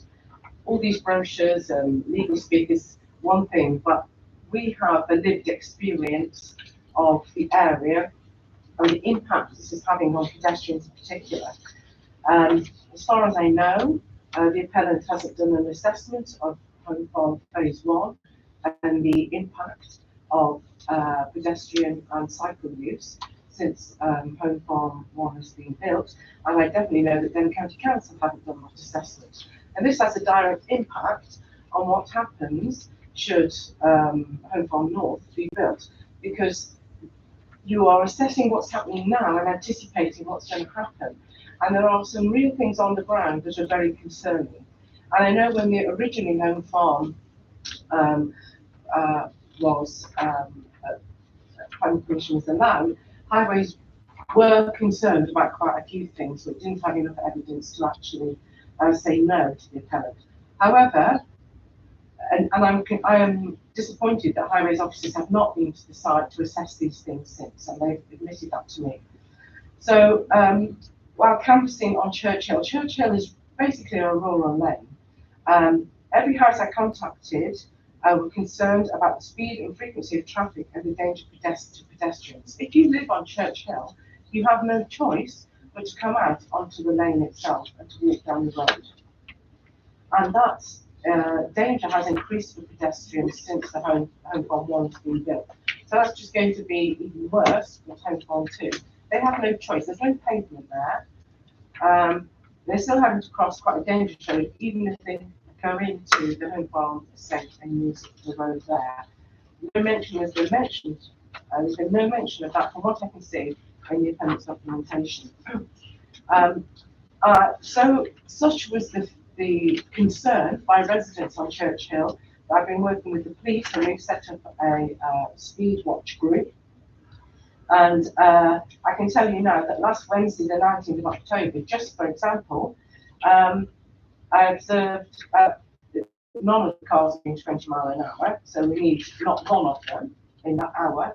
And I observed in 30 minutes 5 residents from Home Farm walking down Churchill.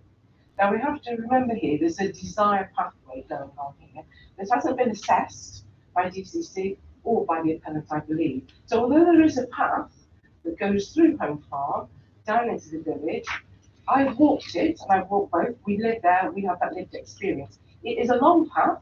It takes you twice as long as it does to walk up Churchill. It's steep. It's not suitable for cyclists. It's not sustainable at all. If you're fit, able-bodied, it's okay. I went to visit a friend who lives on the Home Farm site. I was out of puff completely by the time I got there. Churchill, although it's steep, it's actually a quicker journey. So there is an issue here about this desired pathway, and that people who live on the west side of Home Farm Estate now are walking down that main road, as observed by me only a week ago. There was a woman with a pushchair walking down there. Now you can say, well, that's their choice. But we do have to think, I believe, as people are concerned about the area, should be taken into consideration that people are not using that pathway as much as they, and I'm concerned that Home Farm North, should it be agreed, we're just creating more dangerous scenarios for pedestrians walking down Church Hill. Some will have no choice. The people who live on Church Hill have no choice to walk down. I also think the appellant was a little disingenuous talking about using the footpath on Church Hill. The footpath stops at the chicane, you'll see when you get there, and from the chicane down into the village, there is no footpath. There is no way to put a footpath, which I know is one of the reasons DCC were concerned about this whole development in the first place, even though they passed it. It's not safe to walk down there. And we're thinking here about building more houses, adding more danger in this area. DCC Highways in their planning report did make clear that the Highway Authority has raised concerns about pedestrian accessibility towards the west of the site and has questioned whether safe and suitable routes are provided for all users. The fact is you can't produce a safe route down Church Hill because it isn't space. The road is too narrow. I also would challenge the DCC statement that says the Highway Authority accepts that the Church Hill link is not necessary for the acceptability of the application. The residents that live on Church Hill, they have no other choice but to walk down that road. And the appellant in 4.4 in their transport statement fails to mention the lack of footpath between the chicane and the lower part of Church Hill.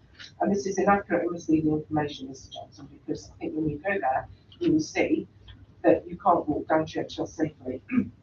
So although there is a pathway that the appellant has put into Home Farm 1, and I assume that will be from the paperwork we've seen will link up to Home Farm 2, my fear is that most people on the west side will not use it. They will do what they're doing now, which is walking down Church Hill.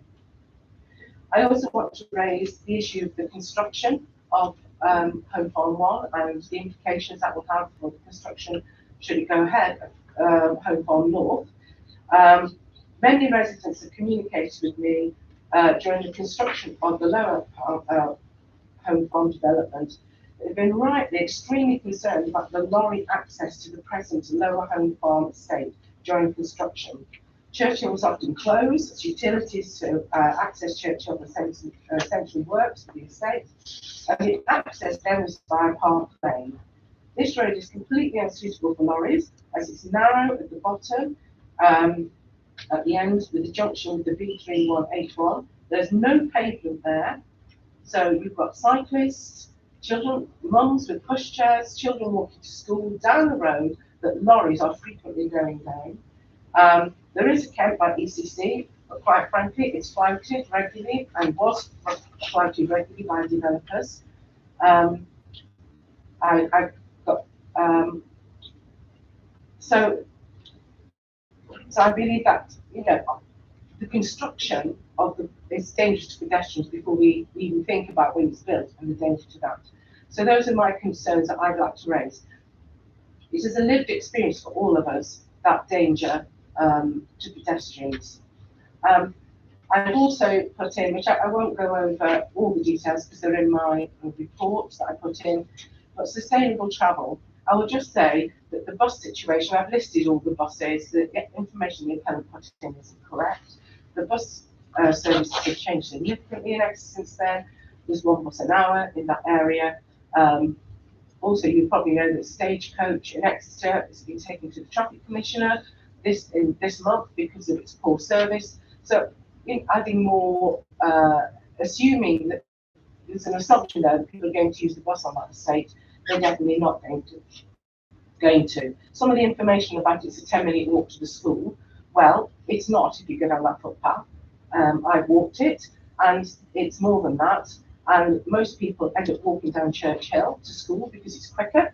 And there is an assumption there that the children are going to go to Pinwood Primary, which is actually substantially, it is not as many places as there should be, and they'll probably end up going to Westcliff Primary or Monckton Primary, which is not a walkable distance from Home Farm now or Home Farm North. So it just adds more traffic onto the highway, so it's not sustainable. The rail service from Pinhoe is getting better and is good, but to say, you know, it's over 20 minutes walk from the station of the 5.5 gradients to the lower home farm development. It will take longer to get to the northern Highfield development, and if you're fit and able-bodied, you can do it in 20 minutes, but it is steep. So it's not sustainable. People are going to get in a car, they're going to drive to the station, and then they're going to catch a train. They're not going to walk it. There's limited parking at the station, so that's not an acceptable scenario. Cycling is difficult. When you go there, you'll see steep gradients up to, even if you go on the path that has been put in, it's very, very steep gradient. You have to be very fit to cycle up there regularly. I'm going to leave it there. I've put more detail in my report I've given to you. But my main concern is with pedestrian safety, and I think the appellant has sort of scooted over that and not actually taken that into consideration. It's certainly, as far as I know, it's not done an assessment of pedestrian safety since they've been Home Farm 1, and neither has the County Council. I live there, I do speed watch, I see it every day, or every week, anyway. And I think many others who live there will say the same thing. That's the real world that we live in. So I'll leave that there, thank you. My perspective just on the points to me, which is just a mention that a member of Devon County Council, they provided a formal consultation response, which was faithful and contrary to what we just heard, summarising the Office of the Board, and then the Office of the Board returns to the issue of high business sustainability later, so in the future, the board will have a consultation response and then choose itself and that translates. We rely on that. Yes, it also just relates to the conditions. There's a footpath link from the existing home farm development to Broadport Parks Avenue was required to be provided under condition 6 of the reserve matters of that proposal. That link is now in. I'm not sure how long it's been in for. What that does is provide a safe walking route right down towards the shops that Broadport Parks Avenue comes out near to where the shops are and double the roundabouts of Pinhoe, and that is a route that is on highway which has footpath. So that there is a safe walking route. I understand the point about desire line, but also we're talking about a relatively new development that's still under construction, where people are just moving in, where the link has probably only been provided relatively recently, and it's a point about information and behaviour patterns. Travel pack, we are proposing to provide a travel pack, and I think it's important to draw attention to the provision of that link, which does provide a much safer walking route from the appeal site down towards the shops and station from home, rather than going down Churchill.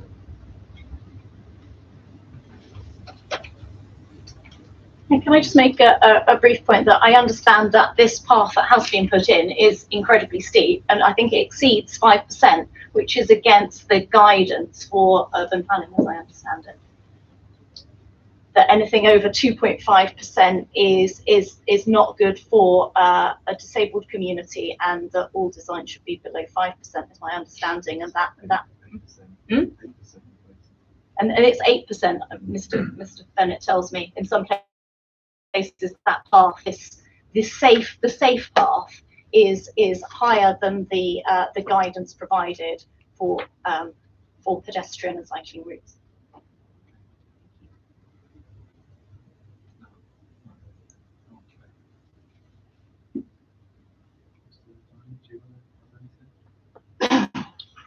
You follow that county advice, so we can't.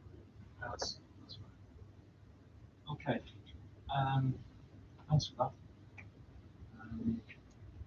So So before moving on to discuss conditions, are there any further planning issues in respect of this approval? Anyone wants to just move forward? Obviously, we spent a lot of time talking about the specifics of other cases, creating all sorts of cross-referencing to other years, etc. And focusing very much on the details around CP16. But the National Planning Policy Framework has to underwrite all that we do. The principles are key, and the principles around environment, response to climate change, those issues actually aren't specifically referenced in CP16, but they are crucial, and this development isn't climate ready. It's not in a good position. It damages key environmental resources. It breaks the green it breaks the green route, if you like, for wildlife. It's just it goes against a number of the elements within the NPPF. So that's, if you like, beyond CP16, but it does underlie what we're trying to do. What I'll point out at this stage is in the policy section of the agenda, you'll notice I've got National Planning Policy Framework there as well, so it is something that I will have regard to when making that decision. Mr. Banner, if you don't again, I think you're repeating yourself. I think I'm pretty much so. Right then, let's move on to conditions. I'm not sure which is the best one to use. Probably the latest. The latest set that was provided with the commentary. That's probably the best document to work from. It was attached to the Yeah, I did get that. That's actually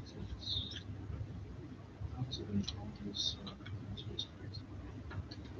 We were actually trying to print it off, but it couldn't get it on the sheet. right.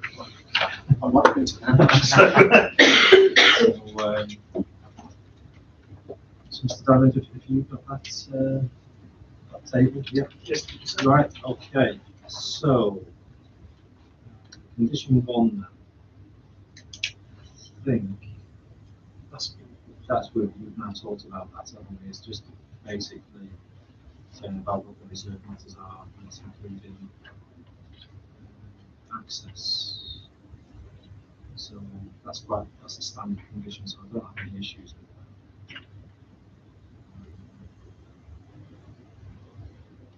Application for approval of reserve matters shall be made to the local planning authority not later than 3 years from the date of this commission. And I've got reference to the parameter plan broadly in accordance with the illustrative layout. Obviously, there's some concern with the reference to the illustrative layout at this stage. Our preference would be to remove it, so we've suggested an alternative wording and then more. So we're happy to leave it to your discretion as to which you prefer. I'll bring the balance in at this stage. I mean, is the preference, or was it? I thought that the sticking point is just about the illustrative layout. Yeah, I think there's 2 points. Simply what in the left-hand column, we've drafted a condition there that conditions the parameter plan, and I think that's common plan. Yeah, that's the question is, should it be lumped into condition 2? Condition 4, the council suggests that effectively that should be a separate condition, conditioning the location plan and parameter plan.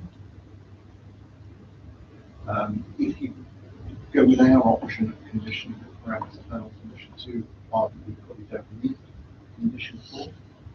But we're relaxed on the matter. It either way gets to the same point of conditioning the parameter plan to inform the RM. So that's one point. And the second point is simply that the use of the words broadly in accordance with the illustrative layout. we're relaxed on the points, sir. It's often in common usage, but if you would prefer not to delete this, accept council's suggestion and remove that, so you're only referring a condition in the parameter plan, there's no problem to impose on that. Just what it is standard normally to include reference to the location plan, which the development condition doesn't do.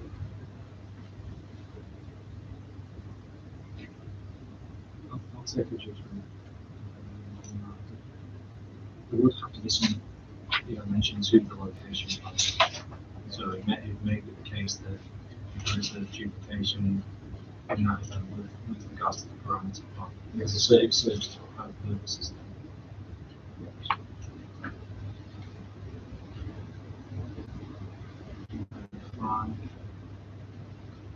This is about trees and hedges on the around side should not be felled, not removed without prior written consent.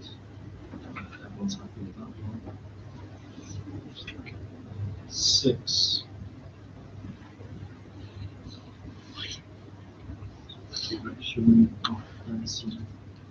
The protection of any retained trees shall be provided before any equipment, machinery, and materials are brought into the site for the purposes of development, and shall be maintained until all equipment, machinery, and surplus materials have been removed. Effectively, is tree protection, isn't it?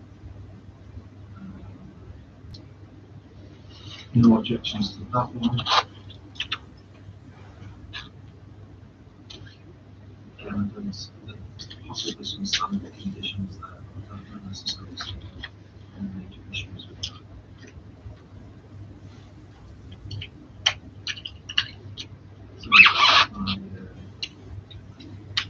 So, just change that for a minute.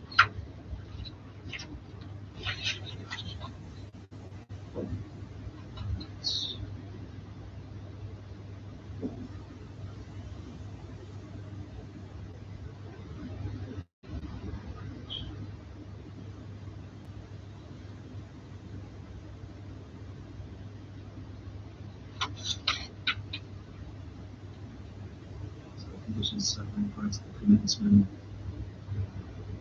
biodiversity mitigation and enhancement plan to be submitted. So it's an overall situation because of the conditions.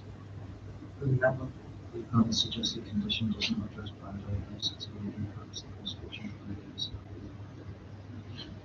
Yeah, so it's like miscommunication there. That the balance condition there is for an enhancement plan, which ordinarily would consider as part of landscaping reserve matters. What the purpose of our original condition was to ensure that biodiversity issues are protected during the construction phase.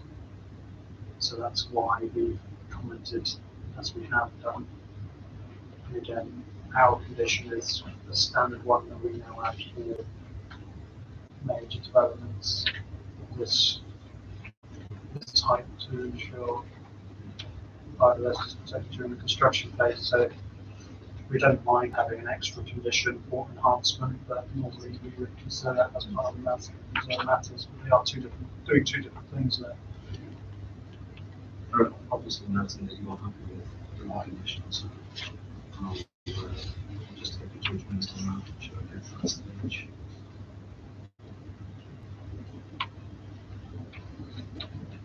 National construction work should not take place outside fitting, so that's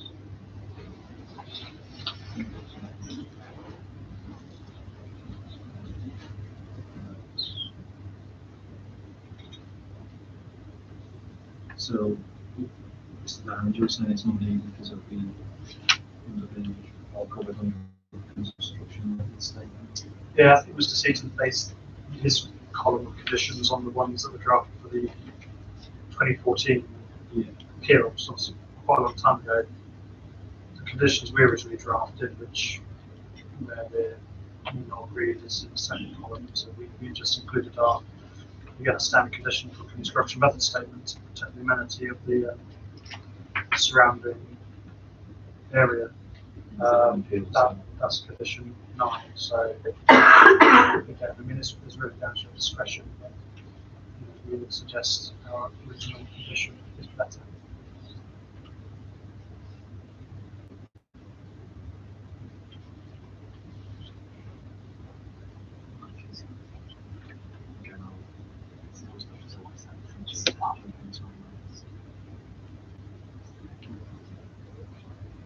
So then we get into the construction environmental management plan.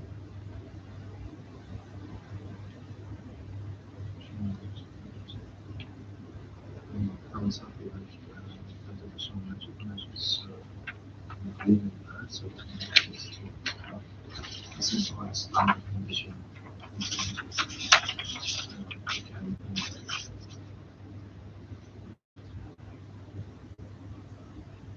So we'll then come on to contamination conditions now.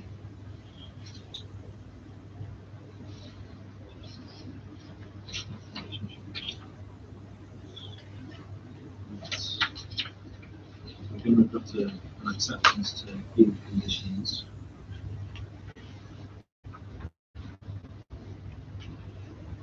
Again, this will not be changed because it's a standard condition.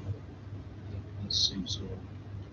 Yeah, I mean, we'd refer you to the environmental health officer's comments that recommended both. So again, normally it's a standard condition for us to have where it's necessary. The contamination condition, but then to have the extra one where if further unexpected contamination is found, that clearly needs to be remediated. So I can't help the verification of the situation. That's usually a standard feature of these conditions.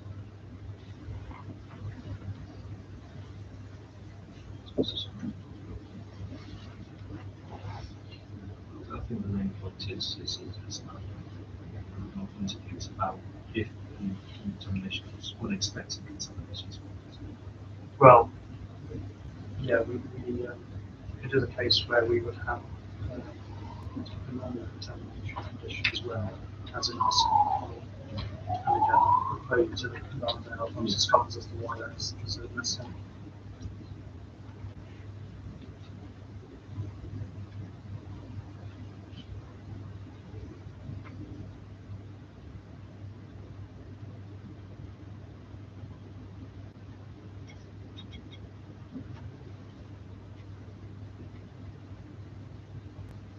So, the one thing about balance sheet using level 4 for code for sustainable homes.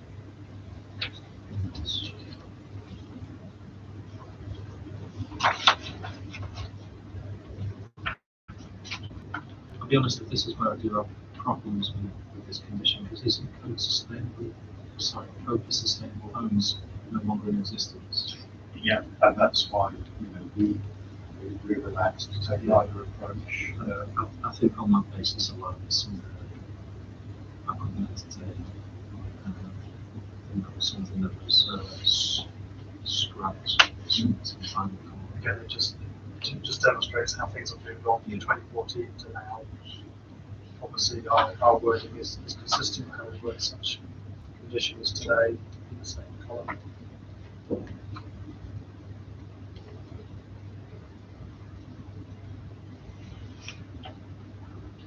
No, can I just, wait? Just in terms of sustainability, I understand there's a 2025 home standard that Professor Peter Stott referenced in his proof of evidence. Yeah, I'm wondering if that should be referenced because it will be post 2025 when these houses are built and we should be meeting future sustainability targets.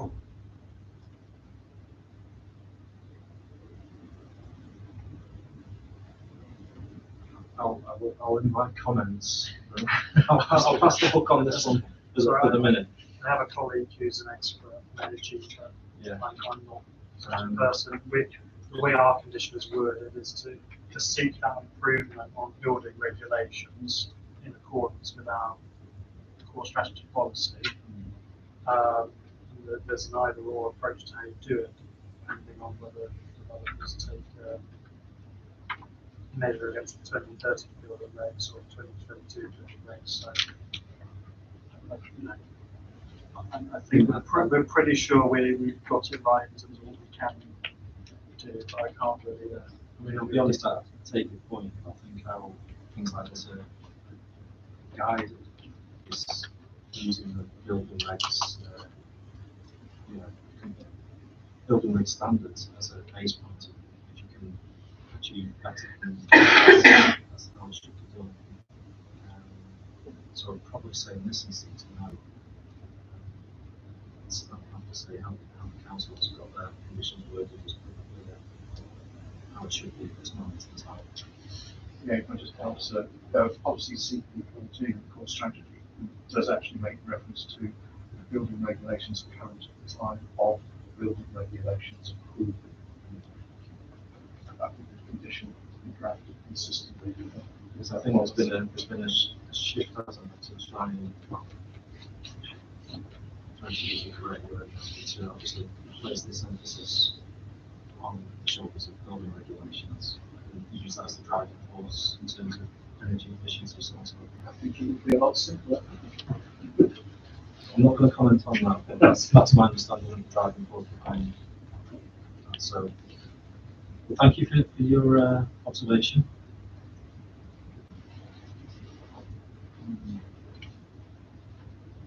Is it me or is it No? Yeah. Just for one chair.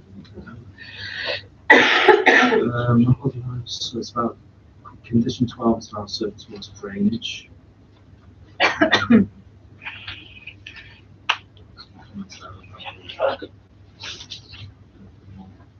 Preference towards the condition. Well, we've decided what the legal authority has recommended, although with a suggested rewording at the beginning to say concurrent with the submission of reserve matters instead of prior to as part of reserve matters, which is consistent with how the Spruce Close would go.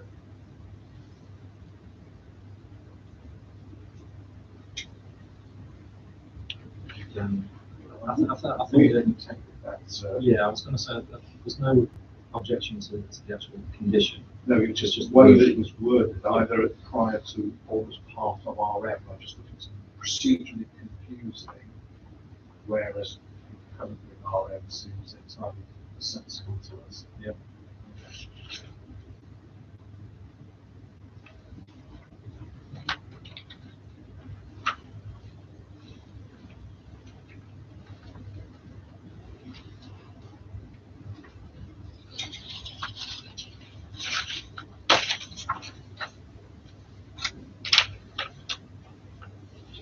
We've run out of numbers now, so to titles, highways conditions. Yeah.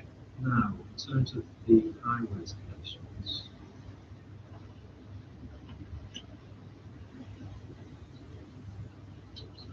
Which was just the one I referred to when commenting on the footpath. So, in our opinion, this condition isn't necessary because it has already been compliant.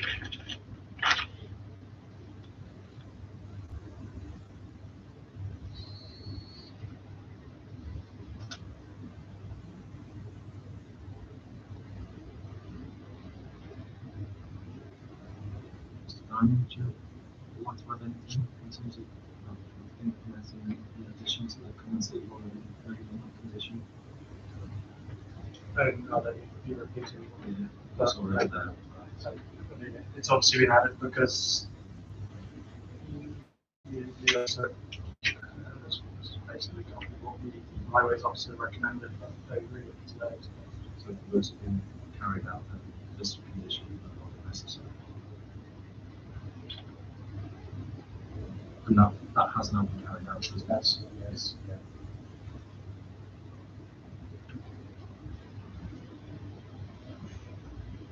I think if that's the case, then it's already been carried out.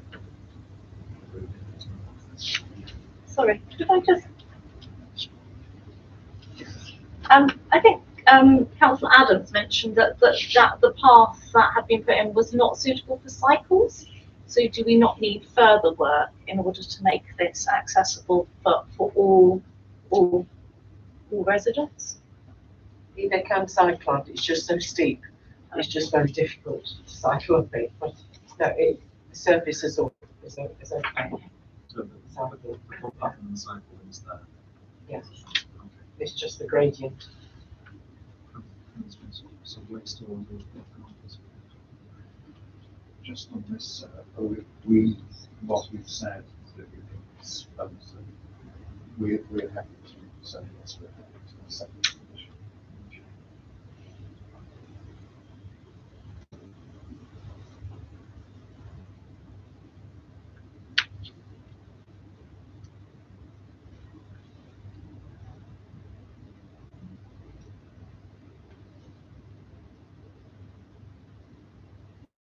air quality concerns have been raised about this, and councils agreed to this removal.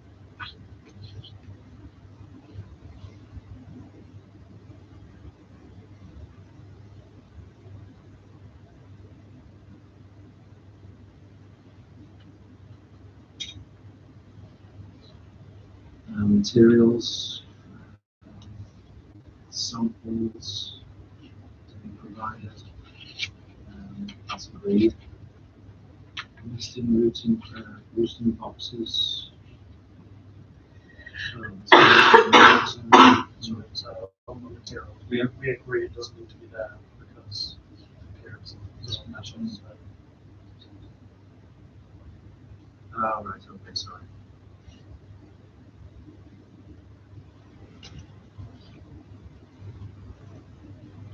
This would be, that would be more appropriate to reserve matter stage. And so it helps to roll on. Yeah. It's a similar point that we raised really into nesting rooster boxes.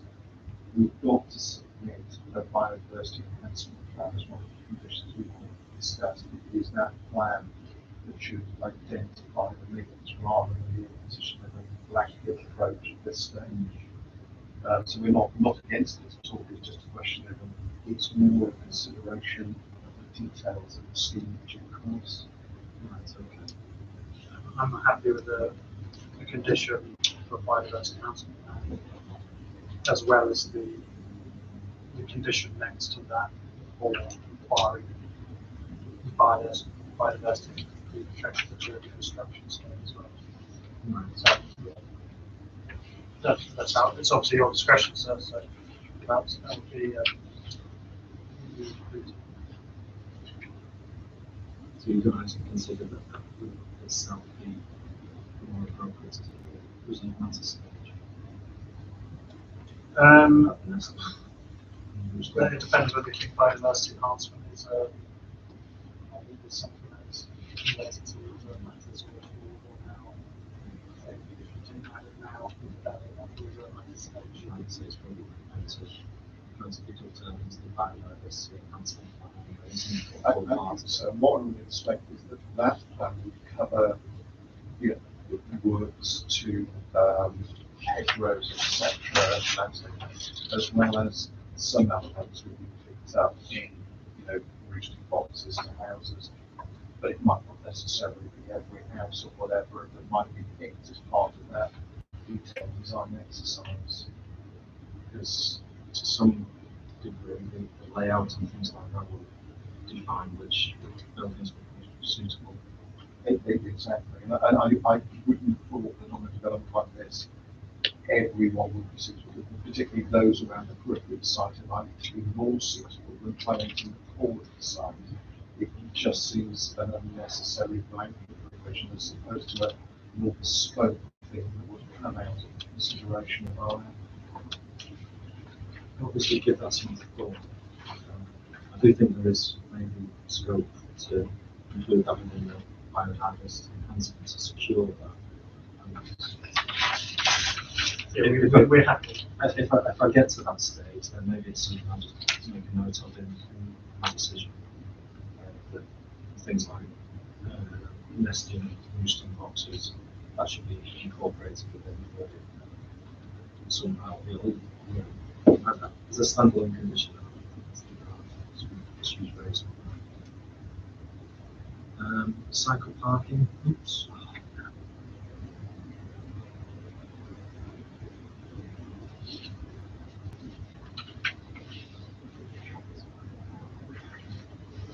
Very sensitive. Just don't. Right. Don't worry, we don't have to start from the beginning.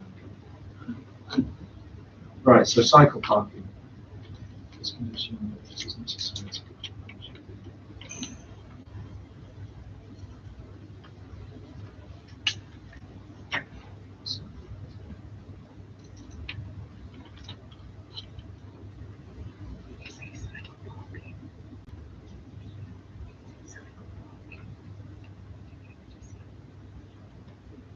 Okay, so effectively for everyone in the room.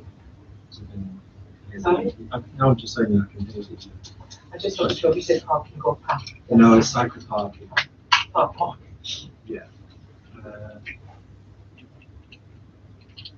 There's an argument that it should really be imposed in grants and preserved matters.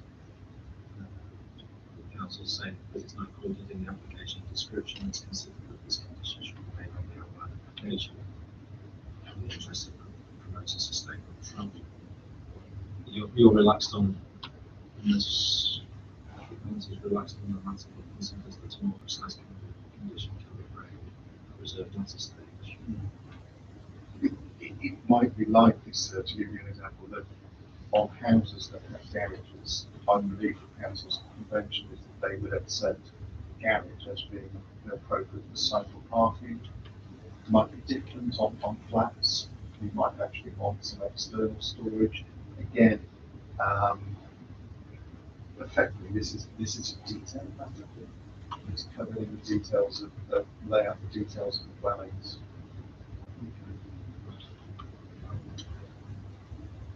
The garages have to be a certain size. Oops, I can say that, as well as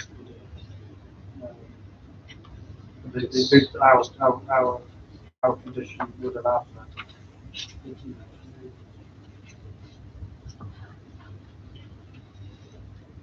I'd say we can use both parties on this, and I think that's just going to articles with the comfort of my own office and not that give any indication at this stage. And car parking, no damage of the occupiers of car parking access that.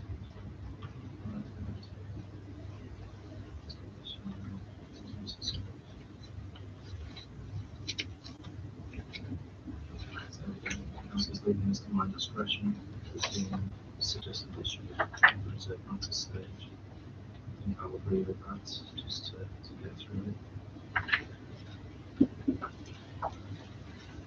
Obviously, if I get to this stage in my decision, I consider the conditions, then there'll be an explanation why they've been imposed, why the conditions haven't been included, so on and so forth.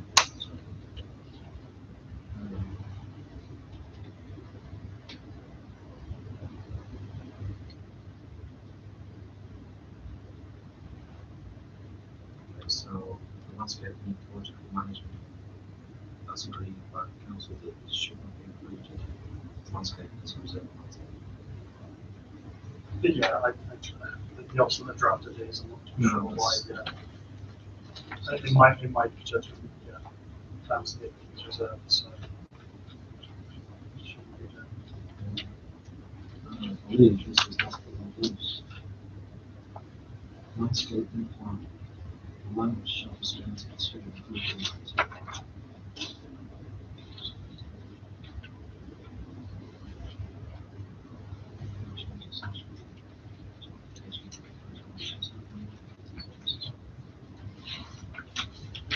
and so that this condition is more suitable as a reserved matter stage.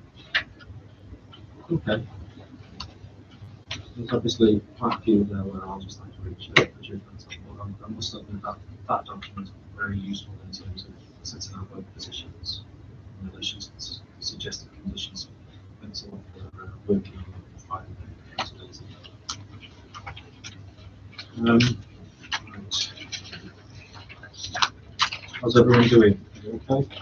I'm nearly there now. So, any questions on the conditions? No? Excellent. Excellent. Right. So, are there any application costs? No? Very decent. Site visit, like I explained before, slightly curtailed by the traffic and the light. So I will be going back out and be certainly doing a lot more of the viewpoints for others in this events, which I'm doing quite a lot already. May go back onto the site at a different time. So again, I don't need anybody with me. I don't intend to go onto the site, so I don't need anybody with me. So I'll just do that from the company. And that's pretty much, I'll show you the closing. But before I do close, I'd just like to thank you all for your contributions. It's been very useful. I know it's a lot of information that's had to be covered. And I'm in the lady's life now, not just the references to CP16. But yeah, not there, so again, thanks a lot. I would like to thank Mr. Diamond, because I think the fact that customer services was closed today was a surprise to him as much as it was to the rest of us. So, let's just say that. And you set up the room as well. Even better. So, I was in a. So, thank you for that. I shall hand you back my pass now before I head up north. The Exeter City Council work pass. So yeah, thanks a lot for that. It might just be something in the future if you want to consider in terms of suitable in terms of the choosing. Yeah. But no, we got that, so thanks for that. Okay, everyone, here is now closed.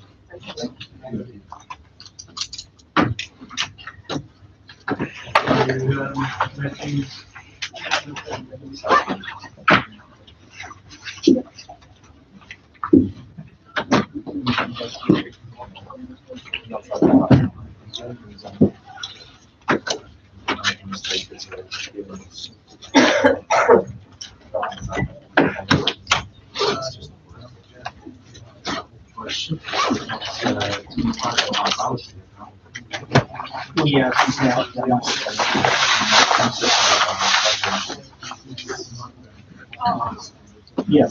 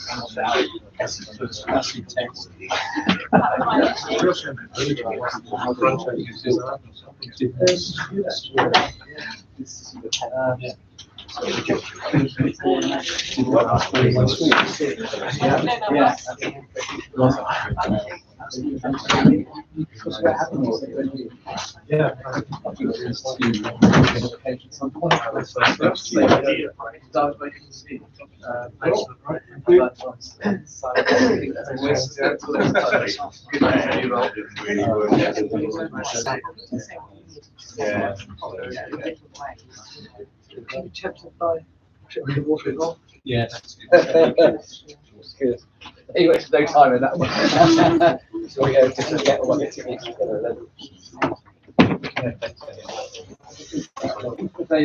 Thank you again.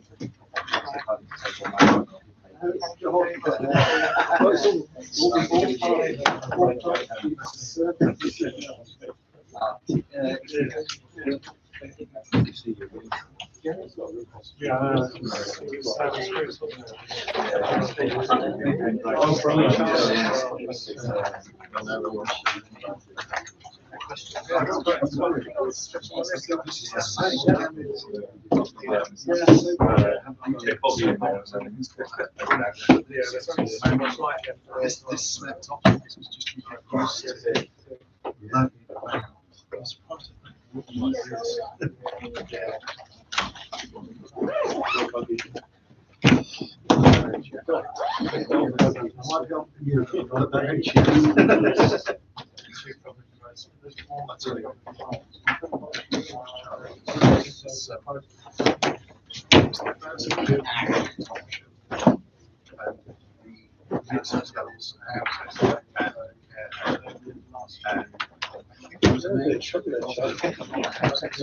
to it. I'm surprised Sit on it, exactly. If you sit on it, you always get.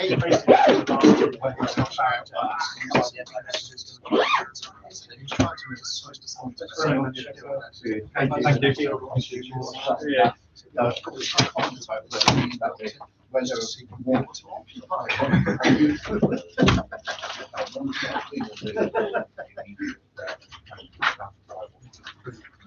You parked up at a Yeah, it's just around the thing.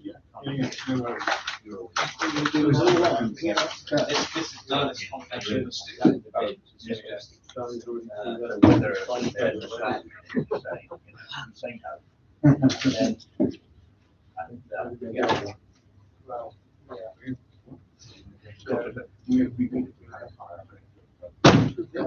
Yeah, it's good. Right, that's good. Kelly?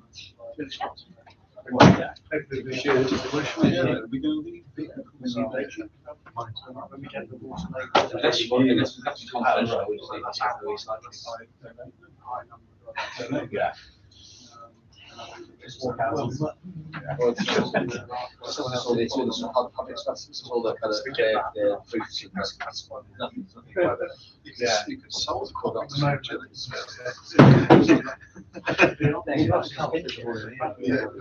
He would rather. It's all the stuff that's confidential.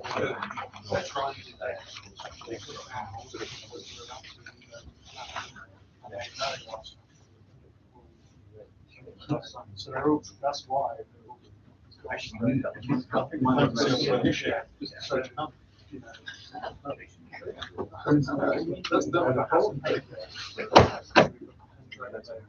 No, that's fine. We've got a. It's all public. It's all the kind of the called off.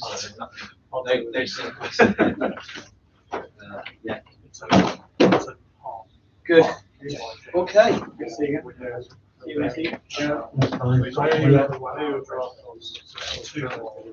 Oh, retreat. Yeah. I do have a few. It's interesting whether we're on the same basis. Just on the side of that. There's one housing was delivered on the Summerland site. So I'm going to be looking at that draft, going like, that was our approach. I think the principles want to change.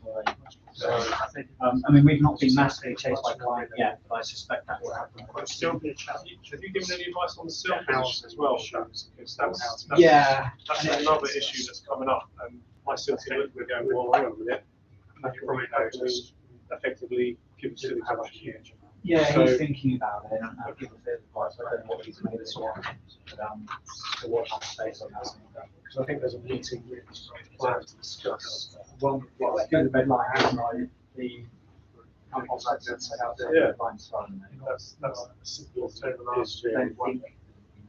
That's more sense. Yeah.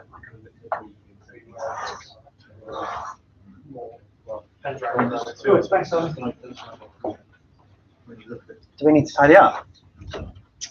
Yep. Okay, cool. Yeah. What, do I stack the chairs away at the back? Or? Yeah, I think they just sit. I think they just sit sort of in that half. Okay, let's move them back.